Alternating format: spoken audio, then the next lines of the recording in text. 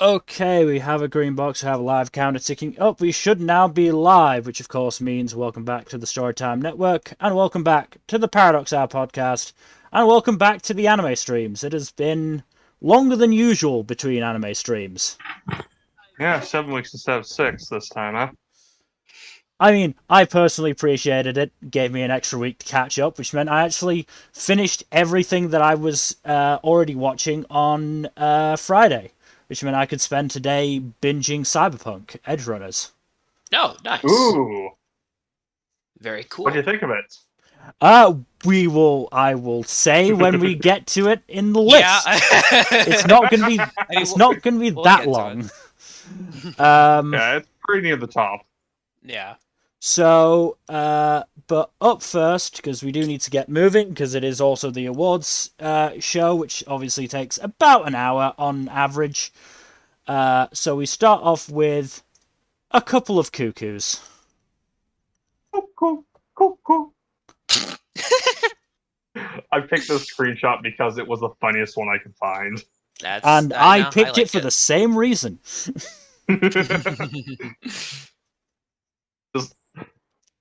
This asshole thinks a jacuzzi is the same as a sauna. No. Oh. And that thing is used as censorship, and it's so fucking funny. Absolute dumbass. Unsurprisingly, since this is an adaptation of an ongoing manga, there is no real resolution at the end of this. You should not be surprised. No, I'm not. Of course not.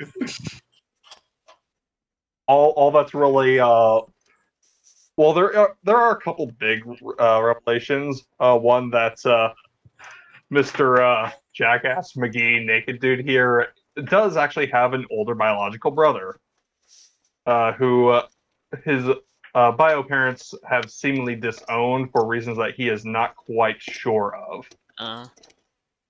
There are very few traces of said brother, and his dad refuses to explain anything about the issue.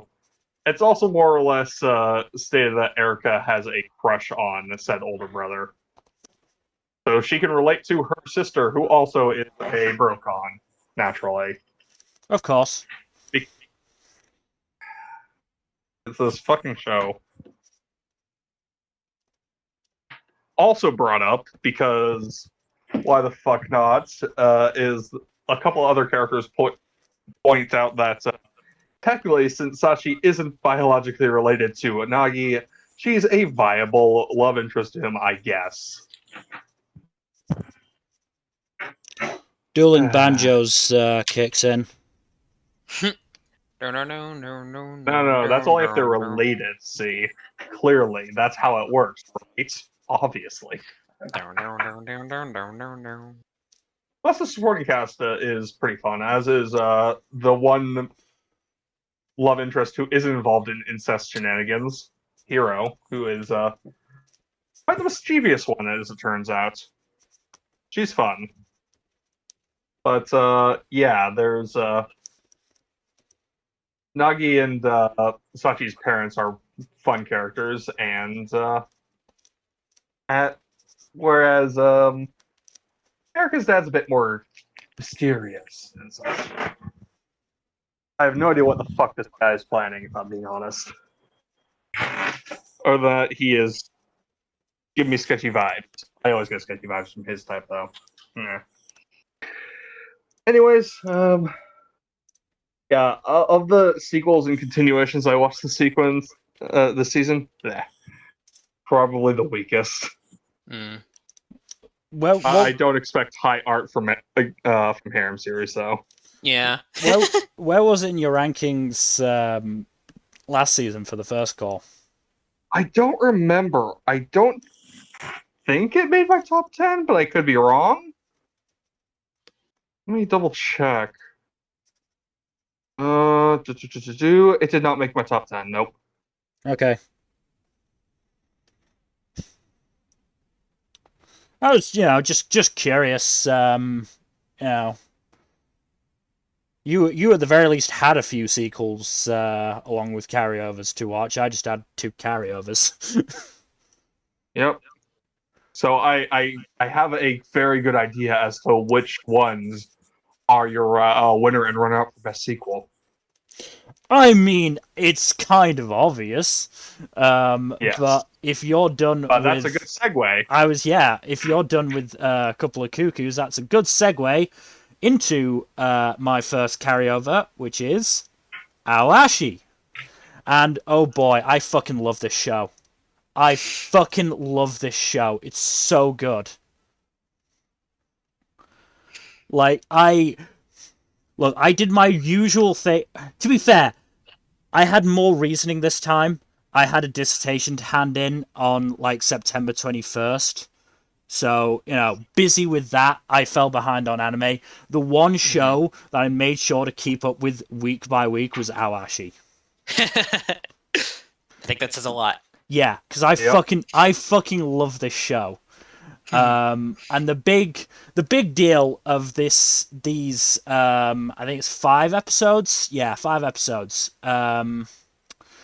Is the match against Musashino, who, if I recall correctly, had scored like over 20 goals in 6 games and only conceded like twice. And God, it just... We get the resolution to Tachibana's arc, because he was feeling very down because he hadn't scored yet. He ended up scoring twice in the game, one of which was a fucking handstand shot.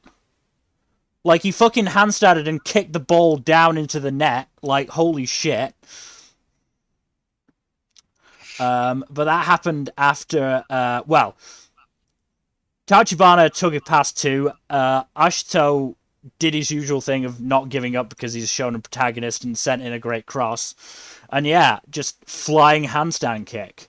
And then the thing that caused this screenshot was at halftime, Fukuda turned up to give yet more cryptic advice to Ashito, which he did not appreciate. Which is... I mean, isn't that the bag of most mentor type characters? Yeah.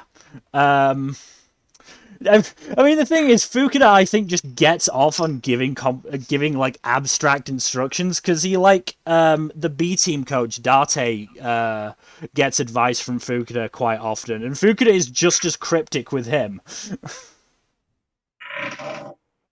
I love that cryptic bullshit. Yeah, but the point that I could figure out with my big old brain is that basically because what Ashito was doing was he was trying to score and it was sort of ruining defensive cohesion. So the point was for Ashito to retain his attacking will, but do it as a fullback, which means obviously thinking about defense.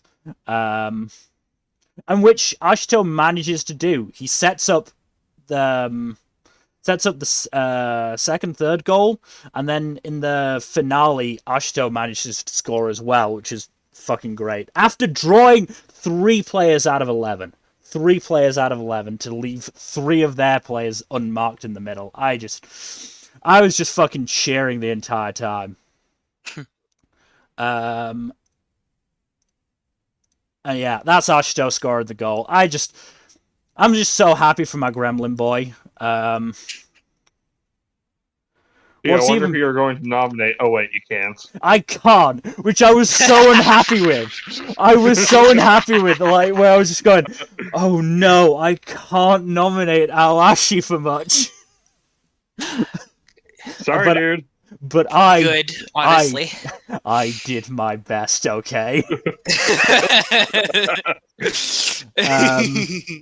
There's also the fun dynamic of Tagashi trying to figure out how to work with the promoted players or the junior youth players, because he had a bad experience with them back when they were all kiddies, and to be fair, both sides were assholes. But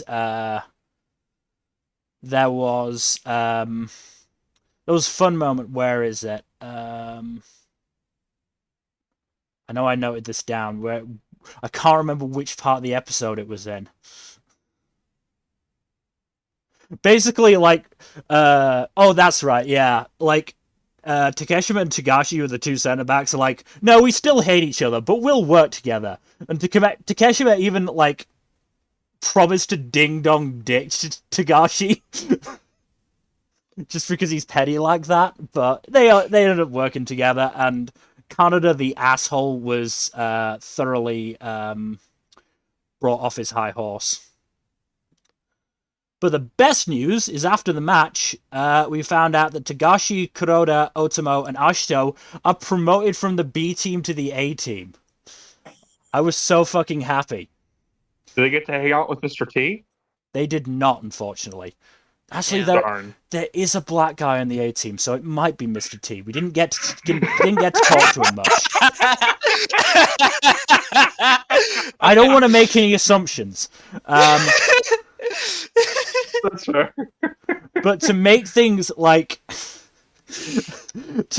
even better is Hana, Fukuda's stepsister and Ashito's basically love interest, kissed him on the fucking forehead and then ran away. That was like the second to last scene of the show. It was like, ending the damn show here is cruel. Next line. Whatever, Ashito's on the A team. Woohoo! No, Good for them. I hope that ship confirmed, but I have no, like, I really want to get the manga, but I don't think it's available legally anywhere. Damn. Well, maybe one day. Maybe one day, but I adore this series. I absolutely do. This has been so much fun. And so good just from a football accuracy perspective.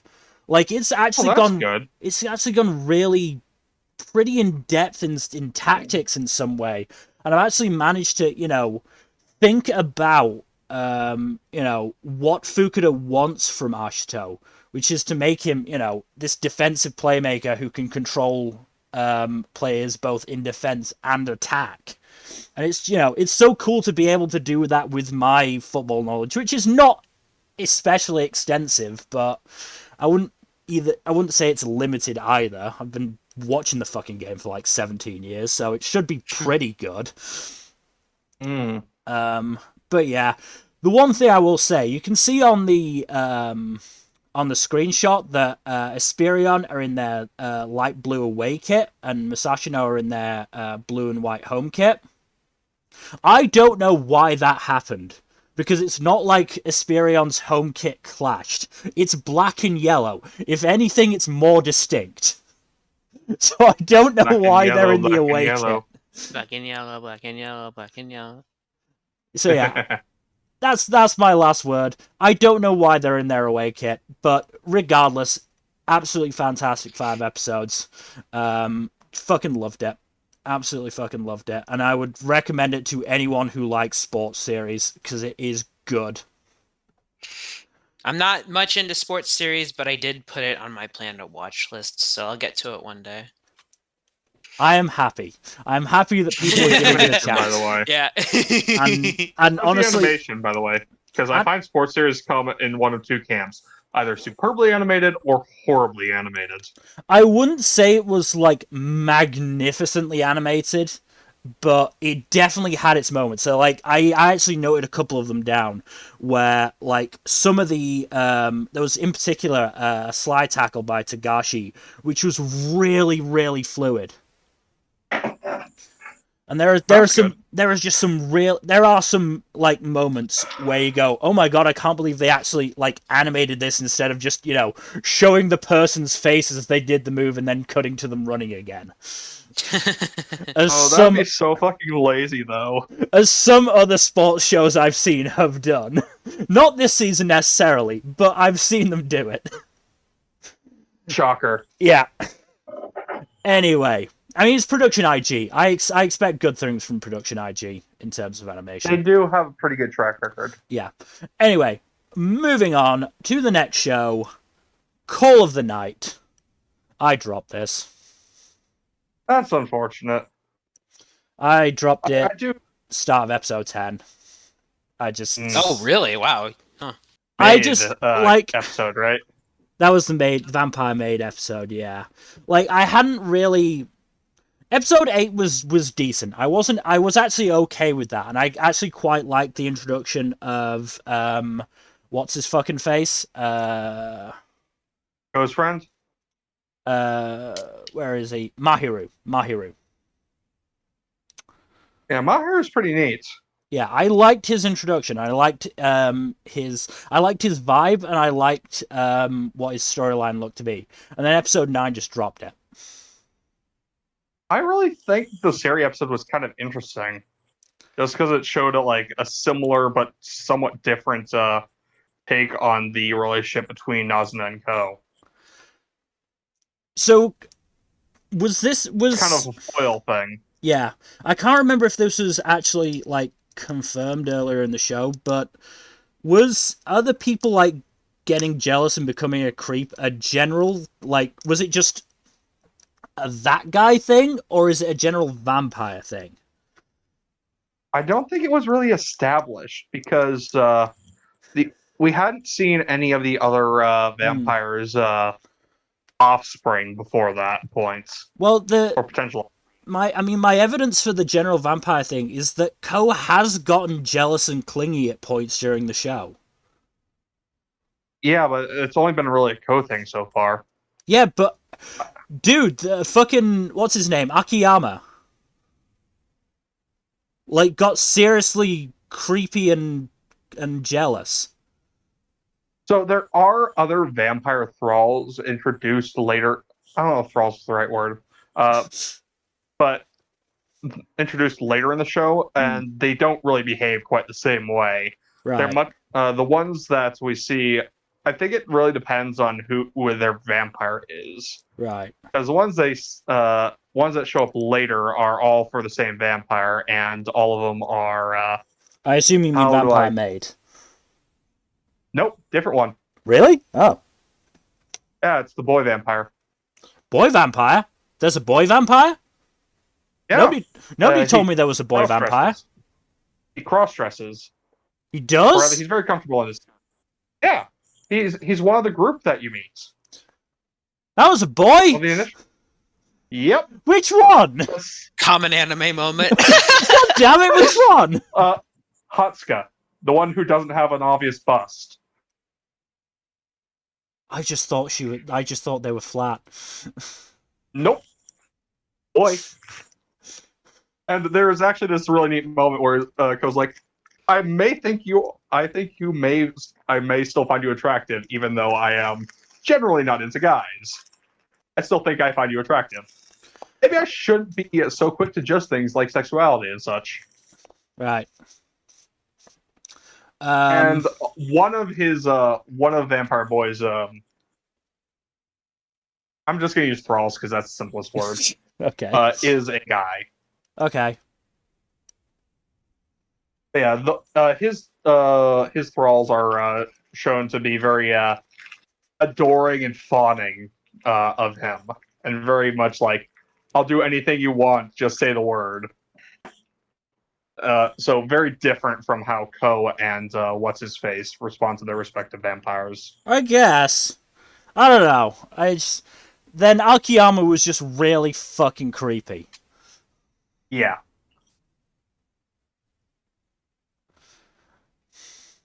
I do think like that episode, the Sari episode, was a bit odd, but I do like the compare and contrast with Sari's relationship with Akiyama and Nazuna's relationship with Ko. I do think it is interesting.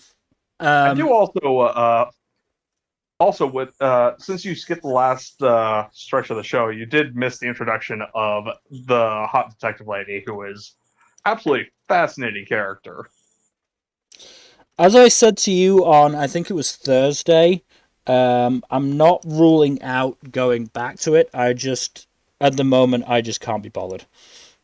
That's fair. I won't go into spoilers, but she is very interesting, not least because of what she does in episodes 11 and 12. But you mentioned sexuality earlier. The other thing that's, really, it's frustrated me throughout the run of the entire show, but really frustrated me in episode 9 was that, like, I cannot shake the feeling that Co is so ridiculously like Arrow/Ace coded. And I'm Yeah, just I don't know. so frustrated that this series almost certainly won't go down that route. No, it won't, most likely. I do appreciate that it does delve into the fact that, hey, gay and bisexual people exist and are attracted to people of the same sex. And there's nothing really weird or wrong with that. Hmm. So, bare minimum bar cleared, I guess. Yeah, at least it's And it's positive still in better that than way. most anime, somehow. Yeah, at least there's that positive. I'll give it props for that. Yeah. I Um, won't go into details about the last few episodes then, other than I do like them, and I do feel, even if I do have a few issues here and there with them,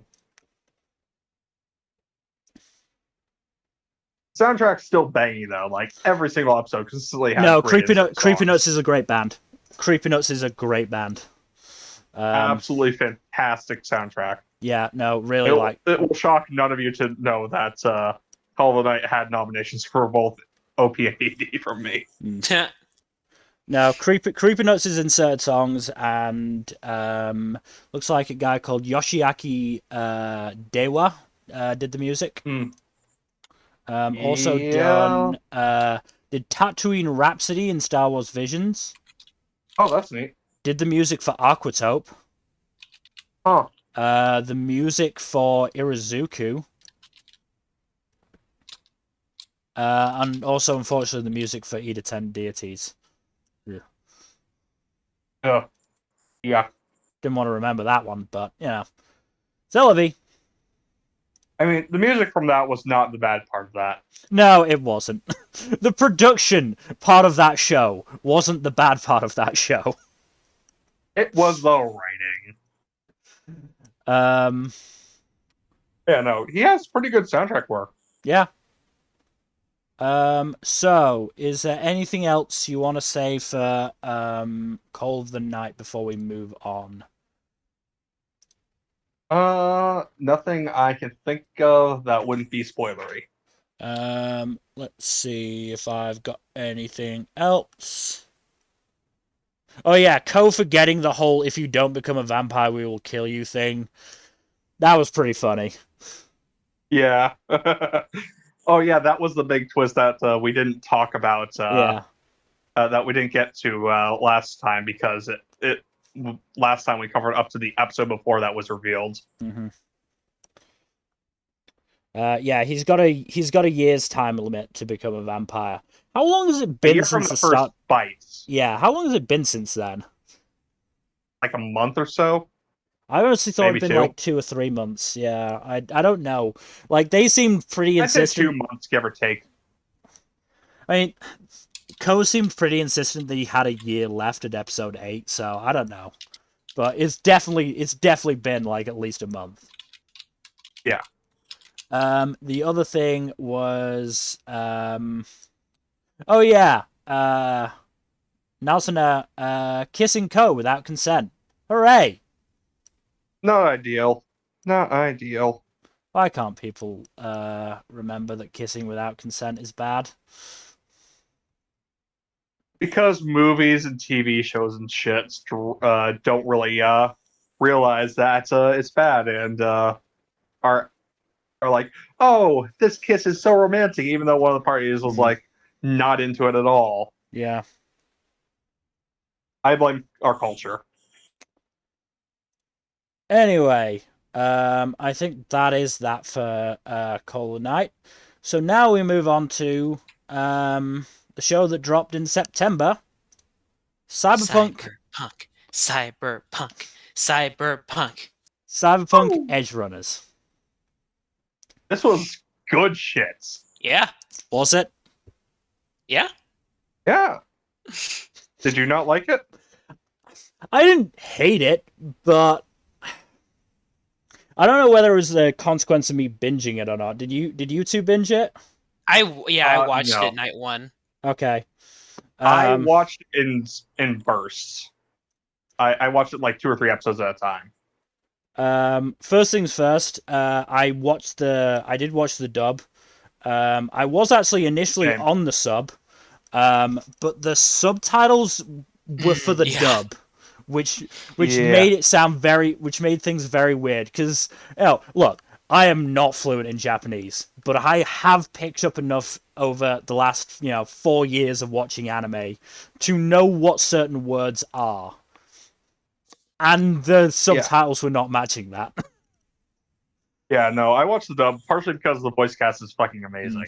Yeah, I also You got watched the dub. Giancarlo fucking Esposito. Yeah. And I'll give him his due. He did a good job. Yeah. It's really hard to go wrong with Giancarlo Esposito. Yeah, Yeah. he did a good job. The other good side of me ending up on the dub. I avoided Suda, Oh, who did he voice? the Doctor. Oh, Oh, that's great.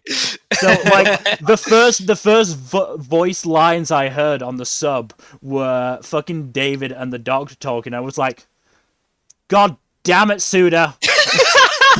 That's great. That's great. That's amazing. But yeah, I switched to the dub. I think the issue is that so early on, I was able to tell that David was fucking doomed.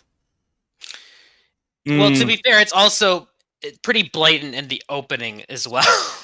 Yeah, the OP literally has a hole in his head at the end. Yeah. You assume I watched that OP more than once.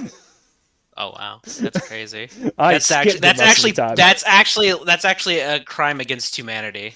Well, I'm The OP sorry, I and ED was were in a fucking rush great. today. I was in a rush Fair today. enough.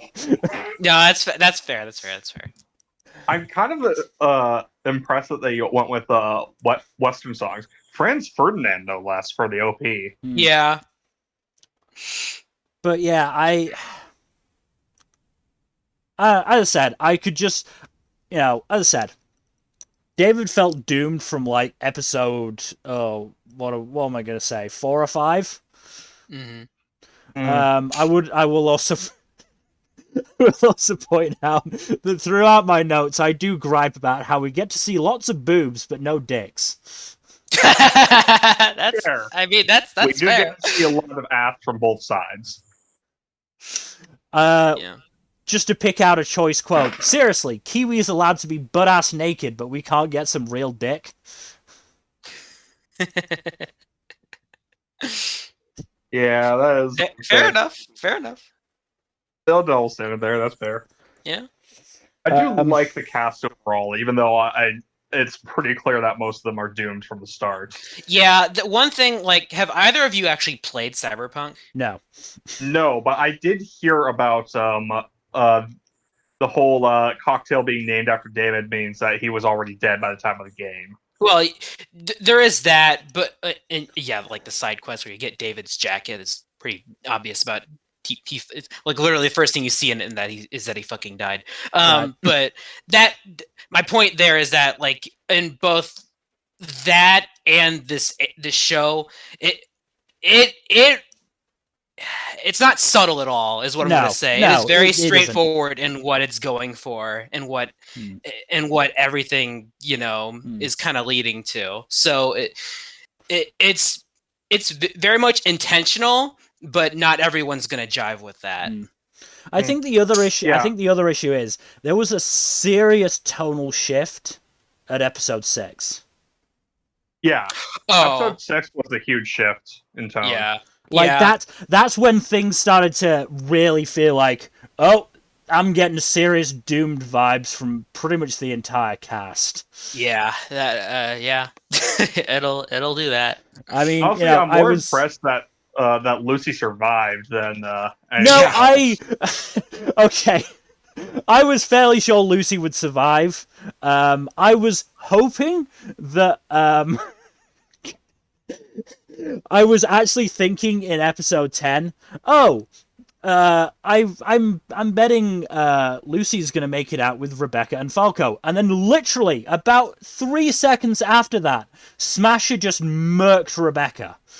Yeah. That was a fucking shocker, Jesus. Just fucking murked her. I was like, well, thought too soon, didn't I? Thought too soon. Everyone I've talked to about it was like, oh shit, Rebecca died horribly and quickly. That was a shock. I'm just glad Falco survived. Yeah, Matt Mercer was great in that. Falco lived. I was happy. Because apparently Falco was the only character from the show who actually appeared in the game, so he was guaranteed to survive. Yeah. Again, haven't played the game.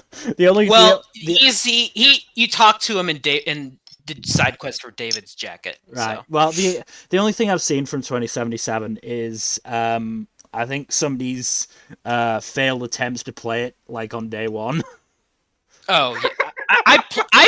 I played it day one, but I had a PS5, so I got out pretty much fine and was able to enjoy it well enough. It's a lot more playable now, obviously. Yeah. But yeah. I believe they were on PC, if I recall correctly. Oh boy. Oh yeah. If you don't have like high end shit, then yeah, I mean, if you don't have some kind of ultra technical supercomputer, you probably were going to get some. You would need a computer from 2077 to play Cyberpunk. I will also note lots of bisections in this anime. Really liked that. Yeah. Oh yeah. It was a very violent anime. Oh, very violent.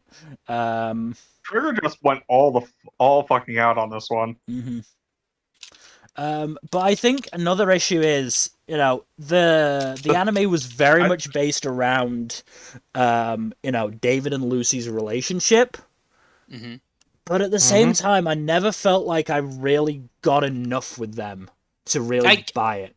I kind of get that. I don't entirely agree, but I absolutely understand. In my opinion, the biggest issue with the anime is pacing, and that could have been fixed by adding a couple episodes in the middle. Yeah, I like the vibes I get from them as a couple, especially in the middle part. That's the issue. We rush through that middle part of David joining the Edgerunners to everything going to shit so quickly. Honestly, I feel like if they inserted a couple episodes after episode 3, that would have helped a lot. It's the fact that, episode 4 was the montage, going, getting to know these guys and David getting used to everything. But, I feel like David had more stuff with Maine than he did with Lucy in that montage. Yeah. Yeah. I mean, the point was to establish Maine a bit more because Maine was going to die a lot sooner than Lucy did. Oh, no, I agree. And literally, my second note for episode 5 was, I like Maine, though I get the feeling he'll die. What's shocking about the character deaths is less of that they die and more how they die. Yeah, I didn't expect Rebecca to go out like that. Rebecca, Maine, and Dorio are the ones that surprised me the most. Oh no, Dorio. Dorio also felt also doomed. Surprising. Yeah, no, Dorio also felt doomed. Yeah. Yeah, Rebecca's brother, I forget his name. Pilar, that was the shocking really one. Suddenly. That was the shocking one. That was the fuck out of nowhere. That was the one where I was like, "Holy shit!" And then, after that, I started seeing death flags for other characters. Like, oh, this is going to be one of those anime where 90% of the cast bites it. Yep. It's Cyberpunk. Very rarely optimistic. Yeah. I will say I did like the antagonist a great deal. Giancarlo Esposito does really good as a slimy broker, and Atom Smasher is genuinely terrifying. Again, I just don't think we get enough with them. That's fair. If you want revenge for David or anyone else, you can take out Atom Smasher in the game, just saying. Apparently, Atom Smasher is really easy to murk in the game. I mean, it depends on what you're going for. But yeah, with the right build, yeah. But But yeah, the point. yeah, the point with Adam Smasher is that we get one mention of him at like episode 3 or 4, and then he doesn't actually show up until episode 10. Yeah. Faraday. There's not a whole lot to him, to be honest. Yeah, admittedly, he's more of the, unstoppable force bad guy than anything else. He's more of a brute than anything else. He's more like the embodiment of what David and the Edgerunners are going up against in general than, the one antagonistic force. Yeah, but, Faraday... He did manage to be genuinely intimidating, I think. No, he did. Yeah. He absolutely did. He absolutely did. But Faraday, obviously, he was in the show from, I think, some, like, episode 3. Yeah.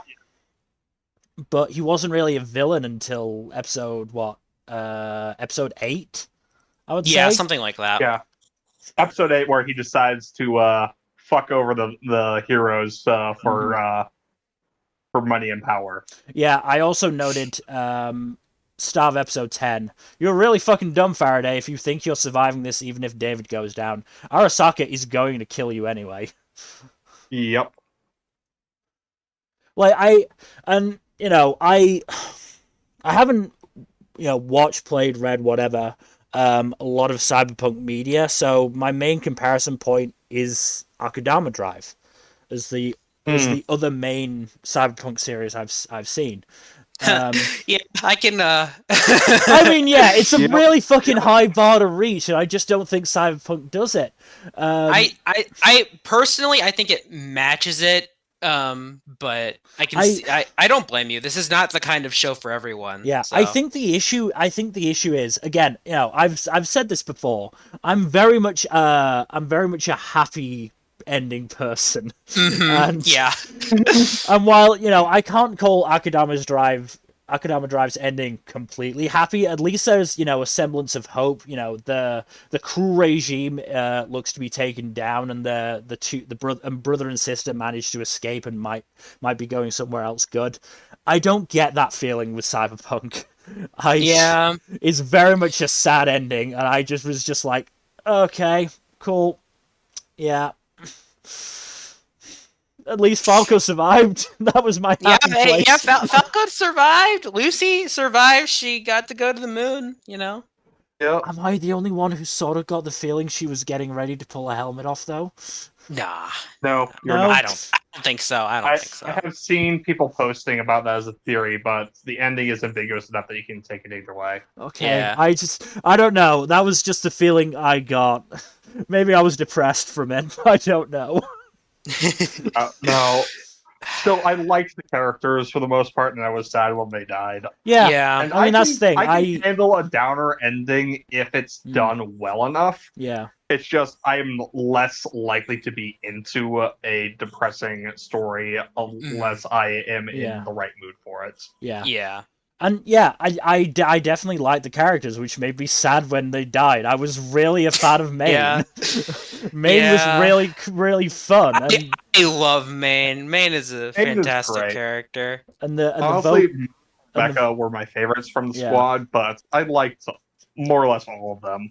Dorio was also a fucking G. I liked her. He was great, yeah.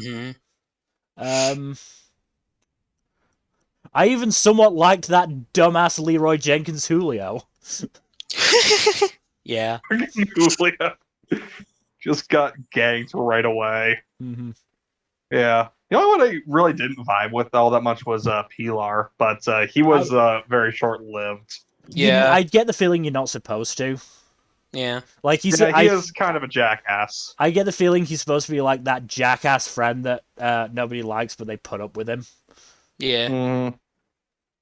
I do find it kind of heartwarming in a sad way that Rebecca has a similar scene after the time skip where she's doing funky shit with her enhanced hands, just like Pilar was. Mm-hmm. One last note for me. I didn't like Buff David as much as Twink David. I get it. Yeah, I get it. I get it. I totally understand. Yeah. I don't think that body type really suits him as much. No. Yeah. Maine works as a brick shit no, house. No, Maine was perfect as a brick shit house. Absolutely. Yeah. That man punched a dude's head off. He fucking works. Yeah. You gotta love all the crazy shit that goes on. Yeah, no, I will give it that. Some fun, crazy shit happened. Yeah. And there was some very brutal scenes. Animation really good. The music is stellar. Mm-hmm. Yeah.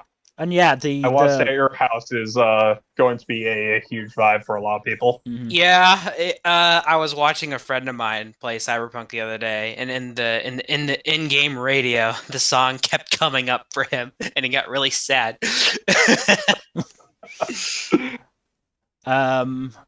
But yeah, dub was also very good. We talked about Giancarlo Esposito, but everyone else did a really good job. Zach, the whole cast Aguilar. is really good. Yeah, you got Zach Aguilar as David. You've got Emmy Lowe as Lucy. Mm-hmm.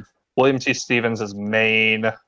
Are some standouts. He did a really fucking good job. Inimitable Matt Mercer as Falco. Yeah, Matt Mercer was great. Got Bryce Papenbrook every so often, which was quite fun. Mm-hmm. Alex Cazares also was Rebecca, and she was really great in that role. Yeah, she was good. Who else did I? Julio was Bryce Papenbrook. That's funny as fuck. Yeah, Borges Etienne as Ripperdoc. Fucking loved it. Absolutely fucking loved it. Oh yeah, he's fantastic. Absolutely like that. I love the little Jamaican accent for him. Was it Jamaican? I thought it was like New Orleans, like. It was a Jamaican accent. Yeah, it was Jamaican. Fair enough. Whatever. I liked the accent. I really liked the accent. Either way, it worked really, really well. Yeah. Mm-hmm.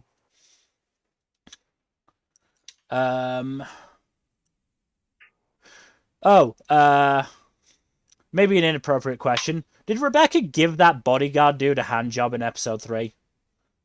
I believe so, yes. Cool. Okay, I just wanted to confirm. To be fair, she is 20. I know, but, she's very much got the lolly body type. Yeah, that's fair. I did write in my notes. Fun fact. Originally, the CD Projekt Red did not want Rebecca in the story, but Trigger insisted that she stay in. And, the results speak for themselves. Yeah. Apparently, it didn't go quite like that. It was more like they worked it out. Like they agreed to to make it work. So, but she wasn't in the original script, and they were like, "She's a lolly. Lollies don't exist in Night City." And Trigger's like, "That's also false. There are a lot of little people in Night City. So, yeah, it's."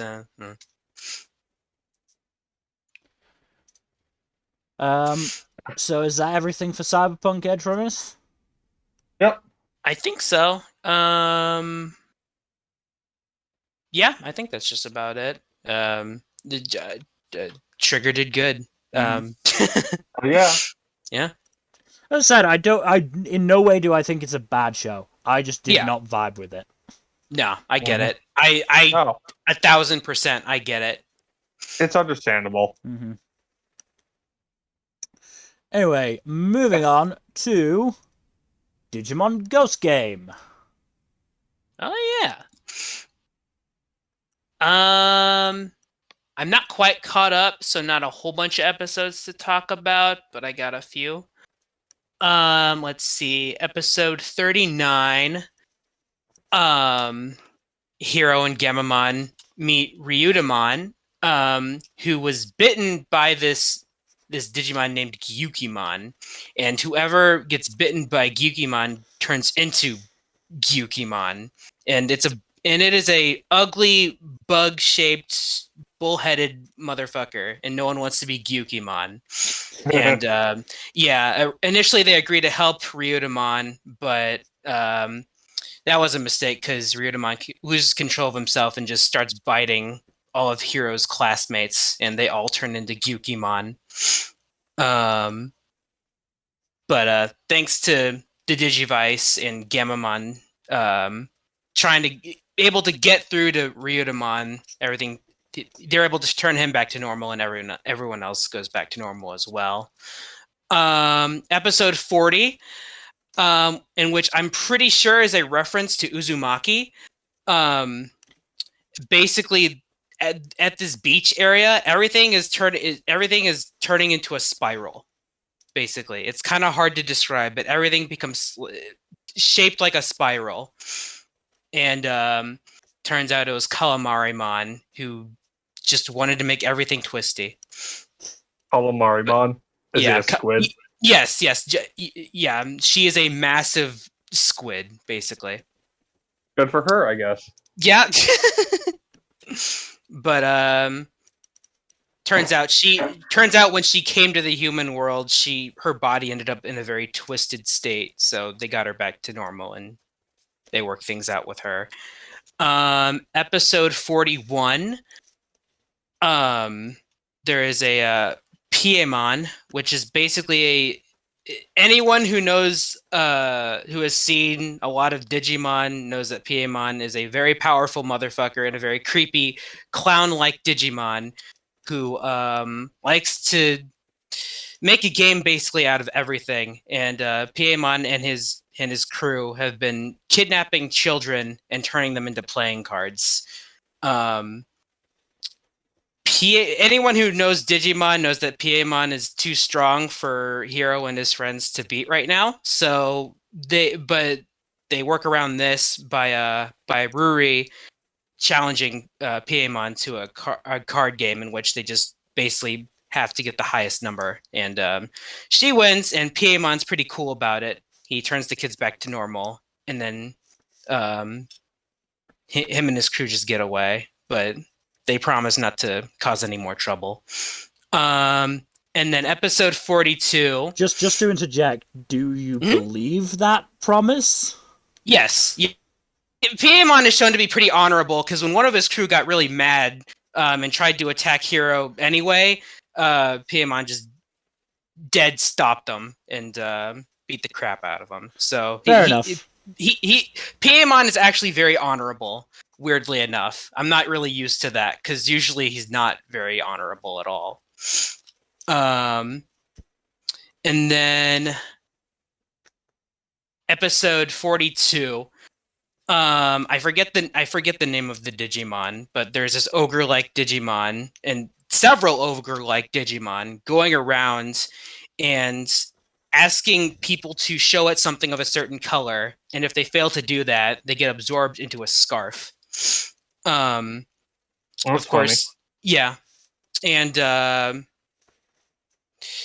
so Hiro gets caught up in that and is turned into a scarf, and Gammamon thinks Hiro is freaking dead, so he freaks out and evolves once more into Gulus Gammamon.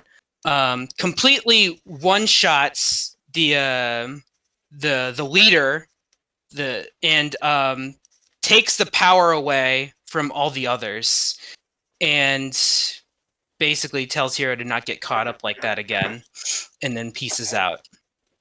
And then Gammamon goes back to normal. So, I always like whenever Gulus Gammamon appears, because whenever he does, it is followed up by very good animation. And it's always really fun.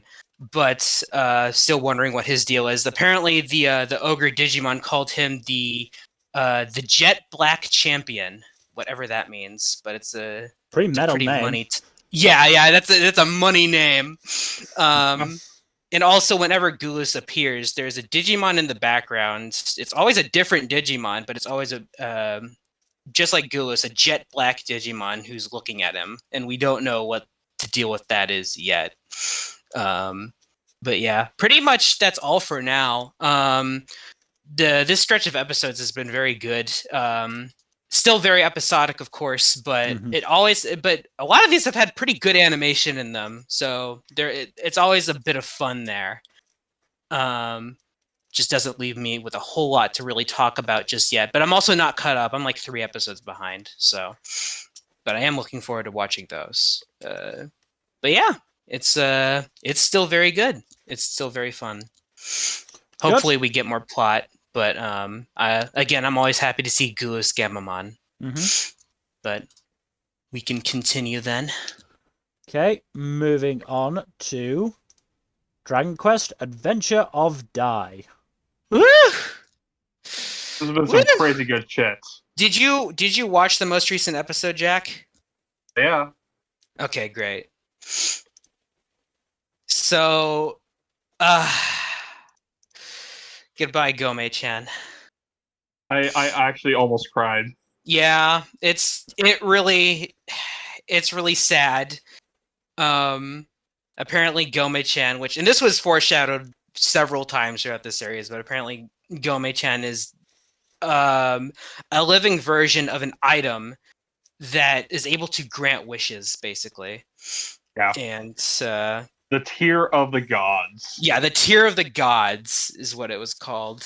And apparently Dai inadvertently wished for the Tear of the Gods to become his friend, and that's how Gome-chan was born. But after helping on their journey for so long, yeah, and using up the last of their energy to save to help Leon out, yeah, Vern decides to be a colossal fucking asshole and kills Gome-chan. Yeah, he is the villain. Yeah, yes, he is the villain, but still dick move. Yeah, still very, very sad.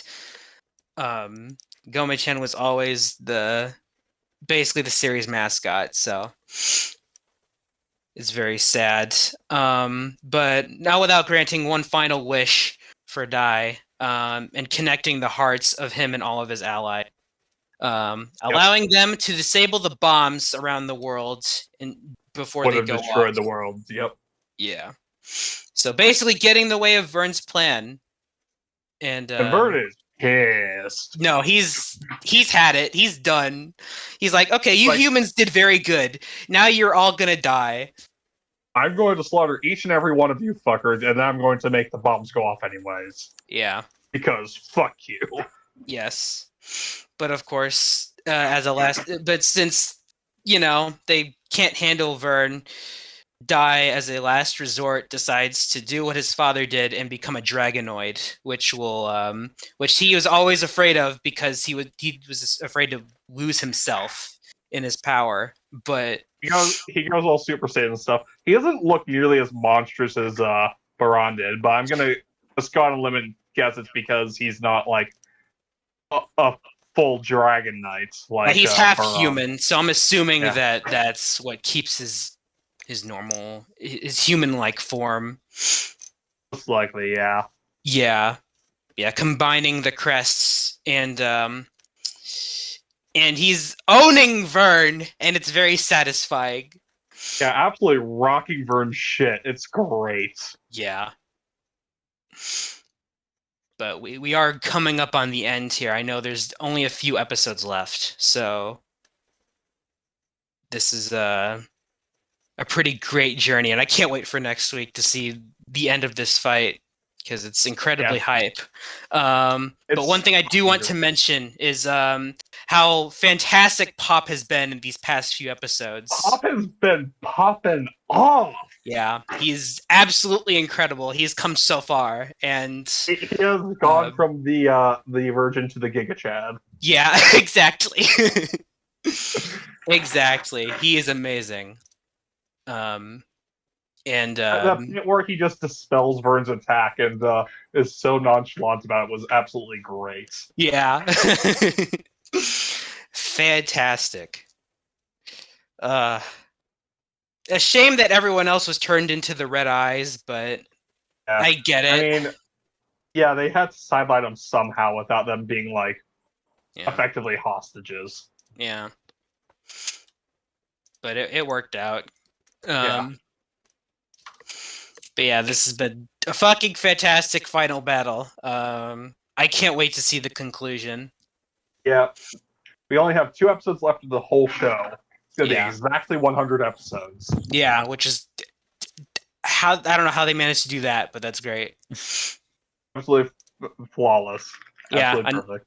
A nice solid number. Mm-hmm.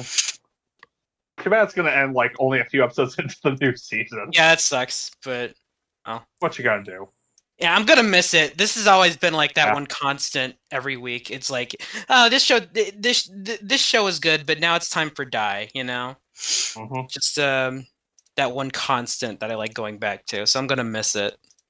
Same. But hey, it's going on a high note. Looks like. Yeah. There is always the chance we'll technically get more. There are some spin-off manga. That's neat. There's an Avon prequel manga as well. So the Avon prequel is likely to get put up first if they do any of those. Oh yeah, probably. Avon is incredibly popular, apparently. Oh, I'm not surprised. That makes a lot of sense. I'm not opposed to more as long as it's done well, like this was. But we'll see. We shall see, indeed. Yeah. We can move on to what's the next show? Moving on to Extreme Hearts. You having fun with fun? This is actually the only show that I was watching that I did not finish yet. But I don't mind spoilers, so it's fine. I did finish it. I actually ended up quite enjoying it. Yeah, I've enjoyed what I watched of it. I only have like 2 left, so. So you've met Snow Wolf then? Yes, yeah. I finished that. I just finished that match. Okay. So. Yeah, I really like Snow Wolf. I do too. Is it me, or when Michelle and Hiyori met, did they have like a thing going on there? I don't know. Is it my Yuri eyes? I don't know. I'm going to say no, only because I'm like 95% certain that Ashley and Michelle have something. Maybe, but I don't know. It's all right. It's I don't know. Whatever. I thought there might be something there, but I don't disagree with you either. It seems like there might be something there as well. I think it's just an all-female series, and we're seeing things that may not exist. It's true, but it's like, at what point is there subtext? That's what it's hard to discern sometimes. With shows like these. Mm-hmm. I guess it's like that with male sports series as well. Yeah. Let me just remind myself. Okay, yeah, it's that picture. So that's not spoiling anything good. But yeah, I really like those two, so I quite enjoyed that particular pair of episodes. Yeah, that was really nice. I like them a lot too. Interesting how it's 2 humans and all androids. I did once again note that they really haven't like thought through the moral implications of this, of these robots, have they? No, not really. Like the show just doesn't want to cover it, which is fair enough. But I mean, it's nice to see. Well, first things first, I did not realize they were in 2048. Oh, yeah. That was a bit of a shock. I knew it was the future, but that's a bit farther than I would expect. Yeah. I think that comes up in episode 10. That gets mentioned. But it was quite nice to see that the technology is being used for good purposes, like Michelle's family's company making prosthetics. Yeah, that's really cool. Even though as I've already theorized, we could very easily abuse this technology for a lot of bad things, and it's. I know the show isn't about that, but it's just I can't help but think, when I see stuff like this. Just like with the robots, the show does not want to discuss that aspect. Yeah, I know. It's just weird. Okay, I've been tuned out for a lot of the discussions of this particular show. Fucking robots? What? Yeah. This show takes place in the future, and to fill out teams, some of them use cyborgs, basically, or androids. Robot girls. Androids, the proper term. Yeah. Huh. Yeah. Huh.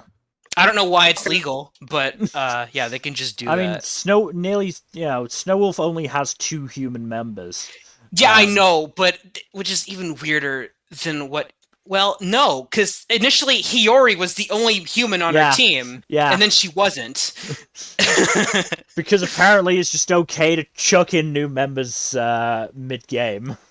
Yeah. Also, like they actually customized her robots. Yeah. So couldn't she hypothetically make them like insanely strong? I need to stop thinking about this. I guess there's limits on it. Like limits to how good you can make them. Yeah, I guess. What I will say is I'm quite glad they managed to change the formula with Lise. Because I was 99% sure that her trauma would keep her out until leading up until mid-game, and then she'd turn up and join the team mid-game, just like always. That's exactly what I thought was going to happen, just like every other member of the team. But no, they changed it up. They changed it, and I'm very happy they did. And I like the way they did it as well. Yeah. With that little penalty goal game. Mm-hmm. Oh yes, this was a thought I had. So obviously Rise did a musical performance in episode 8. I got the thought, like the group sounds very vocally similar when singing. I wonder if that's a plus or a negative, because obviously, we've all watched Zombieland Saga, where everyone sounds so vocally distinct. Yeah. To the point where it is a game to, listen to their songs and think, okay, that line was sung by this character.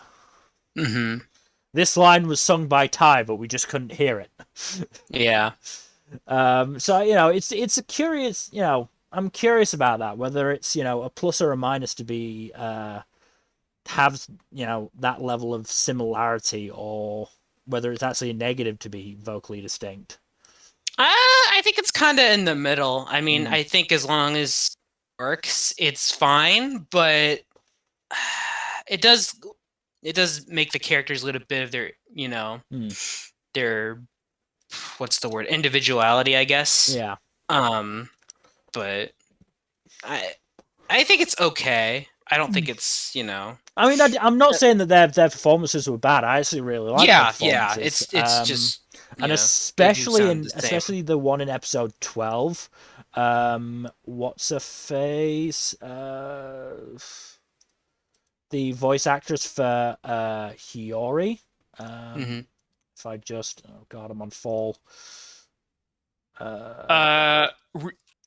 Ruriko Noguchi. Right. Her. She does a very, very good job in the finale. Okay, good. Because it is literally a little minor subplot. I would say that Hiyori's basically taking on a lot, and is basically feeling stressed because she's the experienced one for the idol stuff and the inexperienced one for the sports stuff. So she feels like she has to do a lot for both sides. And mid concert, she starts crying, but she starts crying while she's still singing and then stops. But you can actually you can hear her fighting the tears through the singing, which is is really well done, I think. So yeah, I definitely like this show. It's not it's nothing special, but it was enjoyable in the end. Yeah, I've enjoyed it. It's a solid show. I will also say, what is it with idols and little hats? I don't know. Is it just a cute thing? It's probably just a fashion thing. Probably like a Japanese fashion thing, I think. Yeah, It's something like that, probably. Yeah, that is like in every idol show that I think about it. Yeah. Yeah. Like, I don't know. The only thing it reminds me of is the wrestler Kurt Angle wearing a mini cowboy hat, so that's the associations. Look at me, I I've got a cowboy hat. That's the associations I've got in my mind, anyway. But yeah, good show. Quite enjoyed it. Yeah. Moving on to a new show, Fuuto PI. Fuuto PI. I know it's a little weird, but it's You PI know what? for... That's on me. I saw that the Japanese title was like Tante Futo or whatever it was. I should have thought about that. Fuuto PI makes a lot more sense than Fuuto PI. I thought it was Fuuto PI for a long time as well. Then I realized, wait a minute, no, that's stupid. It has to be PI, right? It literally only investigator. Yeah, I've seen some places lowercase the I, so it's like that's not what it is. What are you doing? It literally only just clicked. It literally only just clicked. They're like, oh yeah, it is Fuuto Tantai. Yeah. But yeah, I wanted to add this in because I did start watching this. It started up pretty late. It started like August 1st, so a fair bit into the season already. But I did give this a shot at the recommendation of a friend. And this is for the uninitiated, this is an adaptation of the manga sequel to Kamen Rider W. Yeah. But the nice thing is you don't really... The show pretty much informs you everything you need to know about Kamen Rider W. And you can pretty much watch this as its own thing and get a lot of enjoyment out of it. You'll probably not get the complete full enjoyment from not watching Kamen Rider W. I am going to watch that after watching this. But it pretty much fills you in on everything you need to know. And it is basically a Kamen Rider detective show. And the basic premise is that basically 2 years after the end of the show, our detective agency and our detective Shotaro basically investigates these cases involving these they look like USB drives, but they're called Gaia memories, and whoever uses one is made into a dopant, and it basically turns them into, it gives them all different kinds of power, and they become addicted to it like a drug. And so Shotaro and his partner Philip investigate cases like these, and basically, and usually at the end, they get a nice flashy fight as Kamen Rider W, because they merge together to be Kamen Rider W. And it's just really fun. I really enjoyed it so far. If you're expecting an action-packed sort of thing, it's really not that. This is like 60 to 70% detective show and 30 to 40% tokusatsu action. But it's really, really enjoyable. The animation's fantastic. The music's quite good as well. All the characters are really good. And again, I feel this is a sequel to a show I have not watched, and I still very much enjoy it. So it's an easy recommendation from me. And it will be continuing a bit into the next season. So I'll talk about it more there probably. Philip is voiced by Toki Uchiyama. Yeah. Right. Yeah. The whole voice cast is actually really good. Shotaro is Yoshimasa Hosoya. Yeah. So Yeoman Slime, Asahi and Haikyuu. Yeah. Very good voice actor. I'm a big fan of him, so I'm glad he gets Tokume. I'm glad he's the perfect voice for Shotaro as a character. So Tokume is Akira Sekine, who is Lily in Birdie Wing. That I didn't know. That's good to hear. But yeah, this is a pretty easy recommendation for now. Studio Kai has not done a lot, but they kind of knocked it out of the park with this one. Yeah, they've not done a lot, but they do some good stuff actually. Yeah, they've done some good stuff. So it's it's not entirely surprising that this is really good, but they did Uma Musume Season 2, which, if I recall correctly, you adored.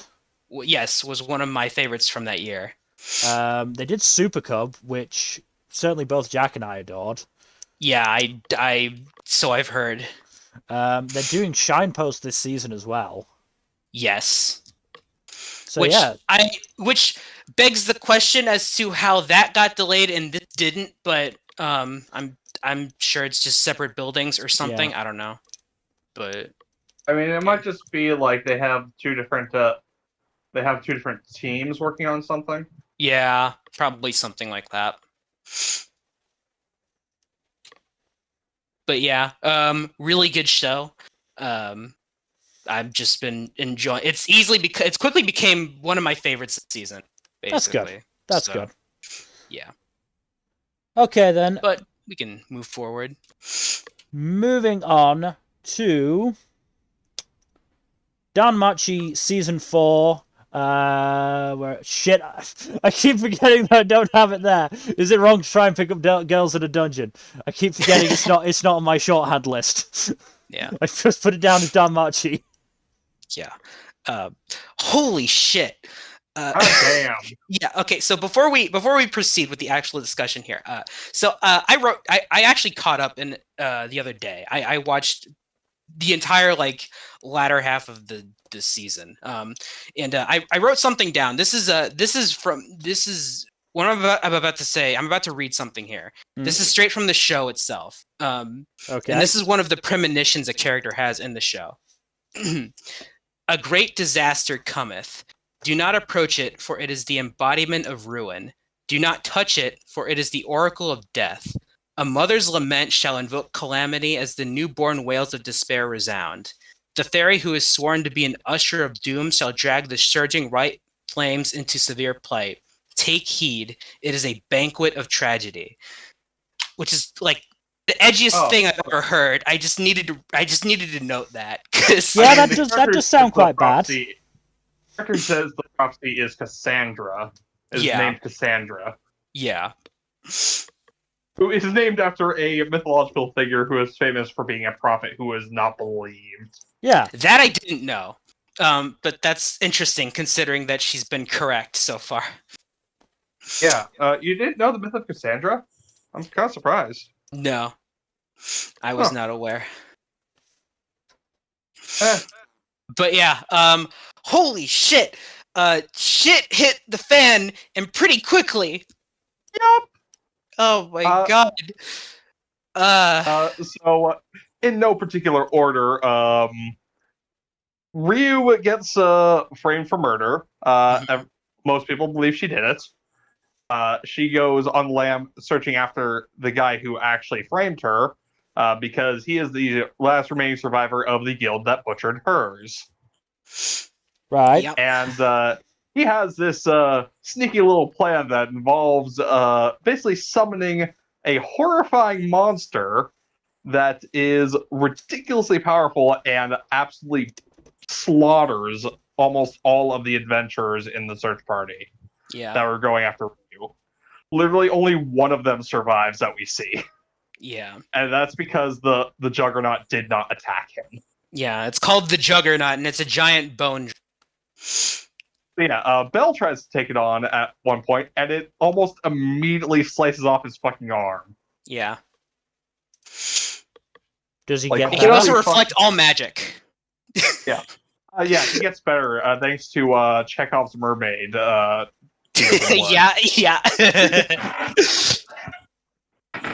Yeah, because the mermaid girl that Belle had befriended earlier turns out, who had healing powers, found him and healed him from a severed arm and a broken neck. That's good, at least. Which, impressive healing powers. Yeah. Not gonna lie.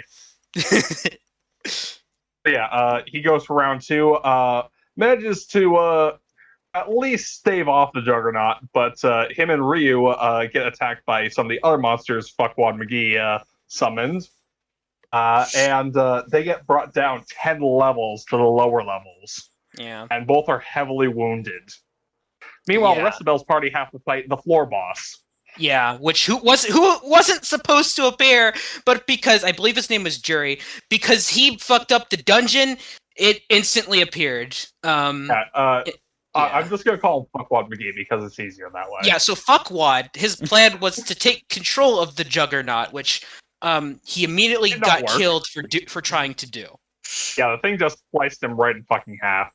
Yeah. Which, good for the Juggernaut. Yeah. Sounds about par for the course, yeah. You. Yeah. But the first half of the season ends with Bell and Ryu near death, being chased by the Juggernaut in one of the lowest floors of the dungeon, which is completely new ground for both of them.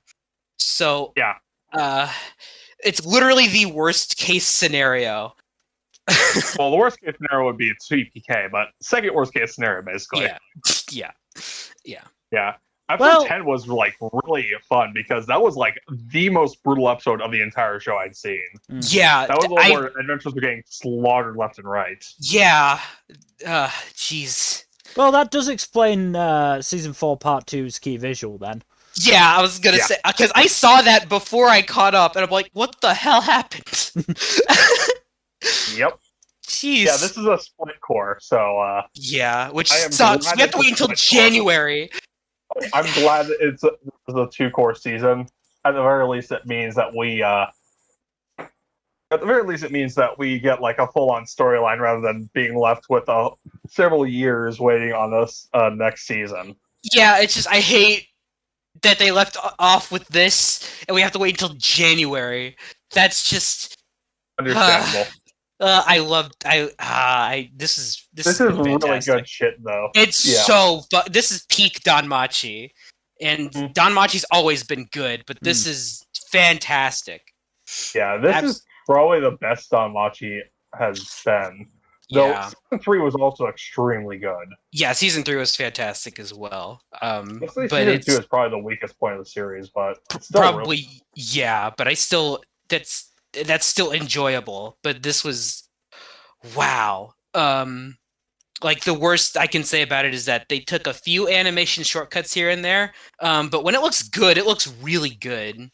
I mean, I not to spoil anything, but I had to watch a couple of clips for the awards, and the one that I picked out, really good animation. Yeah.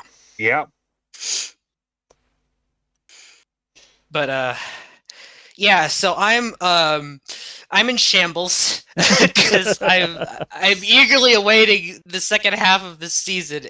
I hate it. Hey, we're gonna get some nice quality bonding time while they try to fight for their fucking lives. I'm happy to learn more about Ryu, because I've always liked her. It sucks that that her PTSD has been dredged up like this. Cause jeez, but she was not having a fun time. No, she was her actress did fantastic well. Her screaming is her fantastic. Her absolutely livid delivery. Oh, it's Sari Hayami. Hayami. Oh, that makes sense. No wonder. Makes sense. Fucking great. Yeah, she's fantastic. Yotsuku Matsuoka also did really good with all the agonized screams. Yeah. So we've known he could do screams for a while. He did he did Inosuke, didn't he? Yes, he did. Now we've known for a while that he can scream. Mm-hmm. He's also Majima. This guy is booked all the way up through next year. Yeah, he is. He's very booked. But yeah, he's Majima as well in Lycoris. Yep. Yeah. I'm glad he's been diversifying. He's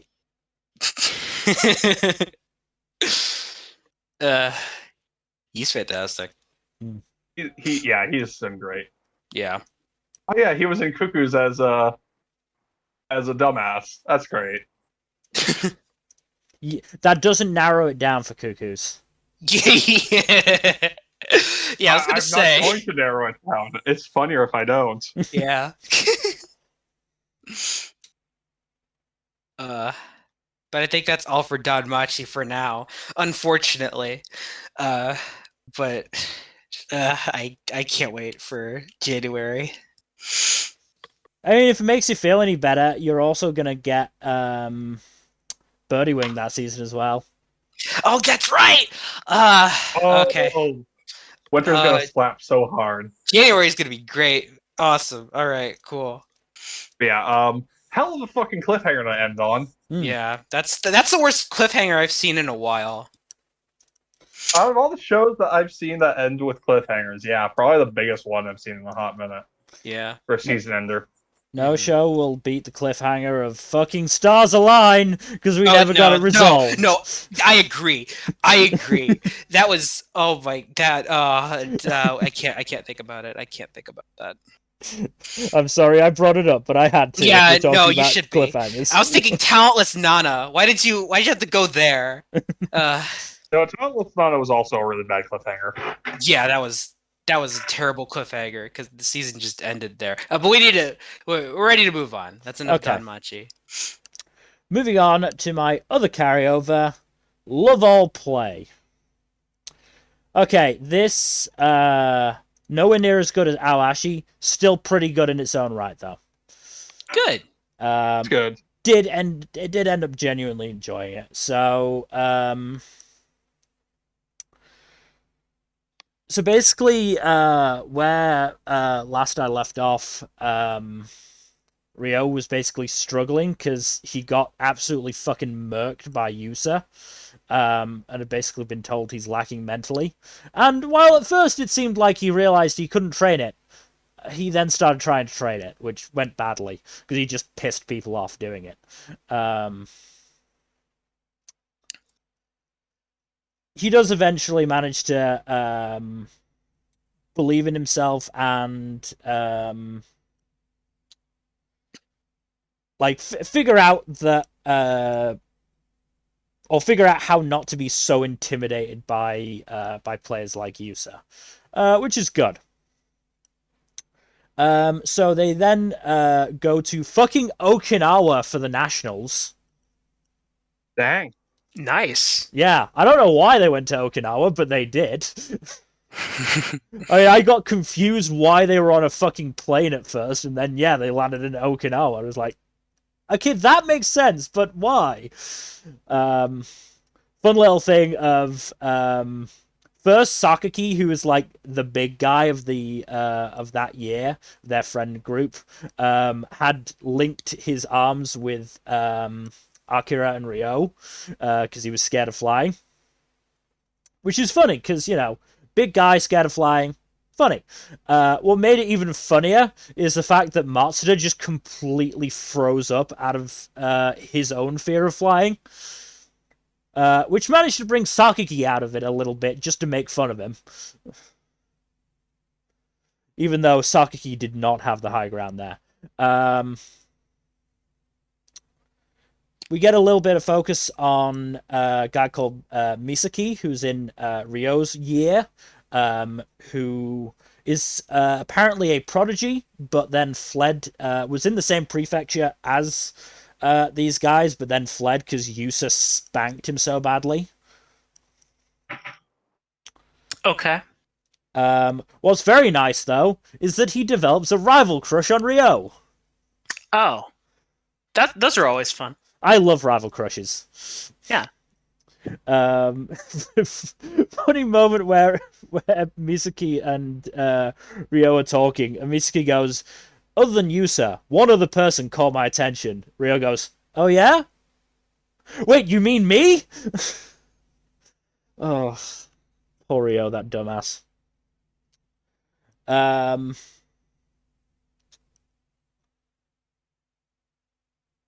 Oh god, I didn't do a fucking summary for episode 21. Oh well. Ryo beats Misaki, which is a good match because Misaki was quite a good foil for Ryo. Certainly in how they view Yusa. Miski very much saw him as basically, the unclimbable peak. Like, he's unbeatable. Like, there's nothing I can do to beat him. Whereas Ryo very much considers him the standard to aspire to.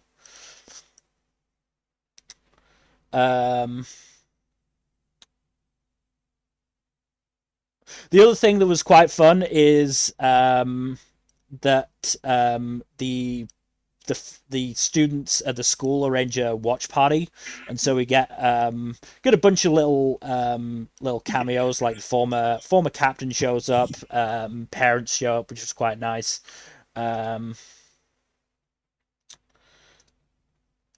And we also get a little bit for oh yeah, Matsuda has his big fucking moment where he manages to beat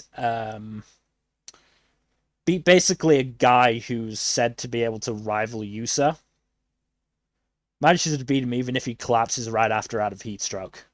So that was a big moment.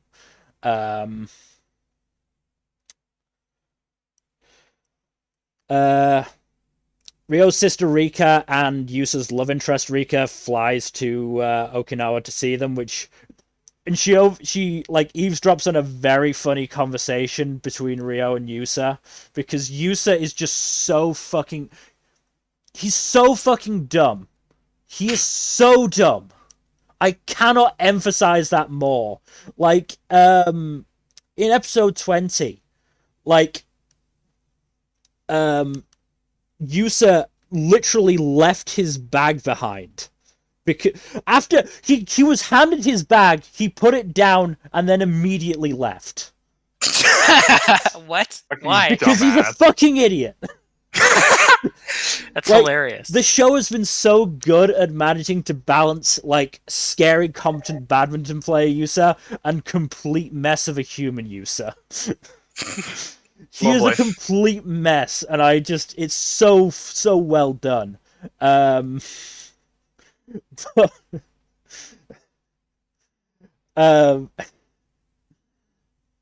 But Ryo at one point asks, "I've been meaning to ask you, Yusa, what's so great about my sister?" And then Yusa doesn't even answer the question.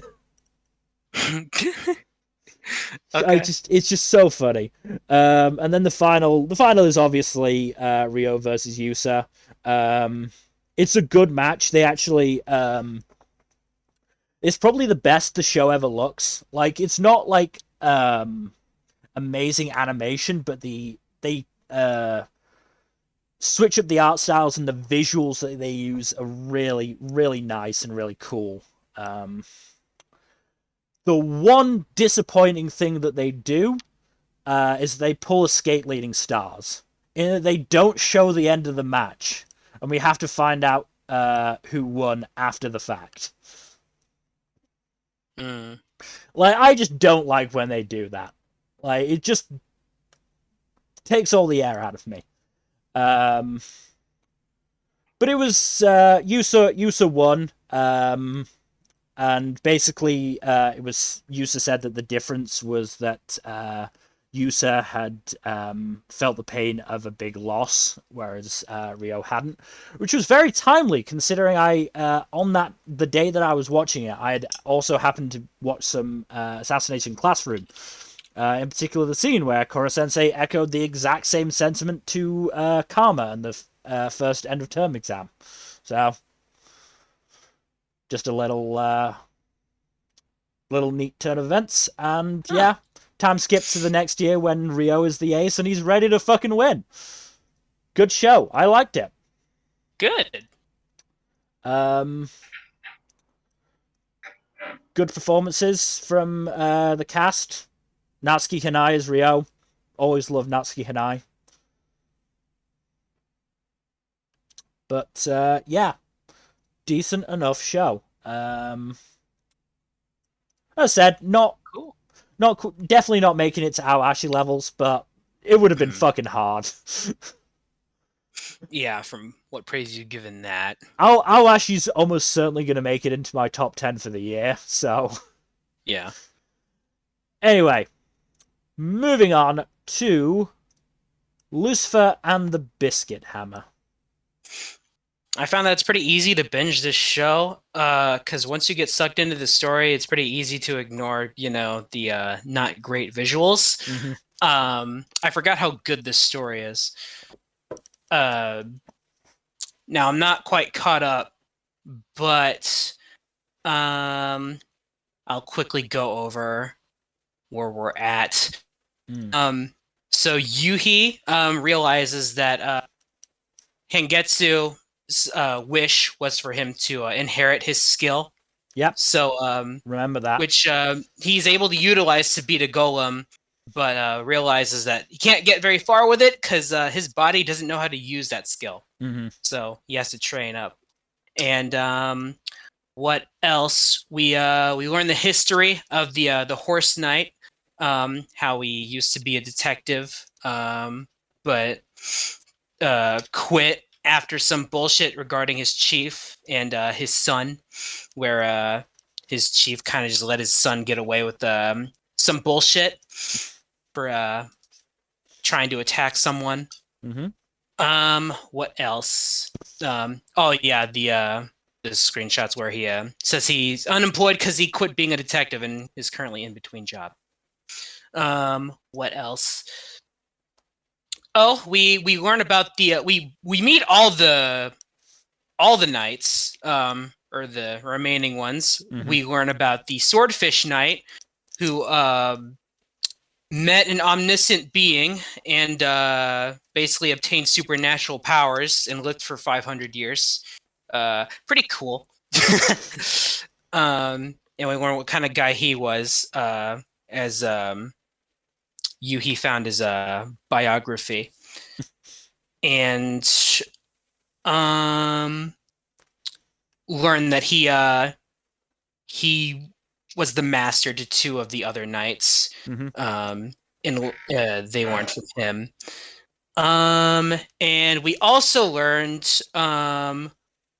Shimaki, the Black Cat Knight, has been talking to Animus in secret in his dreams. And apparently Animus wants him to join him, but because they apparently think similarly.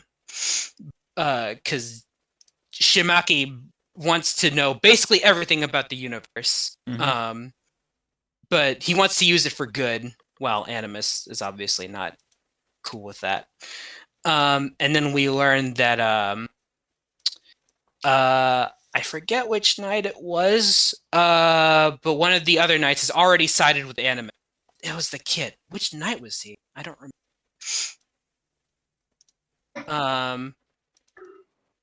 But either way, he sided with Anima, and that's pretty much where I left off. But I forgot how interesting Shimaki was as a character. I completely forgot about him. Yeah. But learning about him was really nice. So yeah, God, it's just, yeah, this story is incredibly good. It's just let down by this not great adaptation. The music's pretty good for the most part, I've noticed, and all the performances are good as well. It's just everything else that visually mainly that just isn't great. The music guy is Tagatsugu Wakabayashi. What has he done?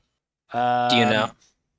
I'm having a look. Nothing that I particularly recognize. He apparently did the theme song composition for Stardust Crusaders OP. So. Oh, huh. That's fun.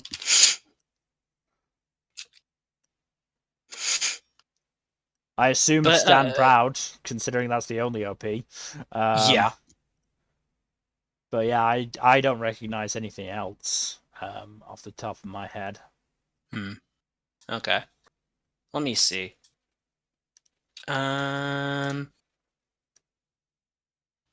He's also doing the music for Skip and Loafer whenever that comes out. Neat. Oh, Anjay Virjay. I haven't watched that though. Oh yeah, not very much at all.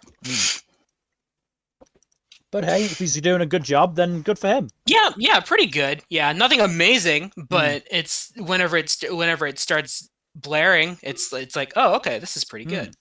It certainly adds to the lackluster fight scenes. But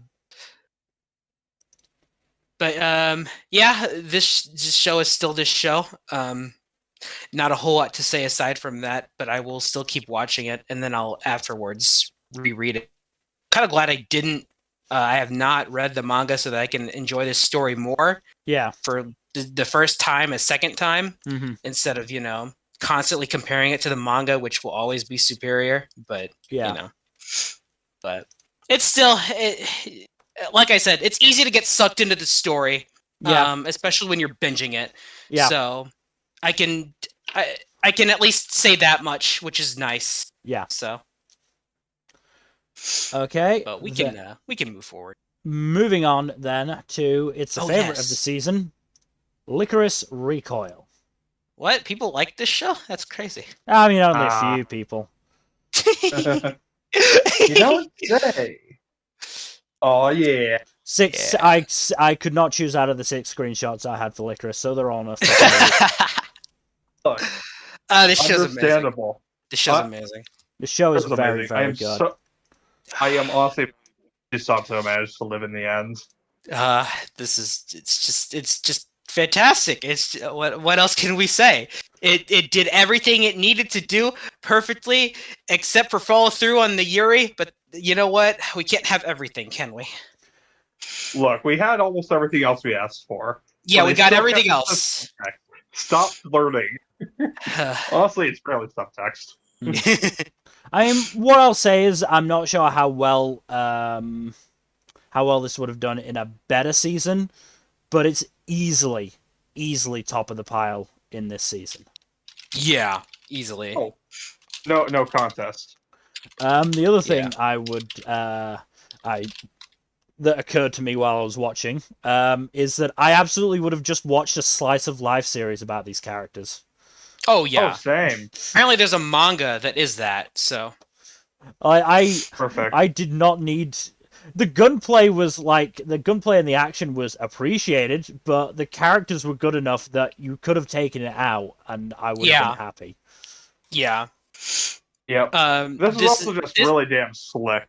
Yeah, this is a character-driven show with some John Wick-ass fight scenes in it, and I'm not going to complain about that. Yeah. Also, there were several fights that I considered nominated for best fight in this show.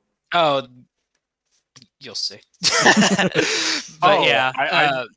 Did I say I didn't nominate any of them? Oh, okay. I see. Okay, I'll just shut up then.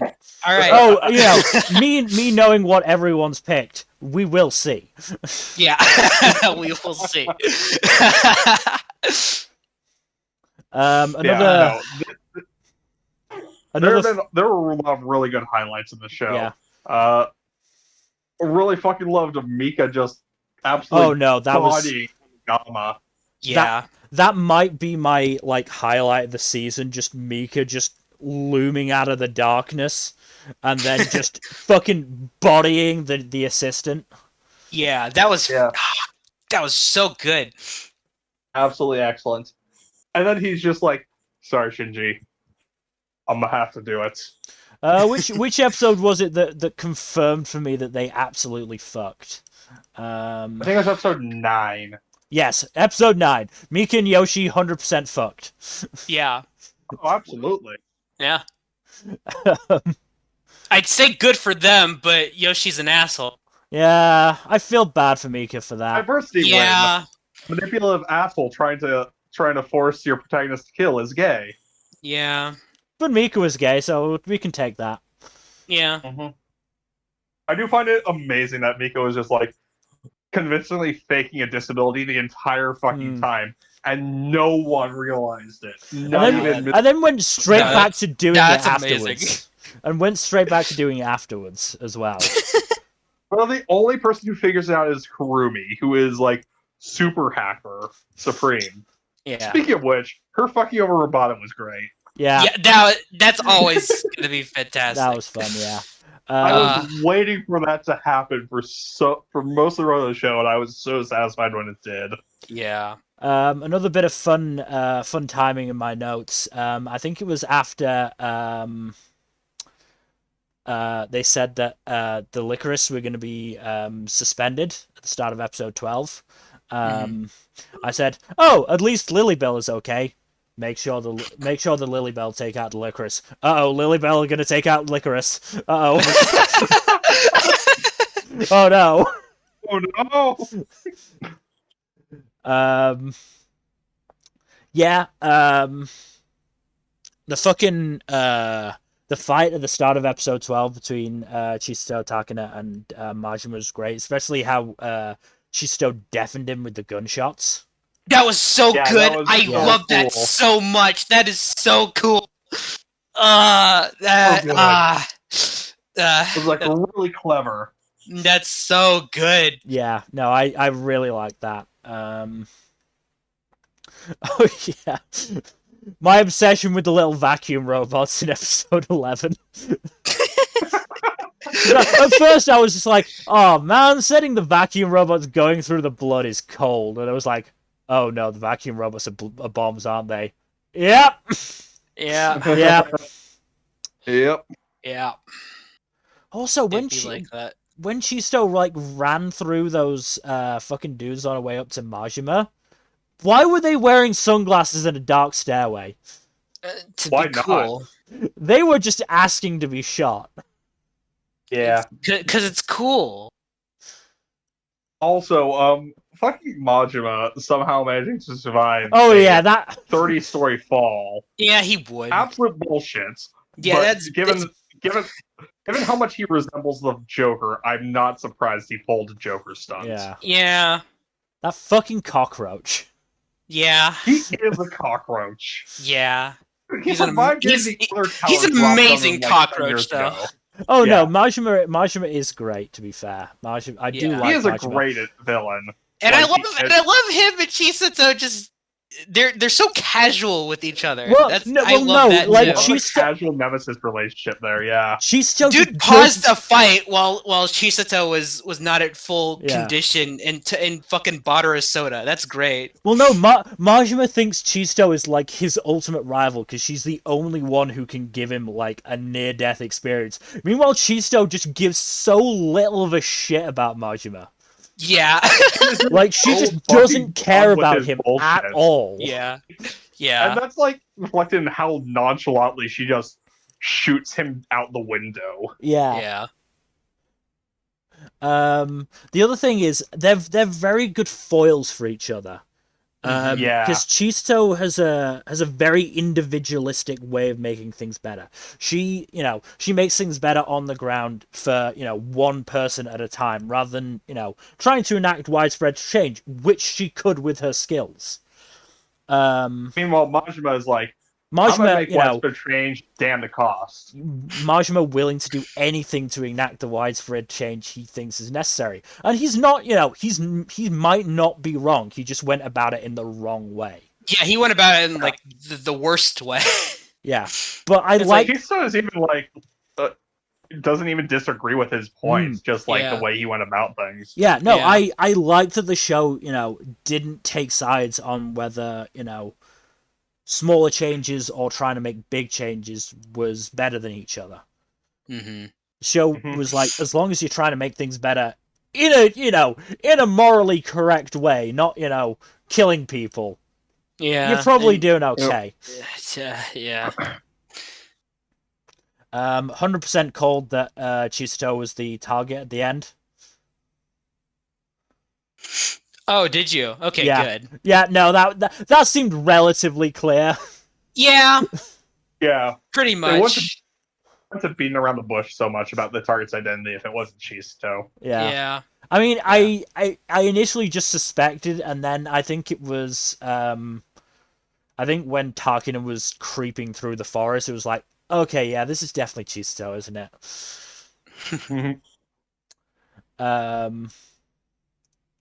Also, the fucking audacity from Kurumi to try and, like, paint the events as a fucking like shootout attraction game.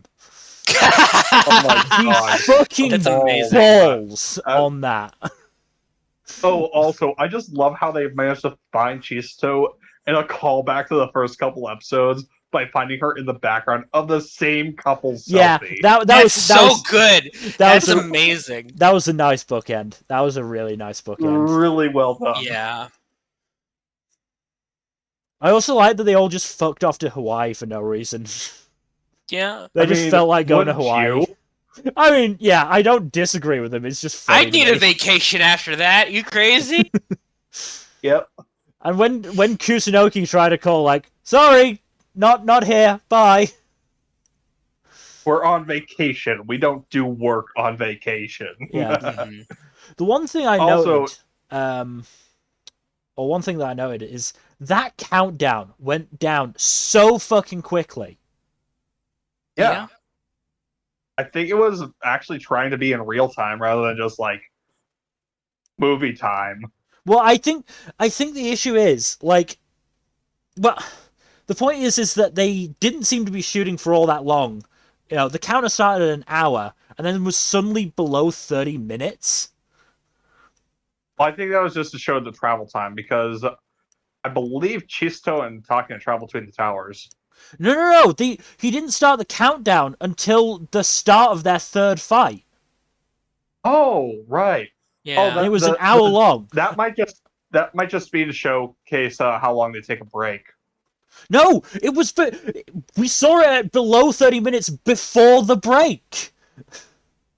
Oh, dang! They were just going out for that long then. Yeah, No I'm wonder telling Chisto you. started with Like issues. we had like maybe a scene or two in the lift between the countdown going off and when we saw it again at like 26 minutes. And yeah, like 30 minutes passed. I was like, what the fuck? Did they mean to make it 30 minutes and they just fucked up? Maybe. Because that would make a lot more sense. I mean, a 30-minute long fight would explain why Chisto's artificial heart was going haywire on her. Yeah, but then Sakura was bleeding out for fucking 30 minutes. Oh yeah, no, that's rough. I mean, I didn't really care. I only really liked her design, but, you know, I guess it's nice that she survived. I guess. Yeah. But yeah, what else is that? It was nice that the timer was, you know, was a bluff.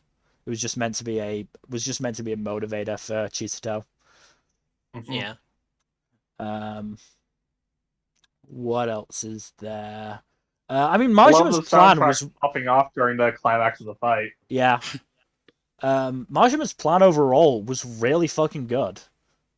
Yeah.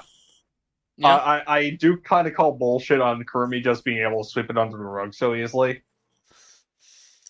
I don't think it's that simple. It's the masquerade thing, and Majima makes sure to note that while they have, you know, covered it up enough that, you know, the people are like, I don't want to think about something this awful happening, so that they can, you know, think of it a different way. There are seeds of doubts that have been planted. Yeah. I mean, overall, this show is a very good self-contained story, but it sets up for a sequel very easily. It does, yeah. Yeah, which there is going to be like an event thing in like February. Like, if they announce the second season of this, I will not mind. I won't either. I am happy with where it is now, but I will not complain if we get more. Yeah. Yeah. Another thing, your daughter, who was separated at birth, is waiting over there. Poor Mizuki, she just wanted a date in Vancouver. Yeah. Yep. But yeah, this was a really fun show. I still absolutely adore Chisto. Chisto is honestly one of the best protagonists this year. Yeah. She's really damn good. Also, child Chisto was far too pure for this world, but she might have been even more brutal and efficient than regular Chisto. Yeah, the flashback with the red eyes. Yeah. Jeez. I love the glowing red eyes thing. It's such a great aesthetic. Yeah. But yeah, it was just a really fun contrast of, just bodying everybody in that room and then just being completely pure. Yeah. Anyway, yeah, great show, but we should move on.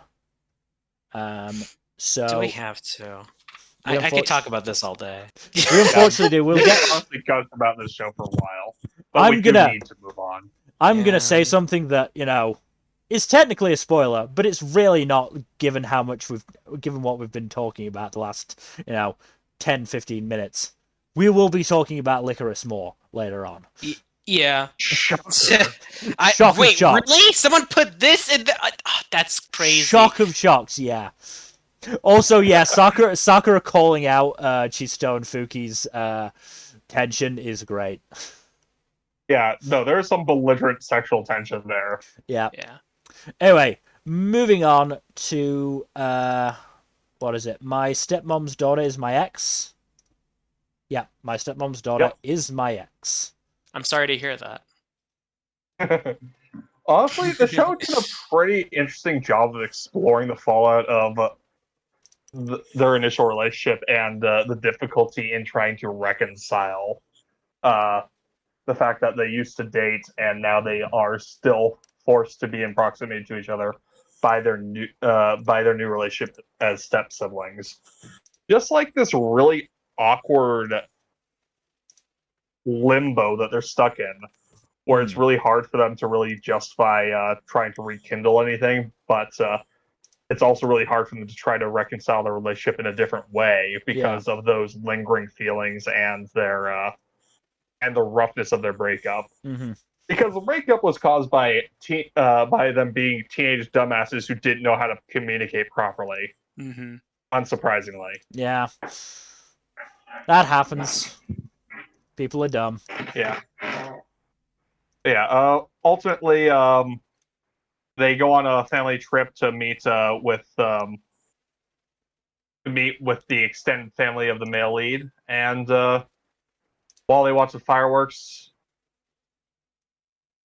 Yume kisses him as a kind of way of sealing their romantic relationship in the past, and say we'll move forward with a different with another. This is a way of resetting our relationship. Okay.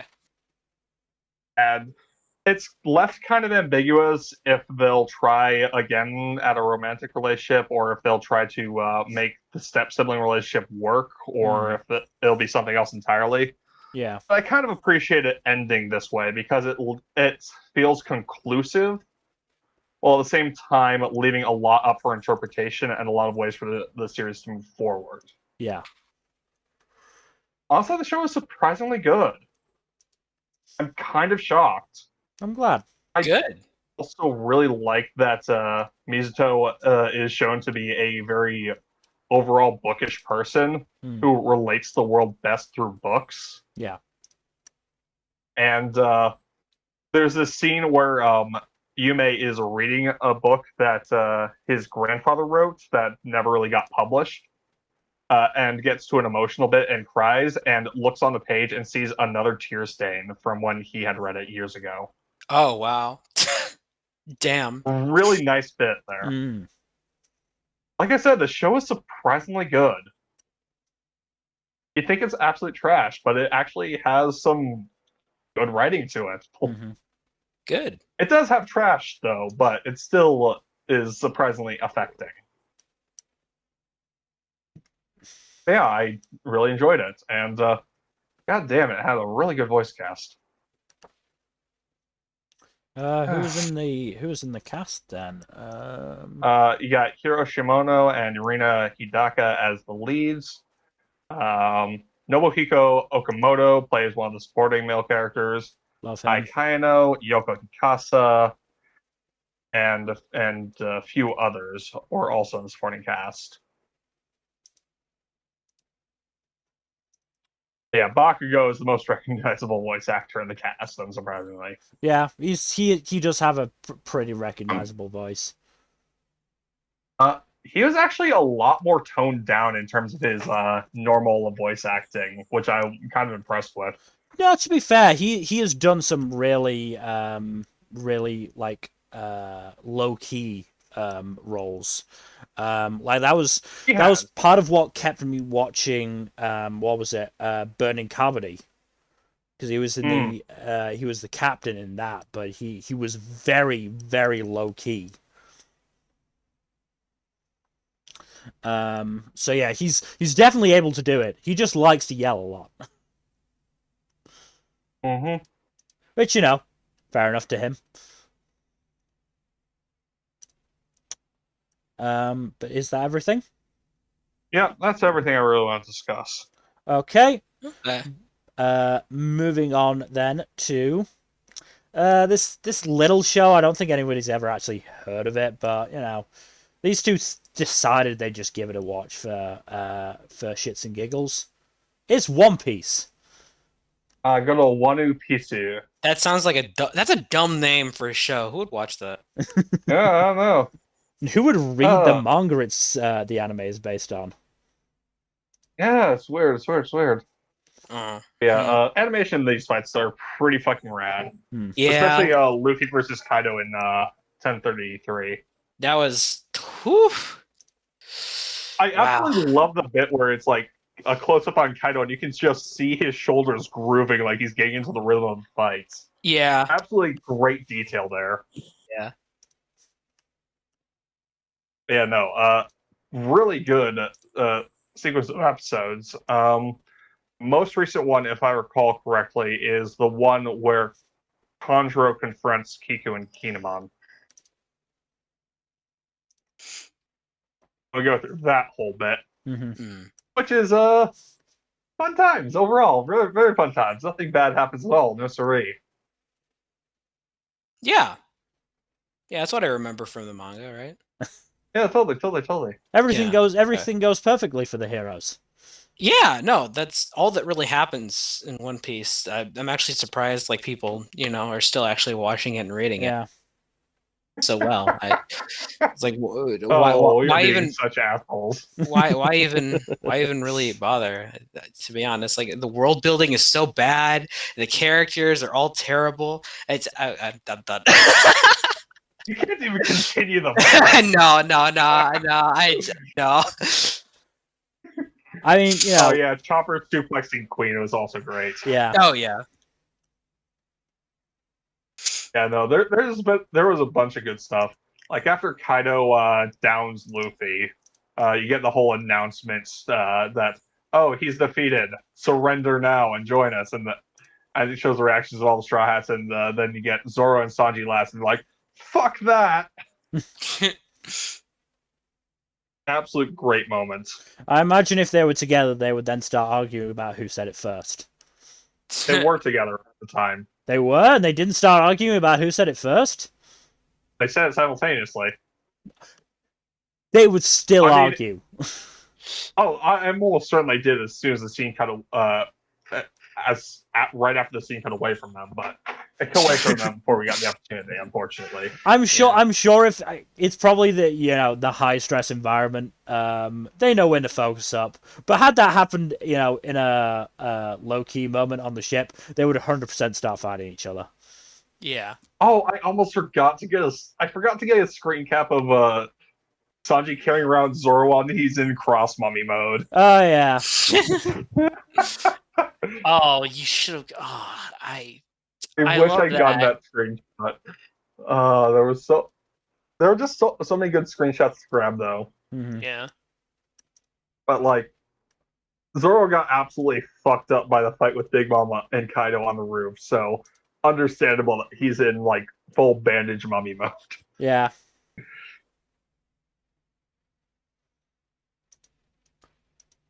Yeah, good shit, right? Yeah. How far have they gone into Law and Kid versus Big Mom? Haven't gone there yet. They just got the Kid intervening and saving stop. Yeah. Is that what the screenshot is? Okay. So this covers up to chapter 1015, I believe. Right.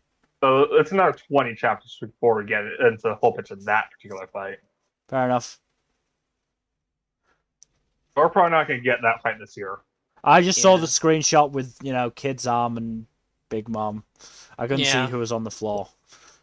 No, we're going to get the beginning of that fight this year, but we're not going to get the climax of it until next year. Yeah.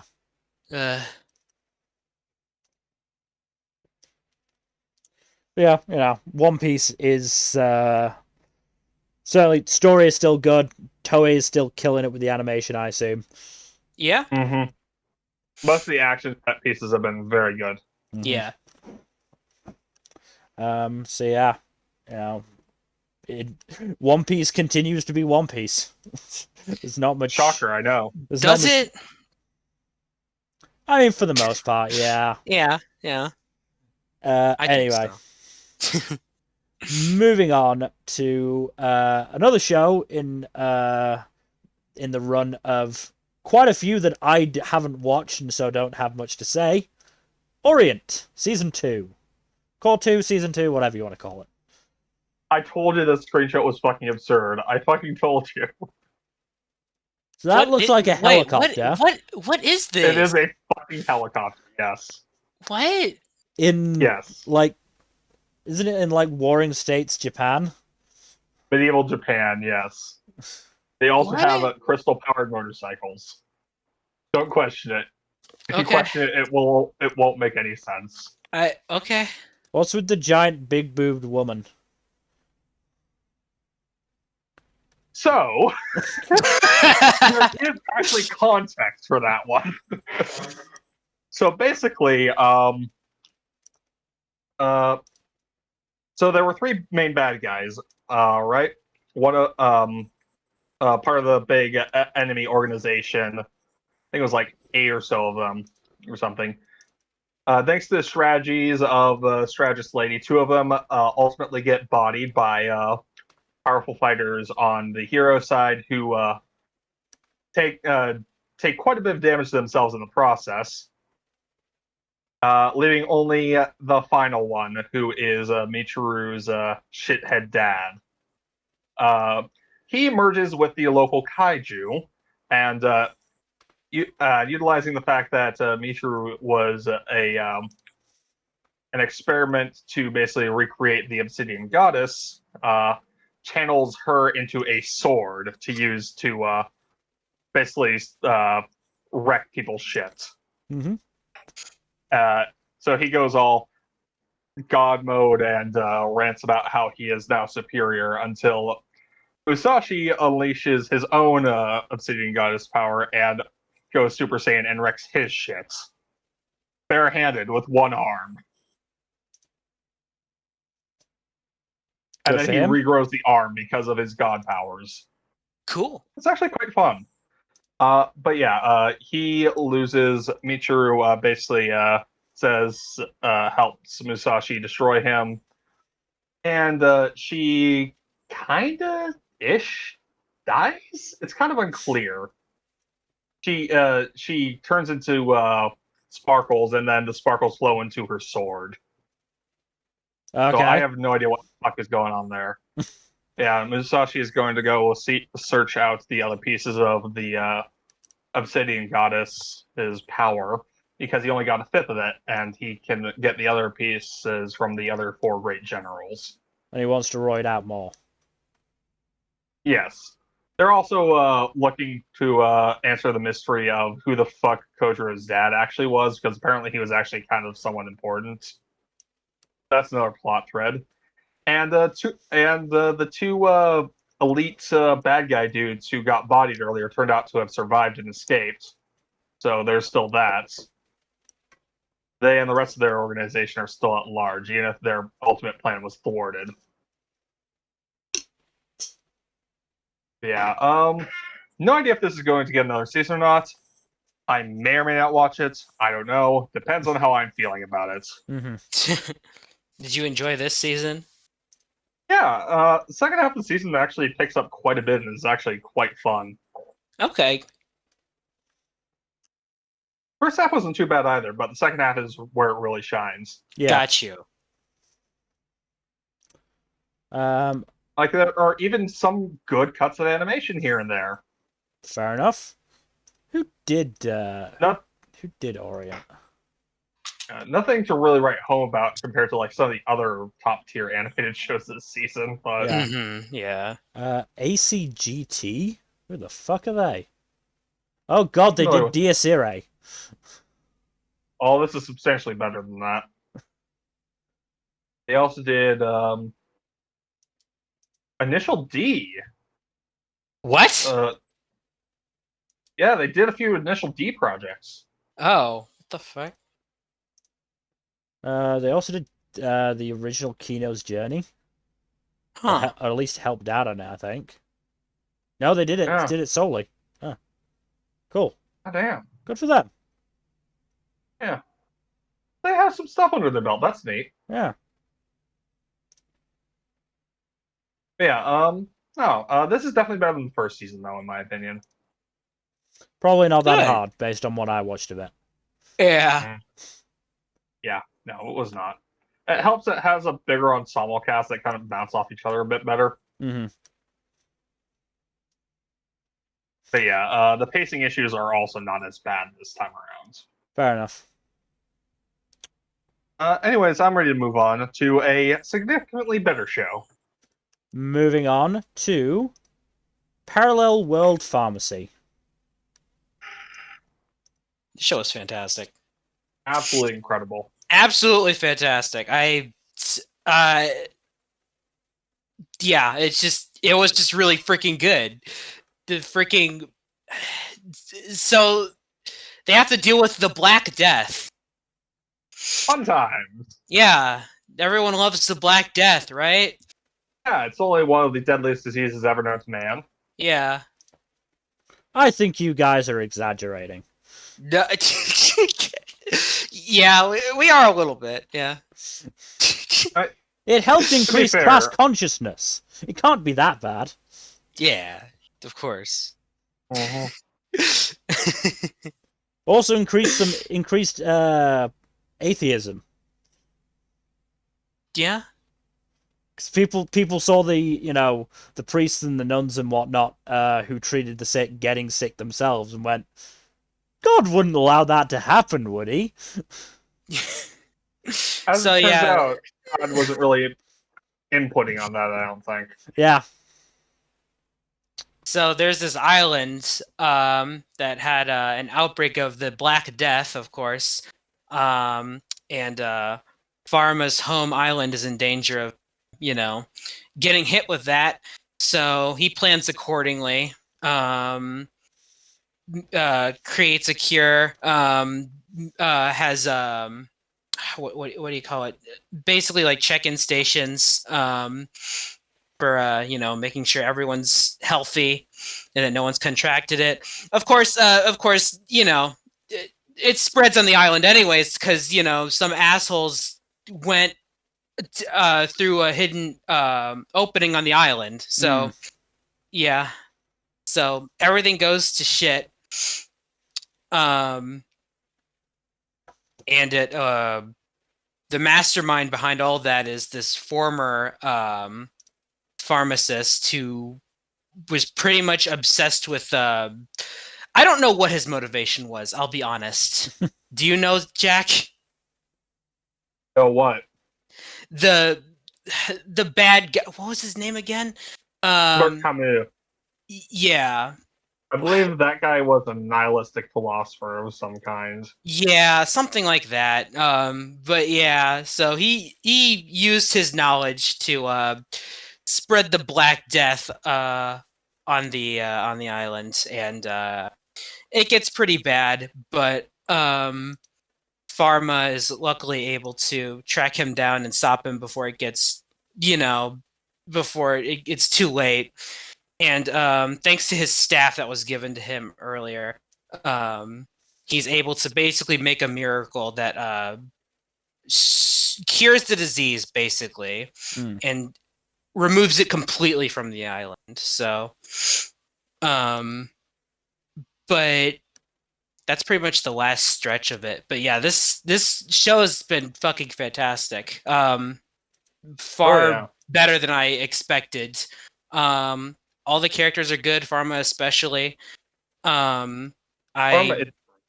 He's fantastic. He's much better than your average isekai protagonist. Low bar, but yeah. How does the reincarnation happen? So obviously, dies in the regular OG world. Pharma was killed by a lightning struck, and New Pharma took over his body. Okay.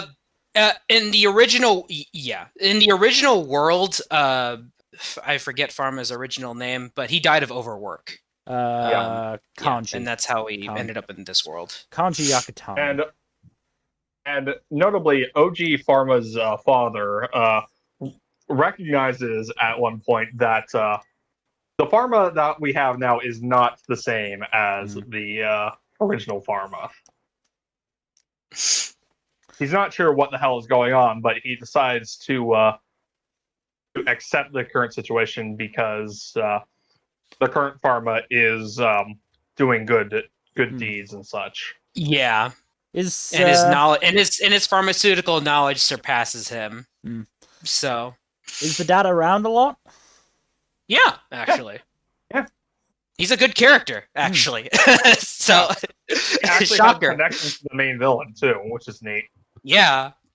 What about Noah? How often is Noah around? I remember who Noah is. Noah?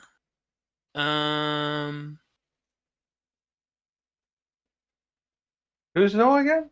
Yeah, I don't recognize that name. Oh, Noah is I think the prince. Sort of blondish hair, cut around the neck. Yeah, I think that's the prince. Bowl cut like style, but a little longer in the back. Yeah, he's not around too much. Yeah. The queen, the empress, was around a lot more because she is more important. Oh yeah, the empress is great as well. Is great. Yeah. She listens to good counsel. She puts down reasonable laws and orders, and she's not any kind of asshole. She's quick to act, and she trusts Pharma completely, as she should. Mm-hmm. Yeah. And the reason I was asking those questions is I might be willing to break my isekai boycott for this. Is it because of Aoi Ichikawa?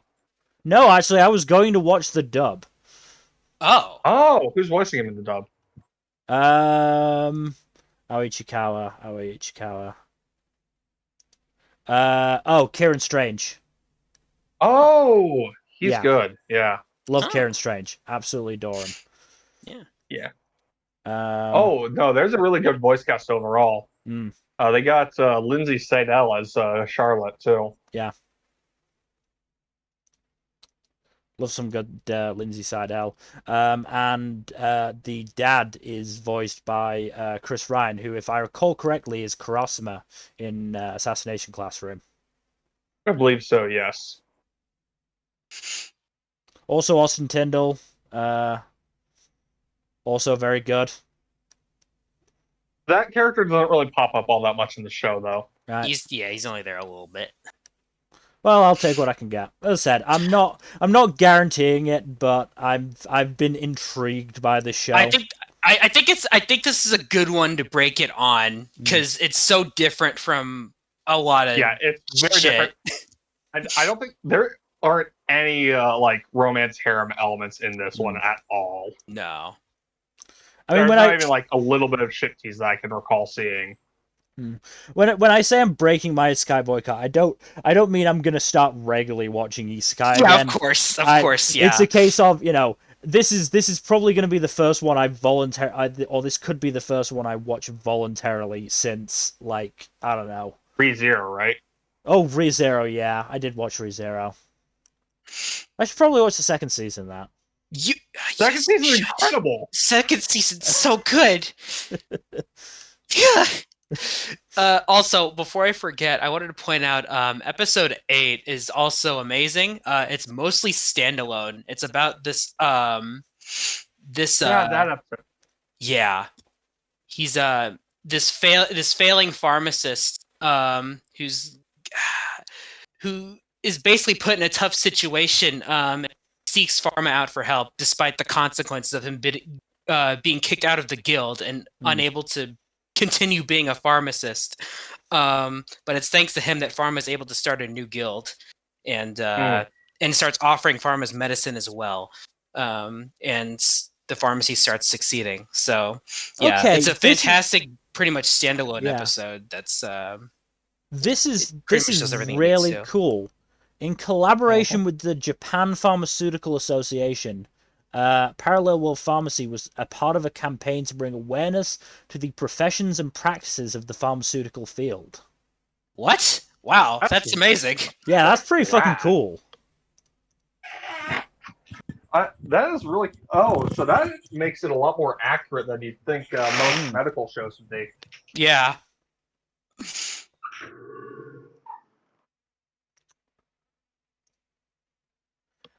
Anyway, is there anything else to say? Not much. It's just fantastic show. Pharma's a great protagonist, and even greater boy. Yeah, Pharma's a great boy. And the cast is pretty good overall, even if it doesn't have as strong of an ensemble feel as a few of the other shows this season. Yeah. The cast is just good. It's good. Pretty good cast. Incredible. Maybe one or two shows above it in terms of like overall cast. Yeah. Yeah, no, good show. Yeah. All right. Very good. Then we will move on to The Streak Continues, Phantom of the Idol. I'm surprised you didn't watch this, Mill. It's pretty fun. I meant to, and then I just sort of fell off. This is a season where I'm like, there are quite a few shows that I didn't get a chance to watch, and I actually do kind of want to watch them. Mm-hmm. This is a fun little ride. I am kind of annoyed that most of the final episode was just like the concert. Yeah, that was a little weird because like the episode before it is so very final episode-y. Yeah, and then episode 10 is just the concert mostly, and then wrapping up a couple minor things. So I don't think this one's going to get season 2, if I'm being honest, but this is still a nice show. No, yeah, it's very, very fun. I feel like it's a very complete story, as it is. Yeah. So weird how short it is, but I'm okay with that. It is. Yeah. Yeah. Well, I am shocked that it was only 10 episodes. Wow. Yeah. It was only 10 episodes. But yeah. I do like the overall relationships amongst the main 3 characters, though. Oh yeah, they're great. Yoshino has great dynamics with both Yuya and Asahi. Yeah. Asahi is a joy. Is just such a delight. Yeah. Her interactions with Yuya carry the show. They really do, don't they? Yeah.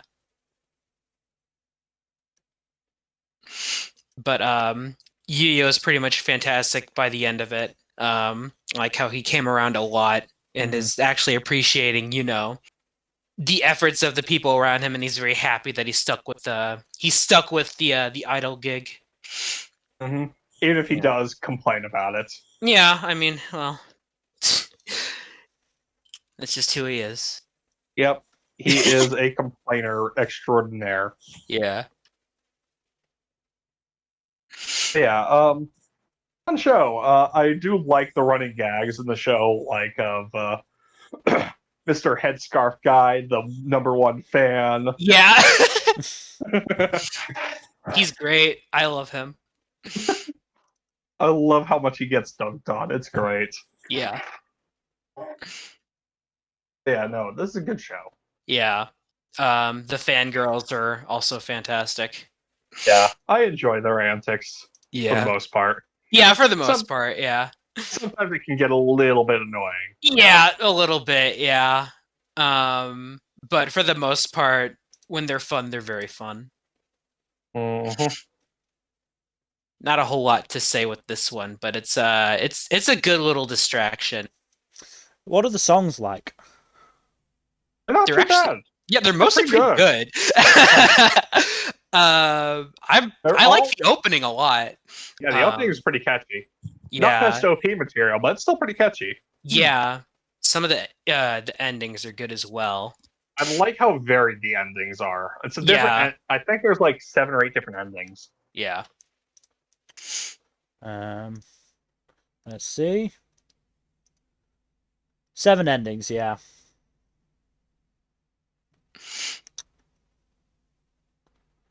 Or with a variety of singers. And the OP is done by 2 male main characters, Kazuki and Yuya. Correct. So Shunhori and Fumiya Imai. Also, the voice actor for Yuya deserves absolute props for being able to do both his dull voice and Asu's energetic voice and distinguish them so well. He hasn't actually done that much. Oh my god! What? He is 20 days younger than me. Okay.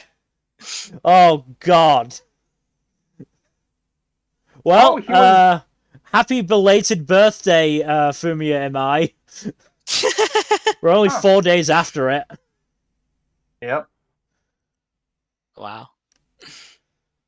Yeah, he has. This is his first lead role, I think, or his first lead role in an ongoing series, anyways. Yeah. A major series. But good for him. He did really well. Mm-hmm. Yeah. Yeah.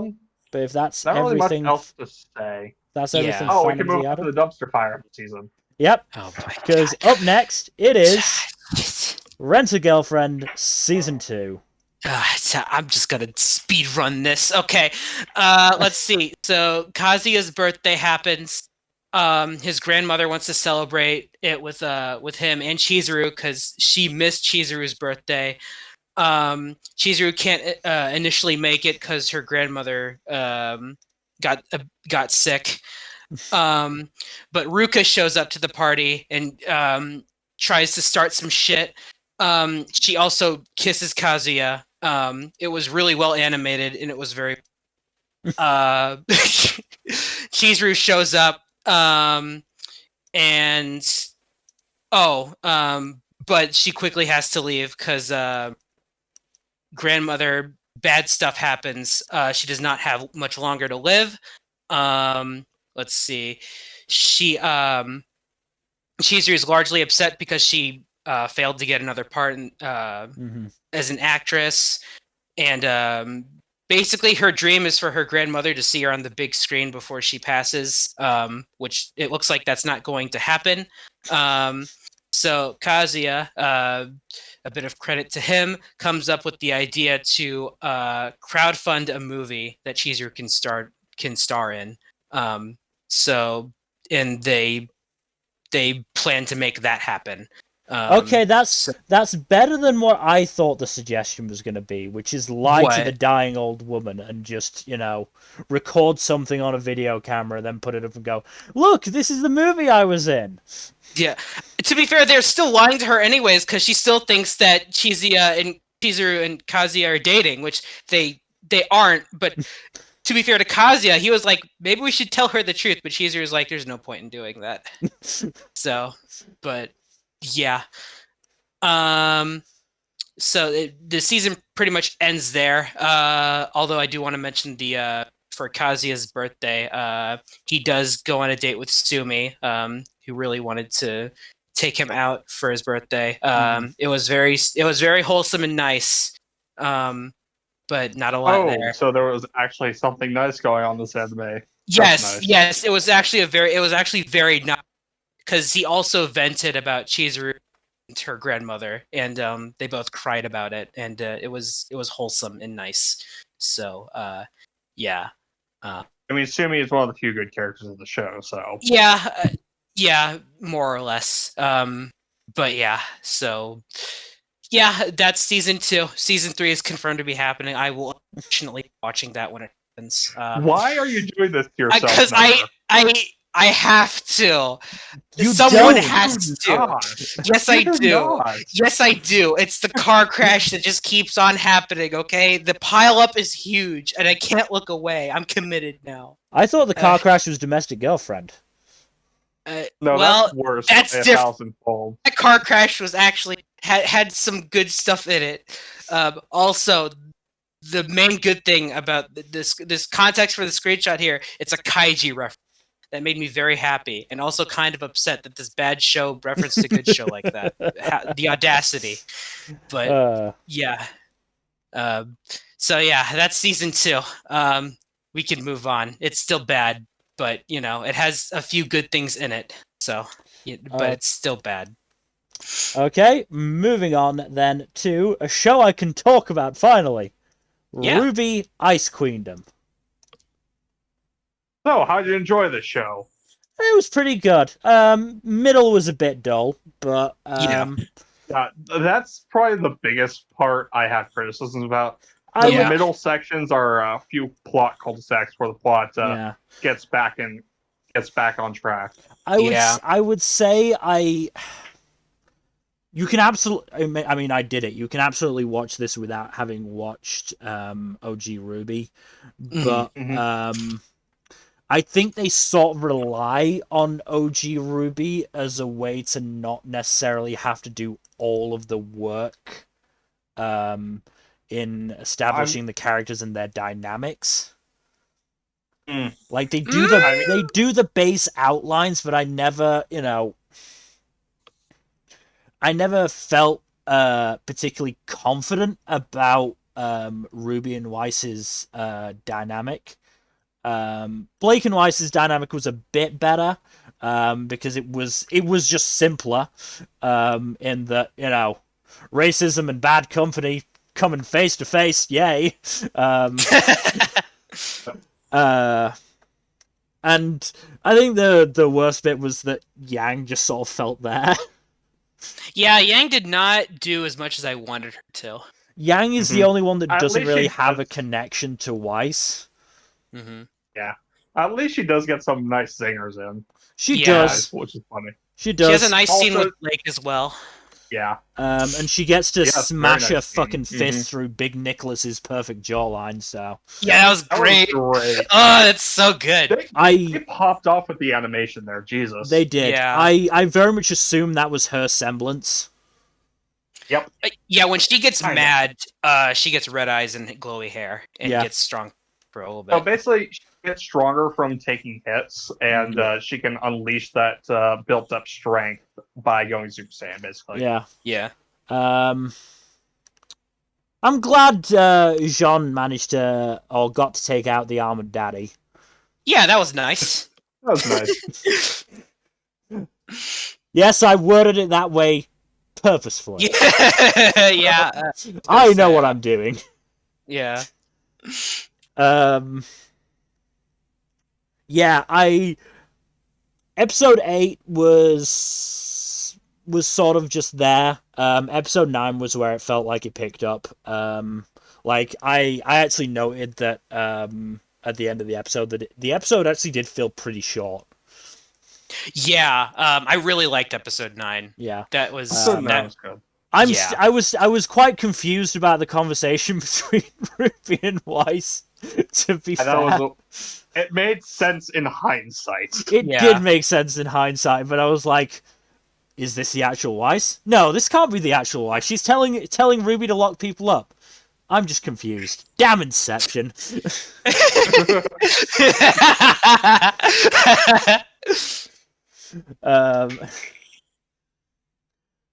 Also, in that episode, I was on board with Blake. Charging in Leroy Jenkins style hadn't worked, so doing it again felt like a bad plan.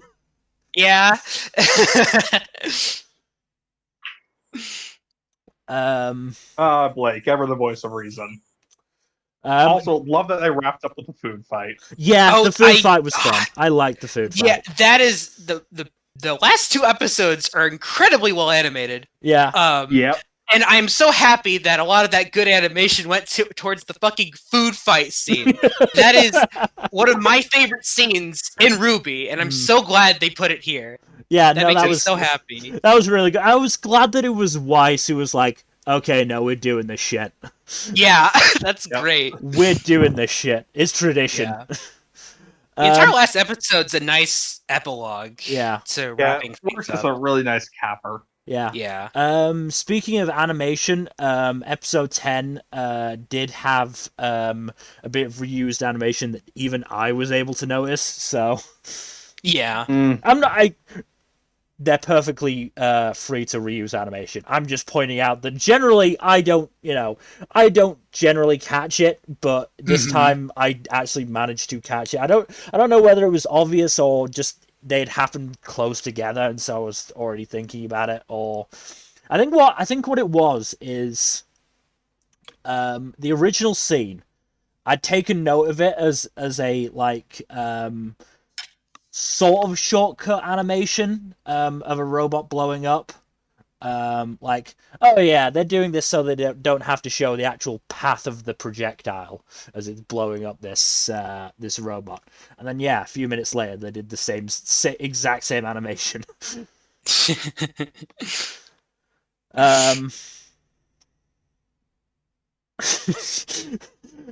I did note down that I was about to complain about the physics of riding a bike on a wall, but as Yang pointed out, it's a dream. Yeah, it's a dream. You can get away with that. It's fine.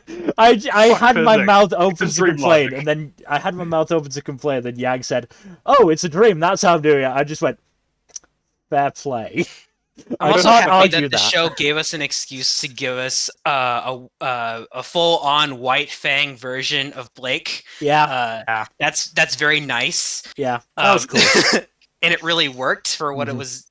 How it was used here, so that was just really cool. I also noted that this entire team is gay, isn't it? Oh, absolutely. I mean, absolutely. I can't really speak 100% for Rwby and Weiss because their sexualities aren't really delved into too much in the main show.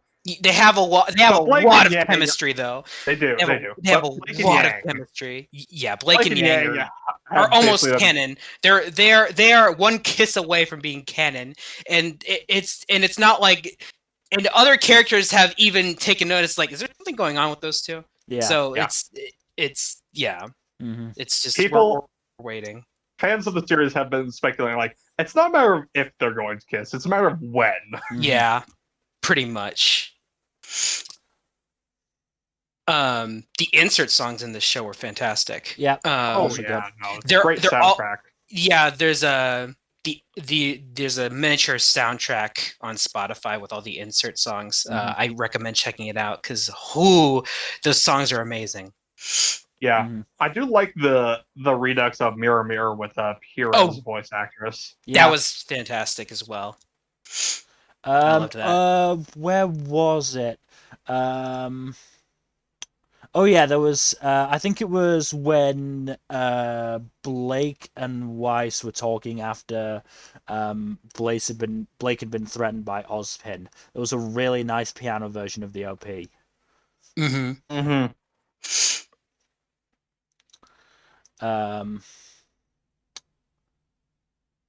Oh yeah, there was.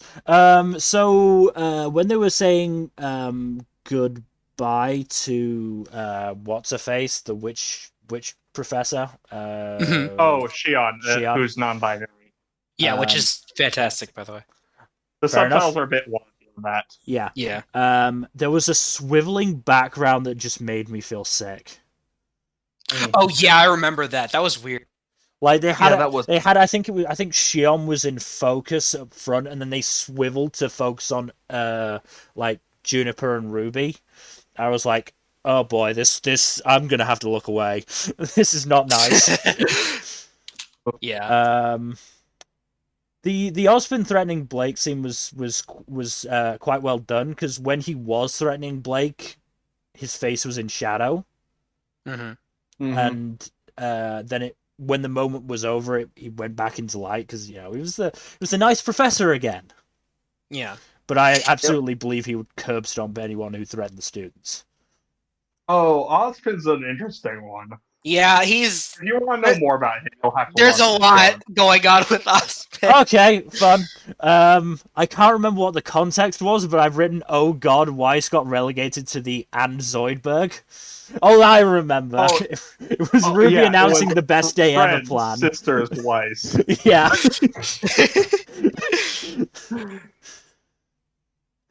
Oh God, yeah, and fucking. That scene's also in actual Rwby, yeah, and it's it's in the main show. And fucking Ren's reaction to Nora hitting Weiss in the face with a pie, just completely head in hands, just for God's sake, I can't take you anywhere. It was nice to see Goku. I mean Wukong. Yeah. Yeah, Sun's a fun character. I'm assuming he's fun. I'm assuming his friends become a team when they arrive. His friends are a team already. Yeah. Yeah, his friends are already a team. Yeah. But yeah, they do show up in the main show. Yeah. So only one of them is really plot relevant so far. Fair enough. Yeah. But yeah, no, definitely a decent show. You know, the animation helped, but I'm definitely intrigued by the character. I definitely liked Rwby for sure. Mm-hmm. Ruby's a fun protagonist. Yeah. If you find the time, you can watch the main show. Just be warned that the animation for seasons 1 and 2 are really janky outside of the fighting. Yeah, that's fair. Because the show's a decade but old. It's also charming in a way. It is. Again, the show is a decade old at this point. Yeah. I will note that the dub for this has started coming out. Oh yeah, that was the second one. That one. Yeah. The dub for this has started coming out, and they did get the original voice cast for it. Yep. Which is pretty cool. Which is great. I'm gonna watch that at some point. Yeah. This season, the fall season is looking to be extremely busy. So I was gonna watch it right away, but then I looked at everything I have to watch, and I'm good for now. But think of it this way. Think about the trouble you had adjusting to the Japanese voices after hearing the English voices. I'm gonna have to do vice versa. That's actually insane. Yeah. But I certainly don't have anything left to say. Do either of you two? No. I really enjoyed this. Good time.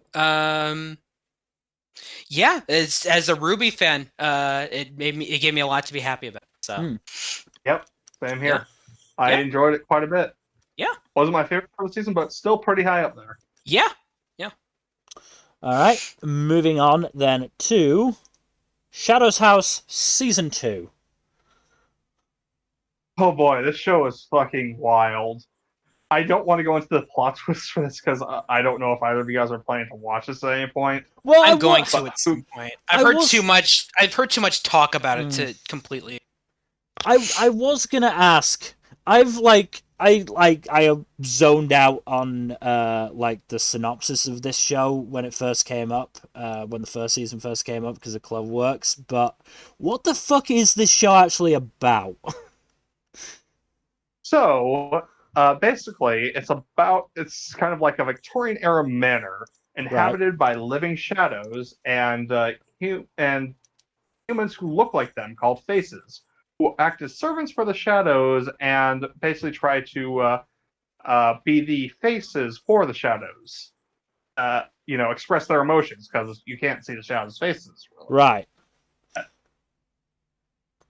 And this story basically focuses on like little intrigues and mysteries surrounding the titular Shadows house.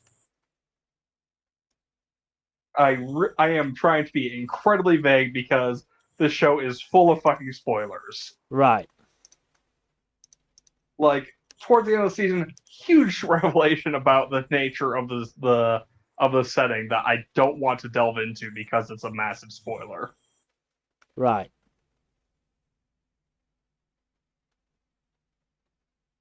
Yeah, no, this is really good. Like, incredibly good. The growing character dynamics and just character growth overall is really strong throughout the season. The whole season basically focuses on one arc, and it's a very intense arc that focuses around a very compelling central mystery, which really well done. The solution to the mystery was not what I expected at all, and it worked out really well. Ooh, Danny Chambers is the lead in the dub. Ooh, that's neat. I like Danny Chambers. Mm-hmm. Yeah. You also got Emmy Lowe and Dallas Reed. Oh boy. Dallas Elizabeth Reed. Max. I missed that name. Where is he? Oh, Anthony. It's a minor part. Ah. You got Elizabeth Maxwell as well. Yeah. Ben Malis. Balmaceda. Damn it, voice. Oh, this is in season 2. Okay. I was looking at the season 1 2. cast. Oh yeah, no. Original season has a smaller cast. Has fewer characters. Yeah. So interestingly enough, Kate and Miliko are the only two are the only face and shadow pair that don't have the same voice actor for both. I did for notice both, that. Yeah. which is very interesting, and I won't tell you what. And I don't quite know why. So you're not going to tell me why because you don't know why. Like, yeah, I really can't tell you why. I don't know. It might just be a thing to showcase how different the two are versus like most of the other shadow face pairs. Possibly, yeah. Yeah, no, very good show. Highly recommended. Excellent sequel. To excellent follow up. Like the only issue with the first season is that there's a little bit of filler at the end because they would have had to go straight to this arc otherwise. Yeah. But yeah, good show. And cool. we can move on. Okay then. Moving on to Shine On Bakumatsu Bad Boys. This did relatively well in the end. It was alright. I didn't have any serious issues with it besides the Akira storyline. The whole yeah. That's my it. big down point. That's my big down point for this show. The whole romance just felt really done and bad. Yeah, and that storyline was bad. And I mentioned it multiple times. In fact, I even said, I think it was for episode 10 when they went to Osaka. Plus side, no keto here, so hopefully no terrible romance subplot. I was right. Yeah. Yeah. No, I'm glad for that. The romance subplot was just really bad. In so many different ways. They managed to stay relatively historically accurate, which is cool. That's neat. Oh, so they get to the point in history where the Shinsengumi start dropping like flies then? No, they did not. I mean, this was, what was it, 1864, I believe. This mostly took place. Okita die in 1863? Okita? What, the one that Akira took over for? Yes. Okita Soji, 1868. Oh, okay. I'm remembering differently. Okita Soji was basically benched at a certain point because of the tuberculosis. Yes. I think that was like 1863 or 1865. Yes, that was actually after the Ikidaya incident. Okay, so it was after the timeline of the show. Okay. Well, no, the Ikidaya incident was in the show. It was episode 8. Yeah. Okusoji gets benched after the events of the show. Yes. And the Ikidai incident, relatively historically accurate. The one thing that they didn't do was Gyataro's counterpart got injured in the incident, but which didn't happen. But Toto got injured, so that definitely happened. Admittedly, probably not in the same way, but take what you can get. I love Toto. Toto's fun. Yeah, Toto was good. Poor Shozan. Sad that he died. That's also historically accurate. He did die in 1864, I believe. Let me just check. Sakuma Shozan. Yep, August 12th, 1864. Got assassinated. Rip. I also saw a couple mentions of Sakamoto Ryoma. Yep, he got mentioned a couple more times. I recall him that his death was a big mystery, but Kondo Isami was blamed for it and forced to was kill executed. himself. The Sakamoto Ryoma didn't die until 1867. Okay. So it was only ever going to be mentions about him. Well, he might have popped up in the show. It's just he died in the show. Yeah. The other one that got called out that I wondered if he would show up was Saigo Takamori, who was a big name. Because he was one of the leaders of the Meiji Revolution, and then later on led a rebellion against the Meiji government, and has the nickname. I think it was that conflict between Takamori's forces and the Meiji government that was the sort of inspiration for that Tom Cruise film, The Last Samurai. Oh, interesting. Because I'm fairly sure a nickname of Takamori's is The Last Samurai. Well, I assume Takamori doesn't look anything like Tom Cruise. No, he does not. Because fucking Hollywood whitewashed it. Because of course they did. Oh, I am well aware. Yeah, I think Takamori was like a fucking beast of a man. Interesting. The show was overall fairly interesting, and it is neat to find that it does have a lot of historical accuracies here and there. The final the final battle that was depicted was likely the Kinmon incident, where whatchamacallit's names Choshu forces did actually attack the Imperial gates. So yeah, definitely historically accurate. Or at least in part, because I assume there was no mystical mumbo jumbo going on there. Yeah, that bit didn't happen. I did mention in episode 10 when those cannons started firing at the American ship. Those are not era-appropriate cannons. Nope. Also a point, may have gone by the wayside because we just don't have that knowledge. Abe no Haru Akira is actually Abe no Seme. Haru Akira is just a different... I think it's just a different reading of Seme. Huh.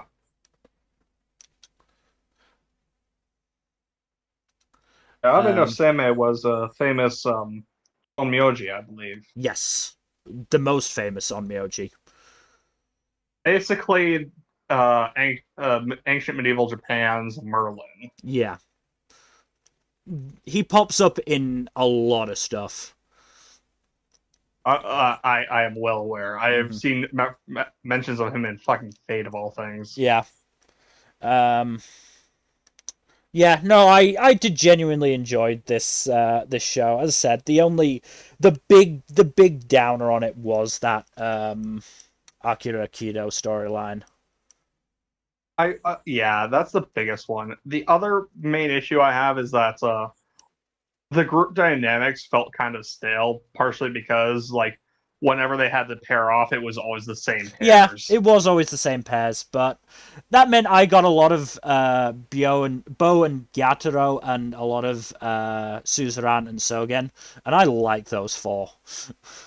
They did have good dynamics. I just wish there was more No, variety. that's absolutely fair. That is absolutely fair. Would be so easy to add variety there. Yeah, no, that's fair. But I liked the whatchamacallit, Ichiban Boshi and what's his face, Sakia, do end up actually developing a respect for each other. Yeah, I feel like of all the duos, that's the one that had to kind of interact the most for that development to happen. Yeah. Also funny was at one point Sakia basically says you were right to Ichiban Boshi, who cannot actually remember if he said it or not. Yep. He did, because it was in the show, but he was like, did I say that? Oh, cool. This show also had some good humor, which I was appreciative of. But yes, we should move on to, unfortunately, was hit by delays, Shinepost. Shinepost, yes, it finished. Gets episode 11 in a few days. But yeah, this show's been absolutely fantastic. Have you watched any more of it, Jack? I haven't touched it. Oh no, Mill. No, I have not, but I absolutely intend to. Okay, cool. Because I do recommend it because it's been fantastic. So episode 7, it's revealed that two girls in a rival group, what were their names? Momiji and Yukine were members of Tings originally, but they left for unknown reason. So they spend so the remaining members of Tings try to convince them to rejoin, which they fail because they ultimately discover that the reason they left is because Haru, not only did she used to be a member of High Rain, a huge idol group, but she's been holding back in her idol performances ever since she joined Tings. And the reason for that is because Haru left High Rain because her natural talent as an idol was so high that it discouraged the other members of the group and kind of turned them against her, including her best friend. I feel like I recall that happening before. The manager had a very similar. Yeah. So and they actually end up bonding over that. But yeah. So Momiji and Yukine left Tings and to try and force Haru to actually give it her all, because they're convinced that they're never going to go far if she doesn't. But Haru is terrified that if she does, she'll be, discouraging her fellow members again. But after doing a performance with her doing her all and the remaining members of Tings actually trying to keep up with her, they show that they can through enough effort. They're shown to be absolutely exhausted afterward. But they basically convince her that, yeah, we can do this together and you don't have to hold back for our sake. And yeah, we leave off there. The most recent episode, they spend it doing whatever they can, trying to sell their remaining tickets for their big event, which determines whether or not the group will still actually exist. Yeah. And they succeed through a lot of media campaigns, like being on variety shows and collabing with VTubers and stuff like that. Oh boy. Yeah. So they managed to sell out of tickets finally, and then Haru's friend from High Range shows up, trying to ask her to rejoin. Oh boy. Yeah, and they're all like, "Bitch, what the hell are you doing?" And even the other members of High Range, what are you doing? She's not going to rejoin. Are you insane? But yeah, things leave off there. But yeah, this show has been absolutely fantastic these past few episodes. I am absolutely eating up this drama, and it's also very funny when it wants to be. And the character animation continues to be fantastic. So the music's good too, as it should be, but it's very good. But yeah, I've really enjoyed it despite all the delays. But if they needed to delay it to make this happen, then it looks really good. So I'm glad glad it's worked out so far. I said earlier that this is a season where there's a lot of shows that I wish I had watched, and this is definitely one of them. I wish I'd had the time to catch up on this. Yeah. I kind of wish I'd watched this one too, but at the same time, like, you watched a lot of shows, Jack. Yeah, exactly. You watched a lot. I'm not gonna fault you. I think I only just hit 10 with Cyberpunk. In terms of new shows, you were up at like 18. Yeah, Jesus. I still don't know how you do that. I don't know either. Nope, didn't even hit 10. Only nine new shows for me this season. I can't even do a top 10. I don't think I got much more than that. But yeah, this show has been surprisingly fantastic. Like I said before, Studio Kai, they're just delivering. Yeah. So yeah, I can't wait to see how this finishes. But yeah, it's really, really good. Pleasant surprise. Okay. Moving on then to Teppen. This show's also been fantastic. I just need to get this out of the way. Episode 10.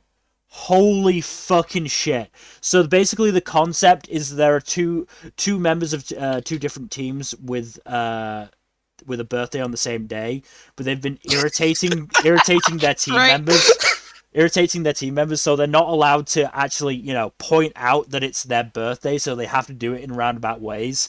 One of the ways which Kana from which one is it? Bullet Kunoichi tries to do it is to, call her mum and put it on speaker, and she goes, "Oh, mum, is there something you want to tell me?" And she's like, "Oh, that's right. Your father left me."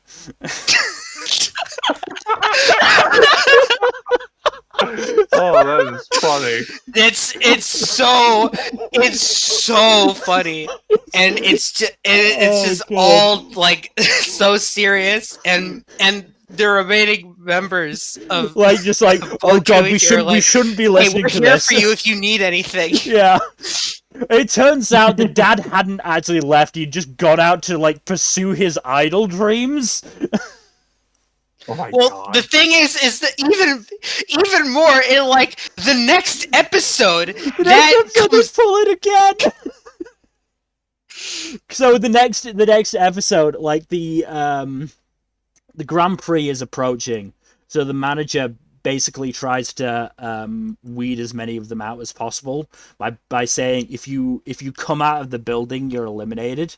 And one of the ways he does it is he impersonates Kana's mom and says, "Your father left me again." That was so funny. Oh god, the show is just so funny. Yeah, I always thought it was pretty funny, but the last stretch of episodes have been killing me. Honestly, so what was it? It was episode 6 that really turned me around on the show. So I think episode 5 was the time loop one on the bus. That was good, especially that last gag. Episode 6 was the one where the manager left for the bodybuilding contest and they destroyed the dome. That one killed me. And they thought she was doing cocaine. Cocaine, and it killed, I think, Bullet Kunoichi, who'd been trapped in the manager's like secret gym. Oh god, episode 8, the manager forced them to participate in a documentary to pay for the dome's destruction. Yeah.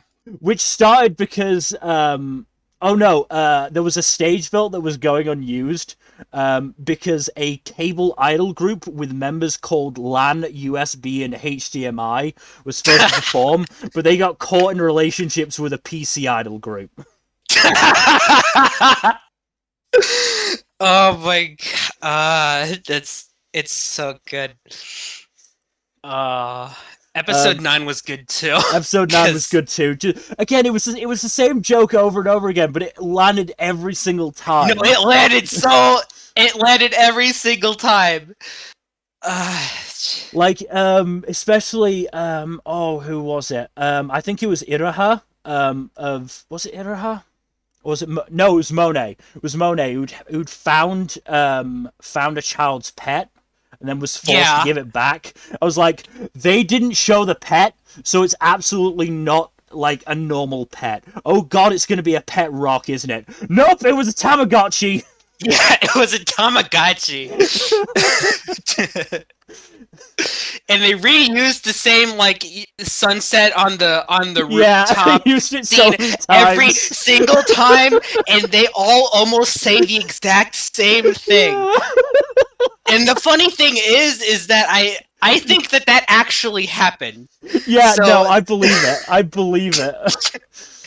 Also, the fact that Chihori only came to Earth because somehow Hokkaido Food Festival posters ended up in space. That was so. Oh my god, that was great. Then, of course, we get the story finales, or story 2-part finale. Again, the lengths that the manager Seiji went to try and force these girls out was fantastic. Like, first he had fucking macho men squatting with hot containers of Oden to heat up the place. Then he kept everyone awake with samba dancers who just wouldn't leave. Eventually started firing fucking like suction cup ended darts and arrows through the window. Yeah.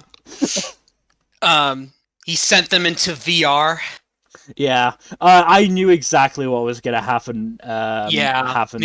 Too. Yeah. It's like, okay, no, you take away what they're able to see around. Yeah. And then in the finale, me and even I thought the Takako so lot were weird, but the fucking like last chance people that young YY meets are so fucking weird and eclectic. And then the hilarious thing is they're not even the ones who do well. Yeah. They do terribly. Yeah. And then it's like, why were they so prominent? Oh god. Like, the finale wasn't the funniest episode, that aside, but I did get legitimately nervous when they were struggling to get there. And it was a nice ending. And then, of course, we had, they did finally air episode 2. Episode 2. That was good as well. I mean, it was a little weird because I did watch it after the finale, so it was weird going back to, the group dynamics like that. I kind of saw it as like a bonus episode, basically. Yeah, I did. It was still good, especially... 24 reference? The 24 reference was great. The misunderstandings of, young YY trying to stop an assassination. Yuzu brings up poisoning everyone for some reason. Celebrity overhears this and starts trying to bribe them to stop. Bullet Konoichi misunderstands what's going on and thinks Celebrity is trying to bribe the judges and starts, like... Celebrity were being a bit subtle about it. Bullet Kunoichi just starts saying, "Stop bribing the judges!" Meanwhile, fucking Akudare Kingdom try to start a little Ibaraki, and fucking the invaders... Monet wants fresh milk, so gets herself a cow. And it's like... And I think it was Chihori was like, "Why do we have a cow? We need fresh milk in the morning." Okay, but how do we have a cow? Oh, God. No, Teppen has been wonderful. This is a delight. I'm so happy I gave it the chance. Mm-hmm. This is a fun show. Yeah, no, absolutely really adore good. The show. Absolutely adore the show. Oh yeah, I had 3 fucking screenshots I forgot to switch to. So because you're too busy laughing your ass off. Yes, I was too busy laughing my ass off. So right, the first fucking donut monster. The first 2 jokes in the in episode 10, like they're planning on like showing the others their Twitter profile that, you know, has the balloons on your birthday. But they happen to walk in on a news report like saying, "Oh, people are guilting their friends into getting them presents by showing them their Twitter profile with balloons on." Like, so I can't do that. Okay, I'll draw a cake on the calendar. That signifies, you know, a birthday. And then this appears. The legendary Hungry Donut Monster has reportedly appeared again. And like, why has somebody drawn the legendary Hungry Donut Monster on the calendar? Do they think we're going to see it today? Oh, God. Oh, and they have the exact same dumb plan at the end, which is to get inside a piñata with a bunch of paper saying "Happy Birthday" name on it, and they started charging each other to try and break each other open. I like the others are just like, what the hell is going on? Why are these 2 piñatas charging each other? And then the final screenshot. I think that was the reaction to the samba dancers. Oh, God. This show is so fucking funny. Yeah, the show is excellent. Yeah. Maybe I should watch this show at some point. I recommend it. It's worthwhile. I think you would enjoy it. I'm surprised people, like, fell off it so much. Like, because I just found it so funny. And what I also like is that not just each group, but each of the girls in each of the groups does have a distinct personality. Yeah. The way they all bounce off each other works really well. Yeah. Anyway, we should move on to Tokyo Mew Mew New. Which is getting a second season, Tokyo Mew Mew New 2. Electric Boogaloo. I mean, I'm glad it's gonna go this season. Why do they call it that? Why? Because it rhymes. Yeah. Obviously. Yeah. Anyways, this was fun. It was a fun time. Yeah. Ichigo's boyfriend is very, very patient. Good on him. Very, very patient young man.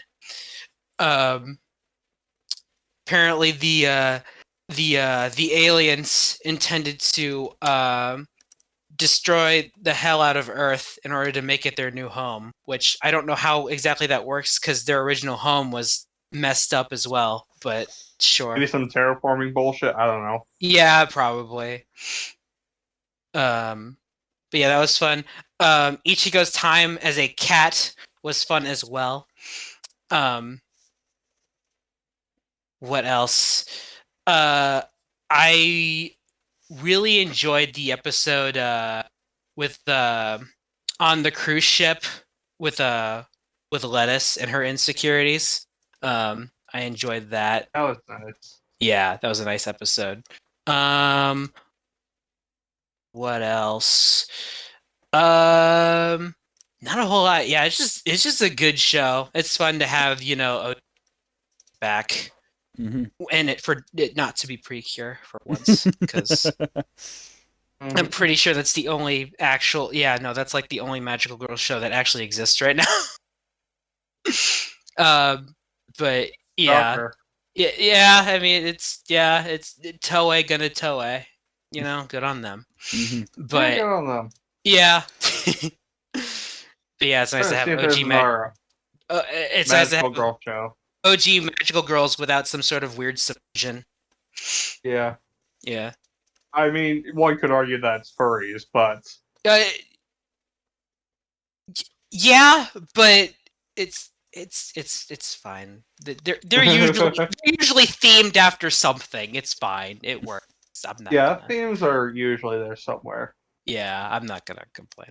That's not too bad. Yeah. The Mew Mew's trying to set Ichigo up with Masaya. That was nice. That was very fun. I'm surprised you remember his first name because he's almost. I literally just looked it up because I was tired. I didn't want to keep saying Ichigo's boyfriend. You could just say his last name too. It works just as well. What's his last name? Oh, yeah. It's literally all that he gets called. Yeah.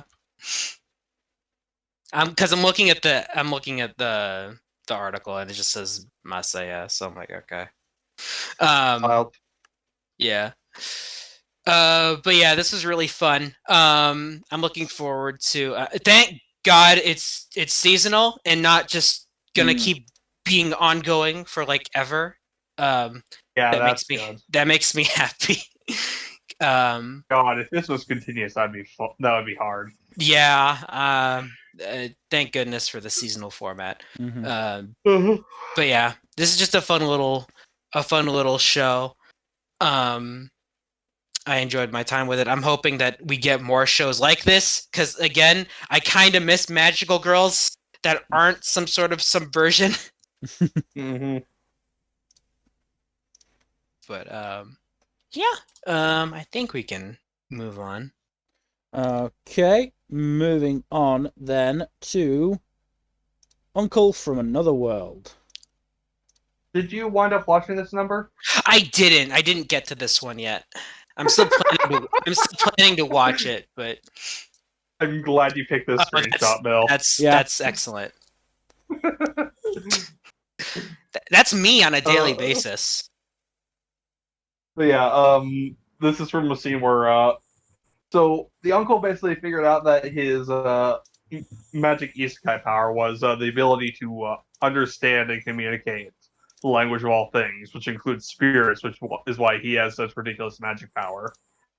But he tested it out on this hedgehog to try to communicate with why it's slaughtering people, and it is like, oh, it's just a sadistic monster. It's not doing it for noble reasons or for self-defense. It is evil, and he promptly kills it, as you do. Yeah. Yeah. Episode 7 introduces the third and final main girl of the series, who turns out to be the hero as well, which is neat. I do like when series do the whole haha, you expected this character to be male because of traditional genre expectations, but it turns out this character is female instead. Haha. Sometimes they do the inverse of that too, which is also neat. Yeah, other than that, there's a few bits here and there that are pretty damn funny. Like when he's told the hedgehog at first, the uncle is like immediately thinks of Sonic because he's such a Sega fanboy. Yeah. Shocker, I know. To be fair, there aren't that many famous hedgehogs out there. Yeah. Yeah. True. Yeah. I remember it's been a few weeks since the show got delayed all the way to mid-November. Oh yeah, that did happen, didn't it? Yeah, because of production issues and whatnot. Mm-hmm. Fucking annoying. It happens. Yeah. Yep. It sucks. Yeah, we'll probably cover it when it comes back. Mm-hmm. But yeah, not much else to say about it right now, just because it got cut off so soon after we did the mid-season check-in. Yeah. And there was only like a couple episodes that came out after that. Yeah, Right, still then. a fun show. Mm-hmm. Do you want to move on then? Yeah, let's go. Okay, moving on to when will Ayumu make his move, which is sort of a bad question considering didn't he make his move like Sort of, yeah. before the mid-season check-in? Sort of, yeah. He did it in like episode 3. But they aren't actually dating yet, so it doesn't really count. Of course they aren't. Yep. Yeah. This was cute. Yes. The Shogi Club got a new member, who used to be on the same kendo club as Ayumu, who also apparently had a crush on him and still seems to, but she's pretty cool about setting up him and Urushi, so that's pretty cool. Good for her. Yeah, I'm glad she's actually being a good sport about it, and she's like actively upset that he doesn't confess to Urushi like right away. So that's nice. Ayumu and Urushi hang out during Golden Week, and they the Shogi Club get together in an arcade. That was cute and fun. Urushi and Ayumu do the photo booth thing, which is good. Mm-hmm. Oh yeah, and the season basically ends with Urushi going on a class trip, and she's basically missing Ayumu the entire time. But Ayumu is doing his best to improve at shogi so that he can finally beat her. I did assume that was the case rather than Ayumu just became a ghost. Yeah, yeah, no. So what ends up happening? They end up playing over the phone on the last night of the trip. Oh, that's pretty cute. Yeah, it's a cute scene. And upon returning, Urushi actually realizes that, oh, I do have feelings for him. It's great. It's like, gee, you think? And Ayumu does win against her, but only with I believe it was a 4-piece handicap. Right. So 4-piece handicap. Yeah, so it doesn't. Not yet. Yeah, not yet. So not counting it just yet. So unfortunate he is making progress. Yeah, it's cool that he's improving. And Urushi even notes that. And but yeah, a shame that they don't get together at the end of the season. But it's all right.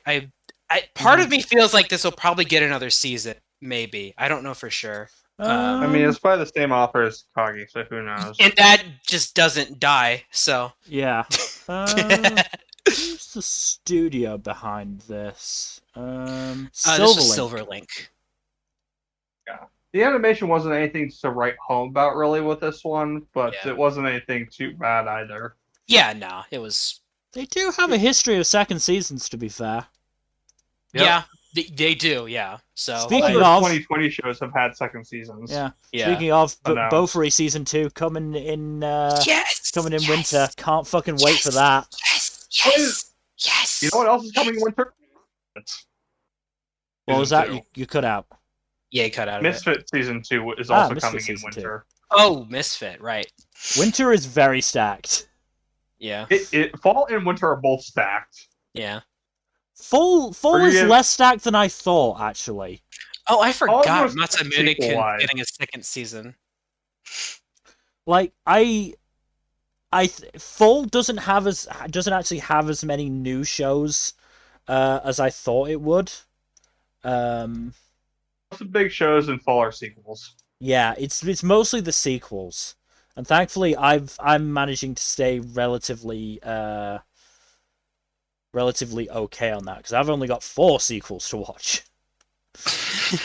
Only 4. They're good ones at that. I got like 5 or 6. Yeah, have fun with that. I refuse. But we've gotten a bit off topic. Is there anything else to say about Ayumu? Not really. Just a pleasant little show. It's not my favorite romantic comedy in recent memory, of course, but it was fun. It's a fun little ride. That's good. In my opinion, though, it kind of pales in comparison to the next show on the list in terms of feels goodiness. Of course, yeah. Next up is the Yakuza's Guide to Babysitting. The 10 feels though. Yeah, that's a great one. Yeah, that's great. I like that one. Absolutely adorable. I love the dynamics of these characters. Yeah, no, it's all of them so good. Well. Just so good. Such good characters, and the show gets pretty dark sometimes. Yeah, not gonna lie. Yeah. So episode 8, Aoi and Koki visited the Sakuragi house. We got some flashbacks to I think it was just before Yaika got born and then just after. Which was nice. I like Aoi. I like and I do like his kind of tactless son. He's funny. Oh yeah, there was a gag where I think Aoi described in the past Toru as a stray cat, and then I think Toru called himself a stray cat. Yeah. Something like that. But it was a very good gag. Then there's also the go ahead. No, go ahead. I was going to move to the next episode. If there's anything else. I don't remember which episode it was from, but I did like the bit of shit. My mind is blanking. Go ahead and do your thing. Okay, so episode 9 opens with Yaika acting antsy, and so the Sugihara and the rest of his gang decide to try and distract Toru from it. First of all, fucking I think it was Kanehira pulls out a fucking clapster on Toru. And then they try to stall him by saying, "Oh no, we watched a scary movie, and it was so scary that Kanehira lost the ability to speak." And Toru's like, "Meh, he doesn't really speak much anyway. It's no big loss." And yeah, as it turned out, it was because Yaika was planning a birthday party for Toru.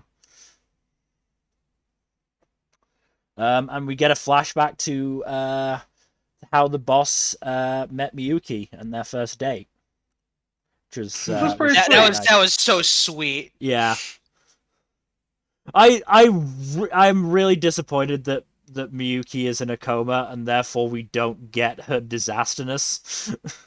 Yeah, she's such a dork. She's so sweet. Yeah, I loved her. Also, yeah, that was a good point. Sakuragi gave Miyuki a business card with his family and rank on it. Do the Yakuza actually have that? They might actually do that. I don't... Like, the Yakuza are probably... I feel like the Yakuza are a more open, like, mob mob grouping than, say the American mobs, but I feel like they wouldn't be that open about it. I think they might be, actually. I don't know for sure, because obviously how would I know? But I think, based on what little I do know. I mean, if they do, then fair enough. Go right ahead. You do you. But it's just like, that just struck me as, wow, do they really do that? That seems very open about what you are. Mm-hmm. Yeah. Then episode 10 was... first, we had the park segment, which was fun. Mm-hmm. Mm-hmm. What did we get the Sugihara flashback in episode 10 or 11? Sugihara flashback was episode 7. Oh shit! My mind it was a while ago. Yeah, a lot happens in this show. I don't blame you. I don't remember either. I'm also in the middle of suffering a headache, so yeah. This is why I section my notes out and write a summary, so I can remember what fucking happens, because otherwise I might need to start doing that. Yep. But episode 10 is also when the dramatic shit hits the fan. I just want to just mention the fact that they played hide and seek, and they got Kanehira to seek, and then he had to decide, do I say that I've found Yaika and her friends? Do I try and find Kirishima? And then he just decides, no, I'm not doing this, and punches himself in the gut. That's certainly one way to get out of a situation like that. He just goes, no, I don't want to be a part of this anymore. just lays himself out for the rest of the game. And then we get the just dramatic shit. And it goes into a lot of goes very much into Toru's character. And at his core, he does feel like a very self-destructive person. Yeah. But that part of his personality has basically been overshadowed by his, desire to protect Yaika for most of the show.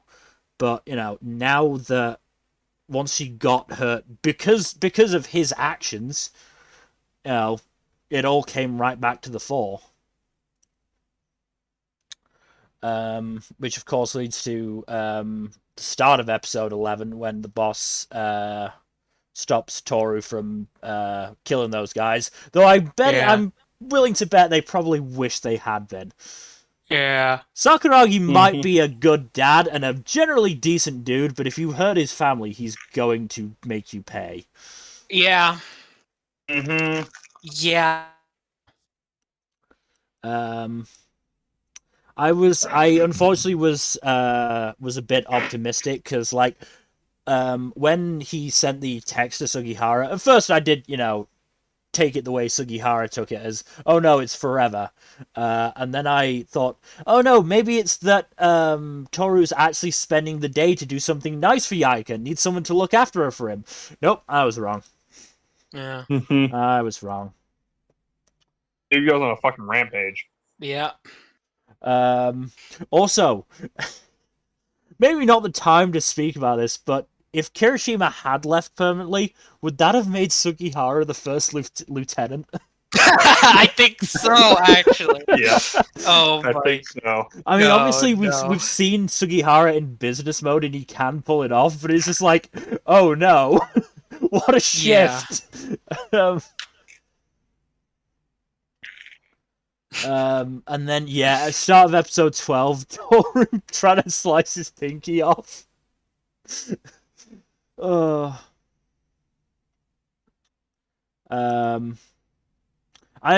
really like the dynamic between Toru and Aoi. That was a really good dynamic. Yeah, that's really nice as well. And then the show decided to end on its two biggest tearjerkers. That is, Toru's terrible history and Yaika's mum. Yeah. Just why should we end the show happy? Yeah, no, why would you be happy with this show? Please, no. You need tears.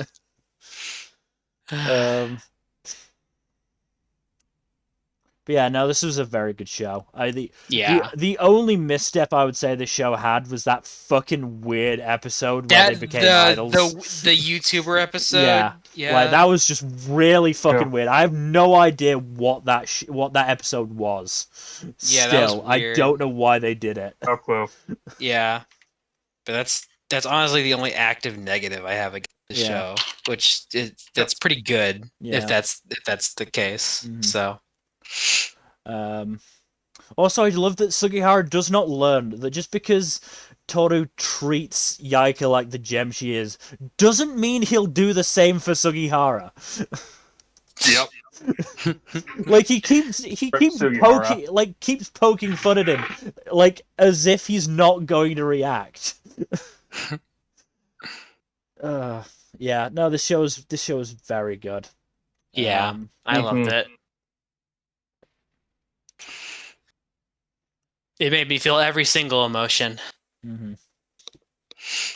Yeah, it took me for a ride as well. Yeah. Yeah, I think that's. Oh, we have one last show before we get on to the awards. Yeah, we have one last show. Let's dive in. Moving on to Yurei Deco.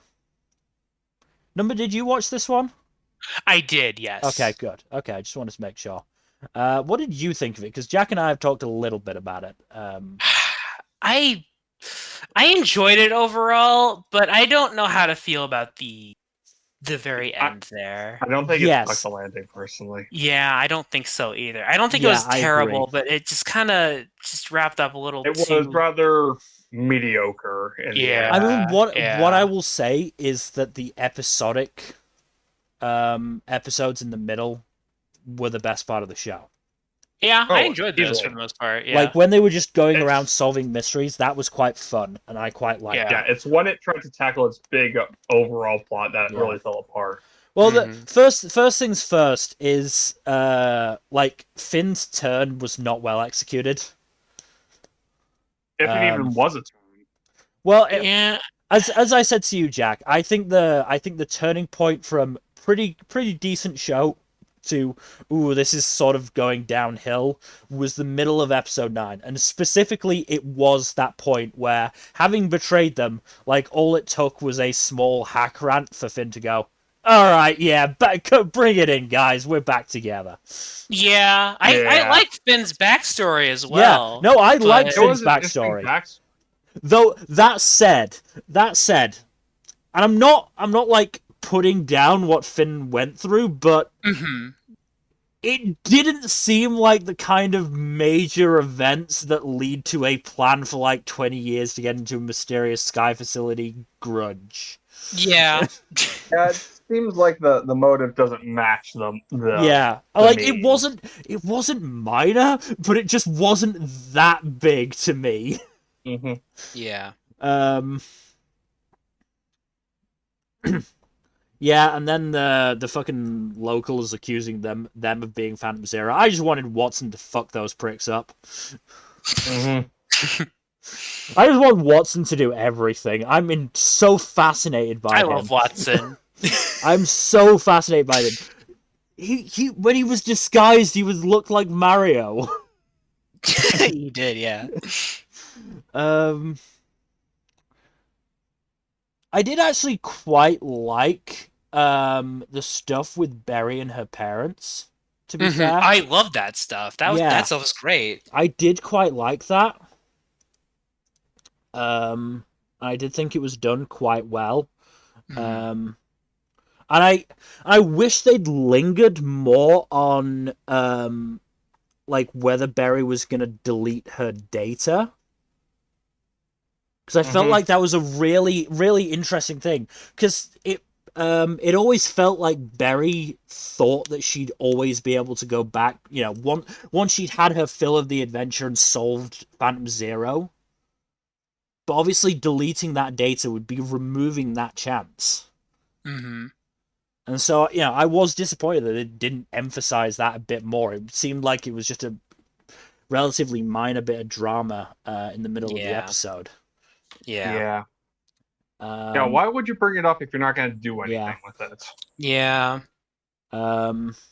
Maybe it was to make, Berry realize that she did want to go home, but I don't know. If that was the case, it wasn't executed very well. Speaking of not executed very well, Injunction Joe.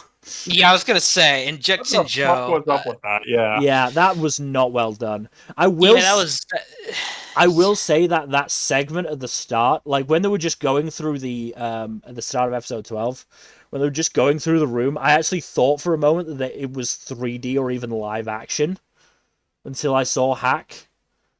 Like me too. The way they'd drawn everything, it was like, holy shit, did they change the entire art style? What the fuck is going on? Yeah. But yeah, the ending did not work. Like, yeah, just though I did like the way they escaped, which was to turn everyone into Phantom Zero into Phantom Zero. That's pretty on brand for them. I'm okay with that. I quite liked that. But yeah, they never even really explained Phantom Zero, like why it was around. Because the only it was a side effect of what Injunction Joe was doing. So is what it sounded like, which is weird. Right. Yeah. It's like, okay. It did not manage to stick that landing at all. Which is disappointing. Yeah. Yeah. Half the time anime originals get too ambitious and crash and burn. This is a textbook example. Yeah, and there's a lot I like about this show too. Yeah. Shame that it didn't really tell you what was also disappointing about this show. Of all the Yurei Detective Club members, the only one who didn't get a focus episode was Hank. Yeah. Which has a lot of really unfortunate implications. Yeah. I mean, Hank got to do a lot in other people's stories, and I loved that he disguised himself to get the others out of prison. Yeah, it's not like he didn't do anything. Yeah, it is not like he didn't do anything. I just wish he'd gotten a focus episode. Like at the start of episode 8 when they were catching the capsules, like, ooh, is this a Hank episode? That was like the closest we got. Yeah. Also, Madam is wonderful talking about her first secret tryst. That was fun, yeah. Yeah.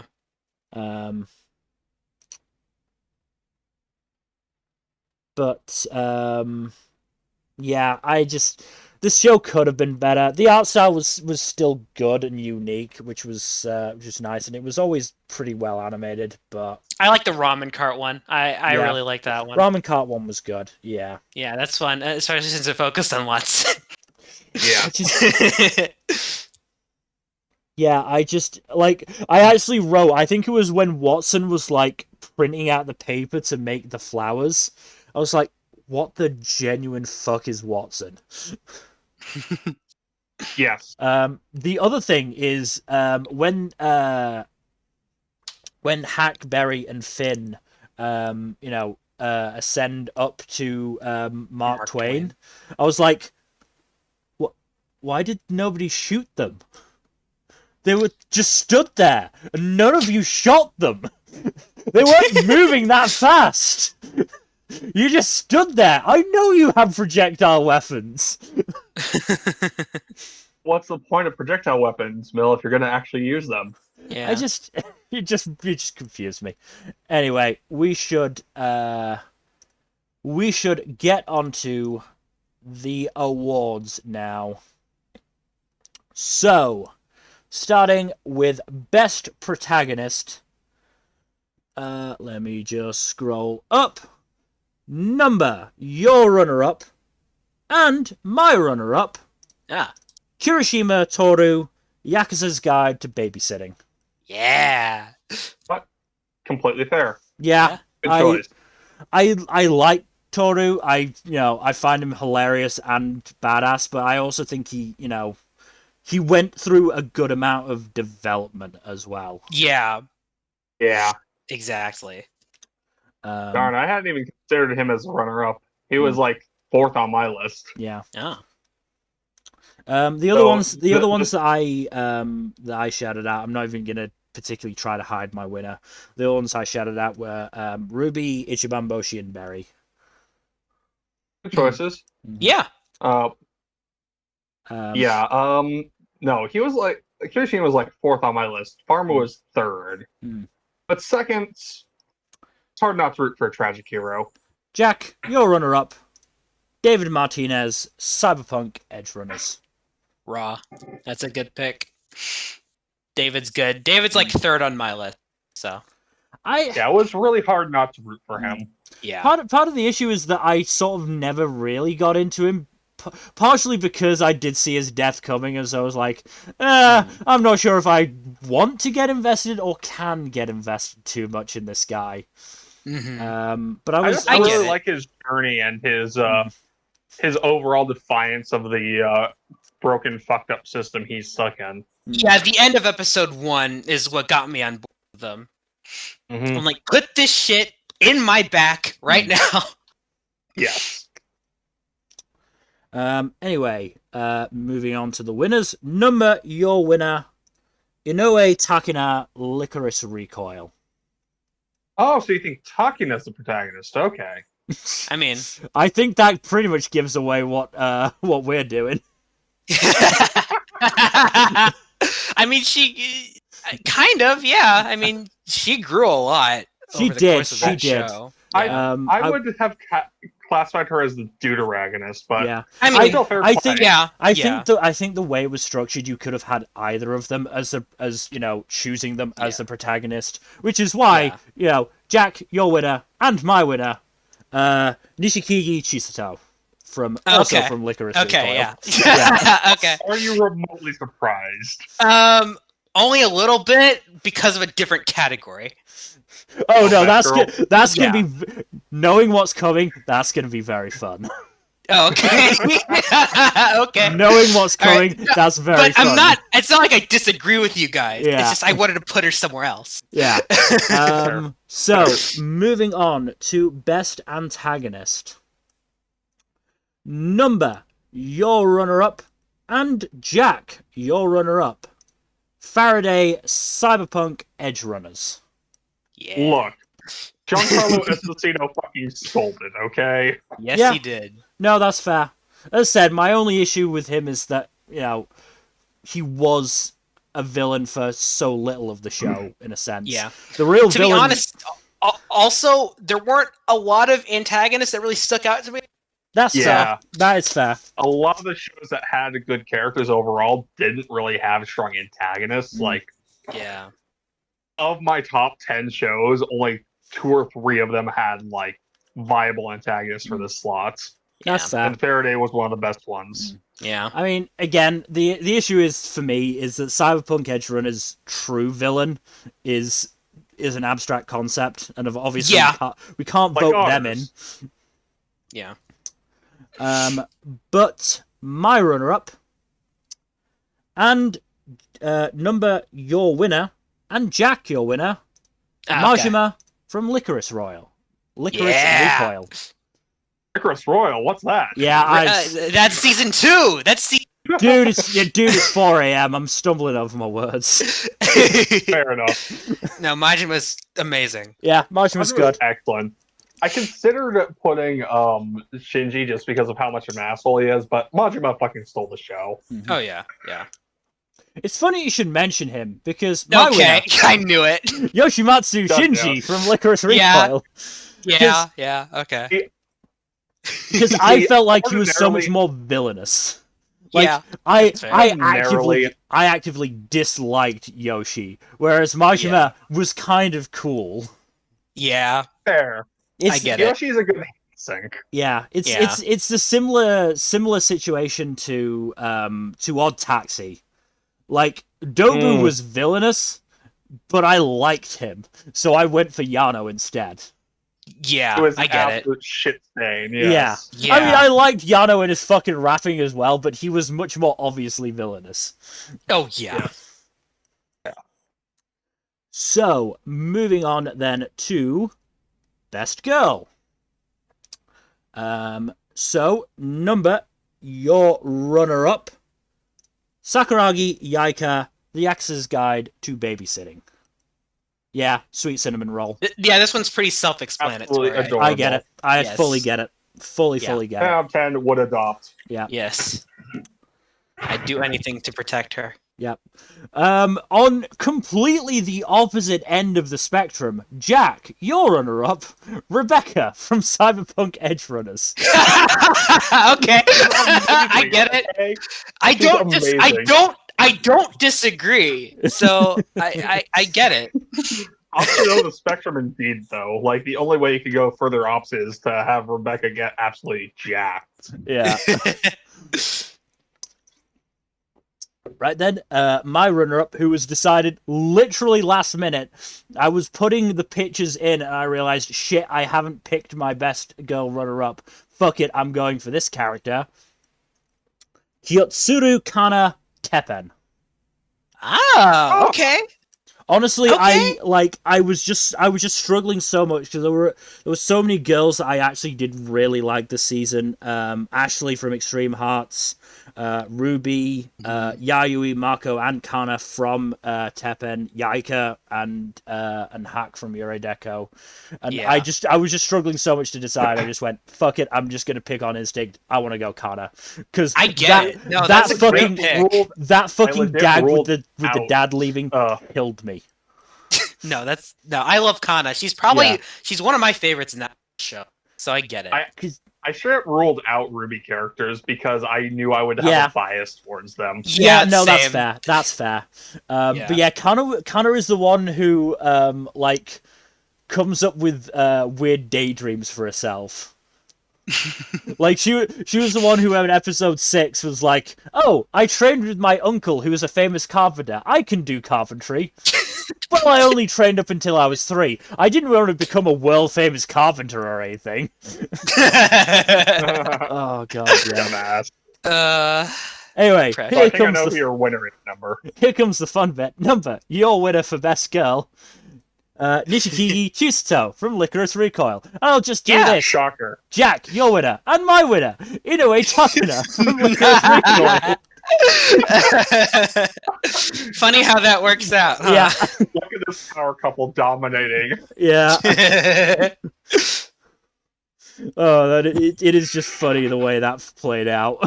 Yeah. It is hilarious. But yeah, it's exact same reasons for why,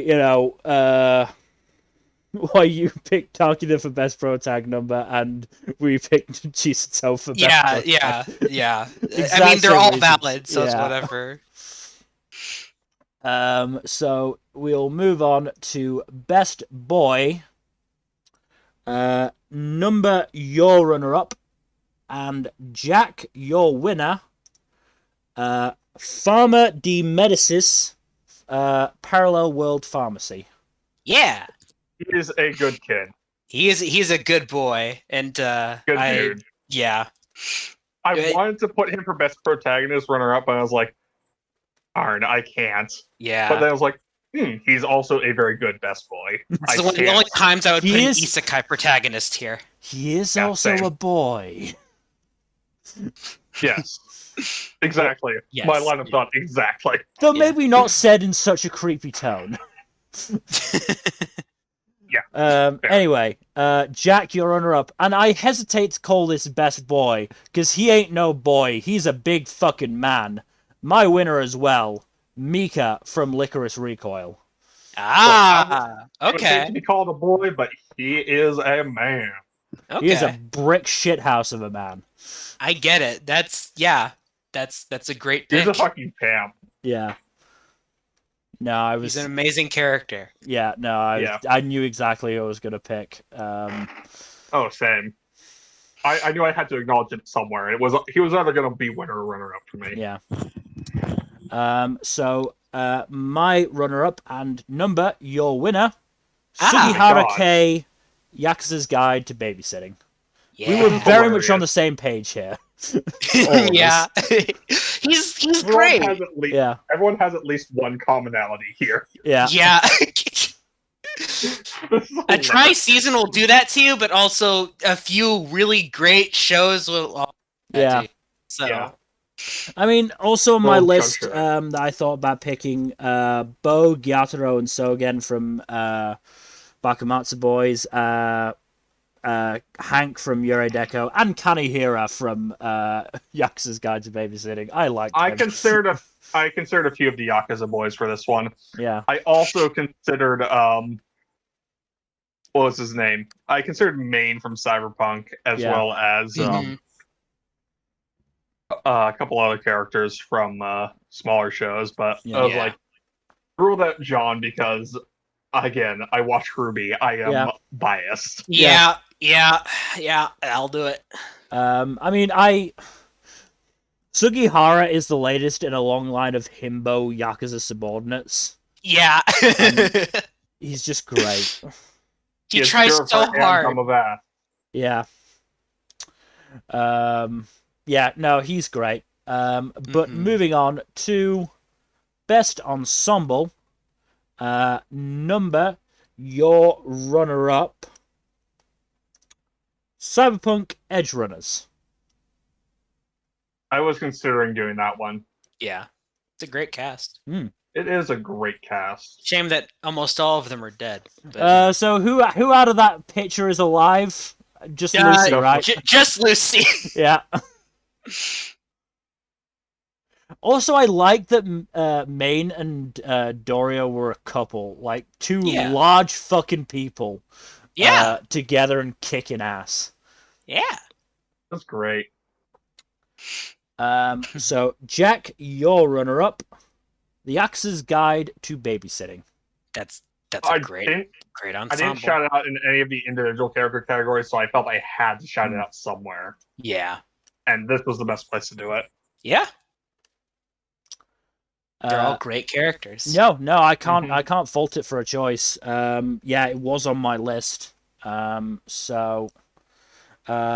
my runner-up is Shine On Bakumatsu Bad Boys. Completely fair. Big cast of main characters, and I liked pretty much all of them. I liked Akira when she wasn't attached to Kido. Yeah, that was always the one bit that soured me on her, but I liked her otherwise. And I liked everyone else to varying degrees. So, yeah, fuck it. I decided I'd go for it. Main cast of that show, yeah. Yeah. But Nmbr, your winner, and Jack, your winner, Lycoris Recoil. Yeah. Shocker. Absolute shocker. I didn't see that coming at all. Mm-hmm. It's maybe more shocked that I didn't pick it. What did you pick? I have an idea. I bet you do. I picked Teppen. Shocker. Yeah. 15 fucking characters, all distinct personalities, all of them I fucking liked. Yeah. Nah, I had to pick Teppen. Yeah. I love those weirdos. I love them. So moving on to the last character award, Best Ship. I'm gonna say now I maybe cheated a little bit with this. Oh, figures. I maybe cheated a little bit. Okay. But Nmbr, your runner-up, and Jack, your runner-up. Oh, okay. David and Lucy, Cyberpunk Edgerunners. Yeah. They're great. It's a good pairing. Yeah. Even if it is a bit fast. I've said my piece on them. But I understand why. As I said, there's definite chemistry there. I just wanted it to be explored a little bit more. Yeah, they could have used an episode solely on them. Yeah. That's why it's the runner-up and not the winner for me. Yeah. Yep. My runner-up, as I said, I cheated a little bit. Ashito and Hana from Aoashi. Yeah, it's okay. I needed to do it. I couldn't do it last season because, like, my fucking second and first place were Izumi and Shikimori and even Aoi. And I was like, I can't... Yeah, no. I could not pick those two, but I needed to shout out Ashito and Hana. Especially after the fucking forehead kiss. Like, And to be honest, I didn't have that many other options anyway. So completely fair. I'm happy with my cheat choice. That's fair. Who was I gonna pick? Akira and Kido? No. Anyway, I think we all know what's coming up here. Another sweep. Nmbr, your winner. Jack, your winner. And my winner. Chisto and Takina, Lycoris Recoil. Shocker. Absolute shocker. Canon. Make it canon. Make it canon. It's already halfway there. Yeah. We all knew that was happening. Yeah. Like I said, absolute shocker. Yeah. I am shocked. Yeah. You can tell from my voice. Great relationship though. Yeah. Mm-hmm. So moving on then to best OP. Nmbr, your runner-up. Let me just get the names right on this one. Finally, some individuality here. Private Eye by Big Gadgets featuring Aya Kamiki with Takia. I assume that's with, not W. Yeah. Fuuto PI. So this is Fuuto. Yeah, this is Fuuto PI. by the name of the song. Yeah. It's a banger. Yeah. No, I like the song as well. From what I heard of it. So just let that run out. Okay. Jack, your runner-up. Darten by Creepy Nuts. Call of the Night. That's a banger as well. Yeah, this is a banger. This is a banger, to be fair. Honestly, Call of the Night just has a really banging soundtrack. Yeah. No, it's across the board. Definitely a good choice. I did not pick it though, to be fair, because I had my picks set out for a while. This has been a category I've had set out for a long time. So my runner-up, and it is by the skin of its teeth that it is only in second. Teppen Tengoku Top of the Laugh by Teppen All Stars. Teppen. Yeah, I love that opening. It's a fucking banger. It's a great opening. It is a fucking banger. That's probably like my third place. If it didn't have that visual lull in the middle, and it's only a small one, it's only about 5 or 10 seconds. Mm-hmm. If it didn't have that visual lull, it would be first. Mm-hmm. It's because really, this is really good. This is a genuine fucking banger. Mm-hmm. I really need to watch this show, then, I guess. Yeah. Yeah, I recommend. But Nmbr, your winner, and my winner, Alive by Claris, Lycoris Recoil. I'm a sucker for Claris, so this isn't entirely fair, but yeah. This is actually my third place choice, if I'm being honest. Yeah. No, I've loved this OP from the very beginning. Like, it's the visuals are so good, the song is very good. And it has all the flashing through the different outfits. Yes. No, loved that. Yes. The fucking little kicks, and then fucking targeted belting her. That I've seen memed on Twitter so much. Yeah. I also I think Stand By Me. Yeah. Stand By Me. I also really like the bit where it goes through the files of Chisto, Takina, and Fuki, first as kids, and then as teenagers, because you see that Chisto is just not changed. Yeah. Great. She's just happy-go-lucky murder girl. Yeah, I had to shout out my winner and runner-up, even though I love the Lycoris opening. Yeah. So, Jack, your winner, Shall We Dance by Riona, Shadow's House Season 2. Ooh, okay. The song is a banger. Okay. I am. To be fair, I cannot. Everything I've heard from Shadow's House's OPs and EDs have been really good. I will give it that. Yeah. Just like the songs themselves are really good. I love the visual metaphors in them too. They are just so wild. Yeah. But moving on to best ED. So let me just scroll down. Nmbr, your runner-up, Let You Down by Daweed Podsial. Yeah, I don't know. Fucking look it up yourself if you want to know what the name is, but I don't know how to pronounce it. Yeah. But it's Cyberpunk Edgerunners. Yeah. Yep. Again, I didn't see it very often because I skipped it, but yeah, I get it. It's a good ED though. It is. I love the CD. The song is good. I liked the song. Mm-hmm. Mm-hmm. And that ending shot there is great. Yeah, no, that's on a great shot. Yeah. But Jack, your runner-up, Masquerade by Claris, Shadow's House Season 2. They did it. They didn't. Okay. And Claris is all over this. Huh. Yeah. I had to shout out Claris. Yeah. They did a bang up fucking job with this one. Yep. No, that's fair. Absolutely fair. And also, again, the visuals are lovely. Mm-hmm. They look really nice. Yeah.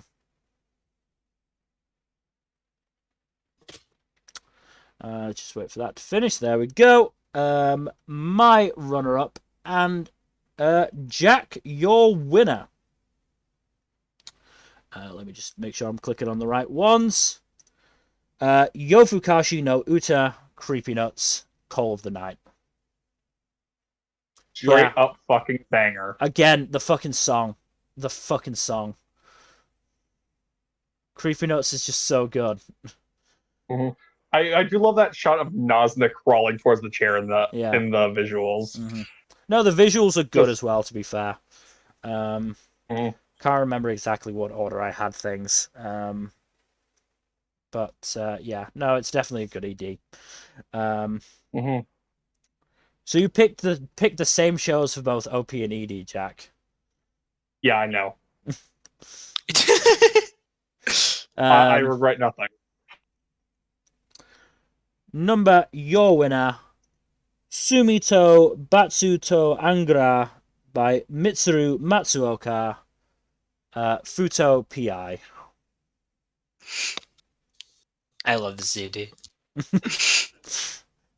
Wouldn't have guessed. I like the dancing at the end. Yeah, the dancing's really good. Yeah, look at that. I love the song as well. There we go. Yeah, it's just good vibes. Yep. Yep. And my winner, Hana no To by Sayuri, Lycoris Recoil. Okay, yeah. That's I love that ED as well. Yeah, it was a good ED. Good ED. Yeah. The only reason I didn't choose this one as a potential runner-up was just because of the use of the stock footage from the episode in the ED. Yeah. I kind of like that because it means it changes from episode to episode. I like it a little bit as well, but I get it. Yeah, I get it. It is a I'm not gonna say lazy. It's not that but it annoys me or anything. It's just that was that little bit of ED stuff that I was like, I want something with a little bit more uniqueness from the show itself. You know? No, that's fair. Yeah. That is fair. But moving on then to best animation. Nmbr, your runner-up, and Jack, your runner-up, Cyberpunk Edgerunners. I probably should have provided a warning for gore. Oh well. I kind of forgot that this was the clip. Getting fucking gibbed. Yeah. So, yeah. Yeah, this kind of speaks for itself. Mm-hmm. Yep. Trigger is on their fucking Trigger and Imaishi and all that. I like the cartoon just keeping the body in the air with a shotgun. Yep. See, this kind of shit is why I love Rebecca. She's great. Yeah. My runner-up though is Aoashi. Absolute shocker. I wanted to shout it out. And it's got good animation at times. Mm-hmm. Like, that's the kind of move that most fucking shows would, like most sports shows would not show off. Because it would be too hard to animate fluidly, so... Okay. Well, then points to them for doing it. Yeah. Yeah, pretty neat. Just let this run out. Done. Okay. I wonder what we chose as our winners. Just give me a second. I just want to do something. It was Lucifer and the Biscuit Hammer, right? Right? Wanted to do that. Okay. Right? Nmbr, your winner. Jack, your winner. And my winner, Lycoris Recoil. Absolute shocker. Yeah. Oh, you picked this. Nice. Yeah. Cool. No, yes. This was on my shortlist for best fight as well because I fucking loved this. No, it's great. There are like a good half dozen fights I consider. For best fight there are a lot of really good fights in this show. Yeah. Yeah. I'm still happy with the one I chose, but there were so many good options. Yeah. So, speaking of fights, we move now to best fight. Just scroll down to the bottom. Nmbr, your runner-up is Bell Cranell versus Moss Huge, Danmachi Season 4. I was considering using either that or Bell versus the Juggernaut, but that was I would have picked that if it had a bit more to it and it had like a proper conclusion, but it doesn't really. So this one just barely passed it up. As said, I was considering using one, but the Moss Huge fight, but I had to relegate that to third place in favor of my second place. Okay. But yeah, as I said, I watched this. I watched a clip of it to cut it down to that, and yeah, it looked really fucking good. It's a good fight. But Jack, your runner-up, displacing this is Team Rwby versus the Nightmare, Rwby Ice Queendom. Okay, yeah, I get it. Yeah, that's great. I almost put Rwby on here, but yeah, I almost picked this as well. To be fair, yeah, amazing. Good ass fight. It's so good. I'm glad someone picked it. Yeah, no, that's part of the reason why I didn't pick it because I knew Jack already had it, so it was still going to get a shout out. It's so gorgeous, and the song that plays in the scene too. Hell yeah! I also considered putting the fight, but this one was a better one. Yeah. So what I chose instead, taking advantage of a precedence from last season. Oh boy. Oh boy. Furion versus Musashino Aoashi. I said that I tried to shove Aoashi in wherever I could. I wasn't lying. I was not lying. But this was also a really fucking good match, so... I guess sports ball counts as a fight. Hey, Nmbr was allowed to pick Eve versus Rose last season. So, as I said, I'm going with the precedent here. I'll allow it. I won't do it. If we all pick different Lycoris fights for our winner. Unfortunately not. But we did, sort of. So, Nmbr, your winner. Chisto and Takina versus Majima. Lycoris Recoil. So you picked the couple fight. Yeah, look at that. I really like this one too, but it's so good. It's the part where Chisato does the thing with the gun that that fucking deafens Majima. Yeah. It's so good. Right. I also I was sort of deciding whether to pick the one from the end of episode 11 or the bit from the start of episode 12. I decided on the episode 11 because I love that part too. So that's fine. Yeah, but Takina was more involved in that part. That was my reasoning on that one. But Jack, your winner and my winner. Chisto versus Majima 3 Lycoris Recoil. Okay. The final fight. Yeah. That's great too. As said, there were a lot of other options could have picked. Chisto and Takina versus Fuki and Sakura. Team Rwby versus the Crow. Team Rwby versus the Nightmare. Chisto versus Majima 1, 2, and 3. Yep. But I just decided to go for 3 in the end. I get it. Yeah, it's a good fight. They're all valid picks. Yeah. Thing. Yeah. So. No, yeah, you can't blame anyone for picking just a matter of preference. Yeah. Mm-hmm. So we move on to our penultimate award, best sequel. Nmbr. This one's kind of funny for me. Yeah, your runner-up. It's a show you've not mentioned on here before. Yeah, exactly. Love Live Superstar Season 2. So what now? Yeah, so this is cheating. So I did start this. I haven't finished it yet. Mm-hmm. I've only watched a few episodes of it so far, but it was either this or Rent a Girlfriend season. So okay, no fair. So yeah. So here's where I mentioned something. I maybe could have mentioned this before, but it was something I was thinking about. You do know Dr. Stone was this season? Oh yeah, it was. Special, yeah. Yeah, so I forgot about that. You could have legitimately picked that. Yeah, I could have. Yeah, I forgot about that. On it. Yeah, I mean, I was thinking about it on my own end, which I'll get to when I get to my runner-up. I've liked what I've seen of season 2 so far, anyway. So that's fine. It's absolutely fair. You haven't brought it up really on. Yeah, I mean, it's Love Live. What do you want me to say? I mean, I'll probably talk about it a bit when I finish it, but it's Okay, Jack, your runner-up, Shadow's House Season 2. Okay, yeah. Excellent show. Mm-hmm. No, from what you said about it, absolutely fair. My runner-up is Love All Play.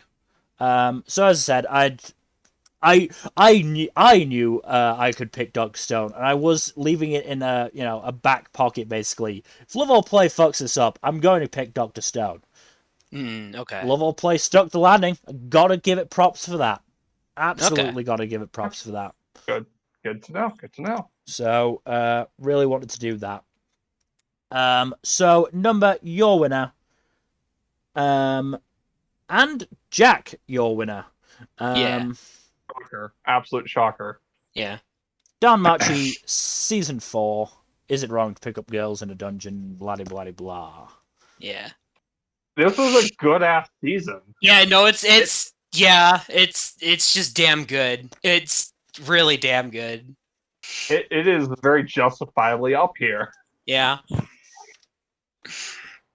No. I wonder what Mill's gonna pick. Well, I think I may surprise you because I've been watching it in secret. It's Rent a Girlfriend Season 2. No, it's not. it's Aoashi. It's Aoashi. That's the heel turn. That's the heel turn. No, it's Aoashi. It was never going to be anything else. In a better season, it would still be Aoashi. Yeah, of course. Yeah. Yeah. Of course. It would 100% be Aoashi. No, it's I've talked long enough about why I love Aoashi. It's good. So moving on to our final award, anime of the season. You want to count down first to the number 2 picks? No, because I haven't ranked yet. But we can do your 16 list long ranking. No, we don't have to do that. You can do like your top 5 or top 10 once we've announced the winners. I found that. But Nmbr, your runner-up, Yakuza's Guide to Babysitting. Oh, that's really high up for you, huh? Yeah. Good show. I loved it so much. It's just I mean it was close between this and my third place pick. Yeah. But but I would no. I'm gonna guess it's Cyberpunk. just on a limb. Yeah. But Yeah. Yakuza's Guide is in my top 5. Mm-hmm. Yeah. Only thing that kept it out of my top 2 was that fucking weird episode. Yeah. Only but thing. The rest of it made up for it for me. No, that's absolutely fair. Absolutely Yeah. fair. It was a very good show. Yeah. Jack, your runner-up, Cyberpunk Edgerunners. Yeah. That was my third place. Yeah. Thought so. Yep. Good show. Very good show. Yeah. Great show. Yeah. My runner-up, which is where the intrigue comes in, because I think we all know what we've picked for winner. Do we? I don't know. I think we do. I will be absolutely shocked. But my runner-up, it's Teppen. Oh, really? Okay, yeah. Great. Good. I was genuinely thinking about it. I was like, I could have gone for Yakuza's Guide to Babysitting. I could have gone for Rwby. It's not a good sign that I'm having to check my list for what else I could have gone for. Yeah. I could have gone for Bakumatsu Boys, but honestly, like, when I just thought about the sheer enjoyment I got out of watching Teppen, I was like, fuck it, I'm gonna give it second place. Like, I genuinely really fucking loved this show. I get it. It'd probably be in my top 5. I can't get over that dad leaving joke. That's hilarious. It's hysterical. It's so awful. It's so funny. Anyway, drum roll please, as if we need it. All of our winners, Lycoris Recoil. Yeah. Shocking. Wait, what? Fucking nobody. Oh. Look, this was the best show of the season. Yeah. Hands down. Yeah, I think so too. And it managed to stick the landing. It would have been a lot lower if it didn't. Yeah, it stuck the landing. Yeah.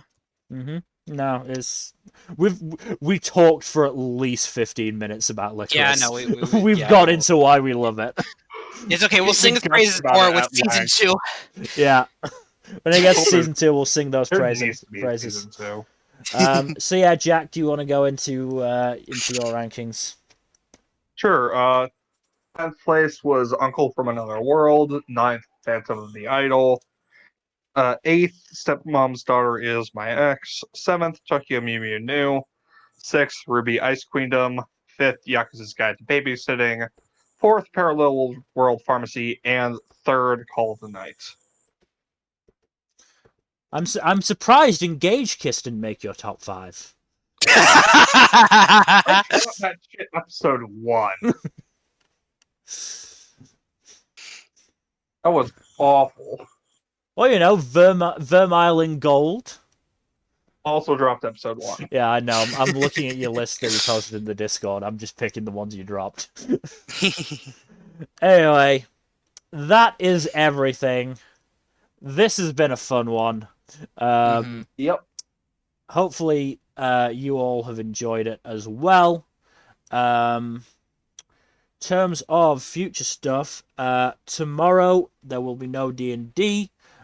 Jack and I will instead be playing Deathloop. Woohoo! Looking forward to that. Tuesday, I'm gonna say probably Deathloop, because I don't want to make the guarantee that I will actually do Hollow Forest off screen this week, because I really fucking hate it. Yeah, no, you were raving. I was genuinely angry. Honestly, if I wasn't playing it for the stream, I might have just stopped playing for a while. As it is, I've got to finish it. As it is, I've got to finish it, so, yeah. I'll do it off screen at some point, up until, the boss fight, but I'm not, like, saying it's going to happen this week. I'm not guaranteeing that, because I really hate it. I really, really don't like it. Thursday, not Ace Attorney, so probably Deathloop again. It might be Deathloop 3 streams in a row. I'm gonna be honest on that one. Unless we find something else to play.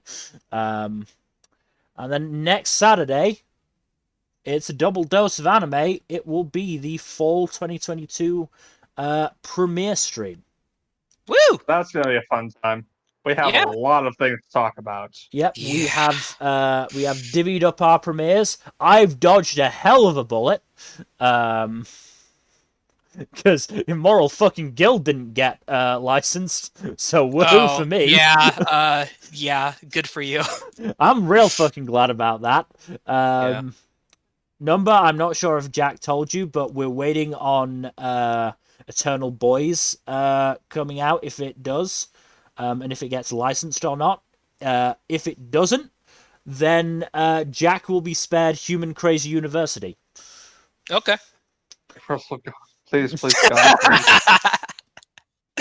We'll see what happens then. So we will see if Eternal Boys gets licensed somewhere. Crunchyroll has an open spot left, if I recall correctly. I'd have to check if it's... Let me check if it's still open. Full lineup. It was certainly open the last time I checked.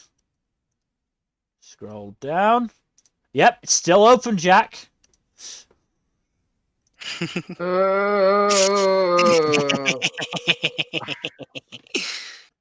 But yeah, also, look forward to the, let's see, 1, 2, 3, 4, 5, 6, 7, 8 sequels we are going to be covering next season. Oh boy. We'll reveal them now. I don't think it's going to be any, surprise what they are, but the Bleach the 1,000-Year Blood War arc, Golden Kamuy Season 4, Mob Psycho 100 Season 3, My Hero Academia Season 6, Spy Family Core 2, To Your Eternity Season 2, Uzaki Wants to Hang Out Season 2. I'm not sure how that one made the list. Yeah. And Welcome to Demon School Iruma-kun Season 3. Woo! I haven't watched it. Yeah. I'm surprised. Iruma-kun is very good. I know it is. I haven't gotten to it. Yeah, no, it's fair, but it's certainly it's turned into one of my favorites. I really like season 2. Season 1 was good, but I wasn't much of a fan of the second core storyline. Season 2 was just wonderful. I'll get to it. I will one day. And season 3 looks like it's turning a. I've only heard good things. Yeah. It's definitely enjoyable. But I'm that is everything. Watch it as soon as I get off stream. Well, now that we've done this, I can start watching my premieres. Yeah. Probably not tonight, considering it's 4:30. But at some point. You need to sleep. It's fine. No, go to sleep. I will. So that is everything. Again, thank you everybody for watching. Hopefully you've enjoyed, and please do give us a follow here on Twitch and on Twitter at storytime_net. That's where you get all the up-to-date info and where we post our tier lists when we do them. Otherwise, again, third time, thank you for watching, and hopefully we'll see you tomorrow to loop some deaths. Good night. Bye-bye. Later.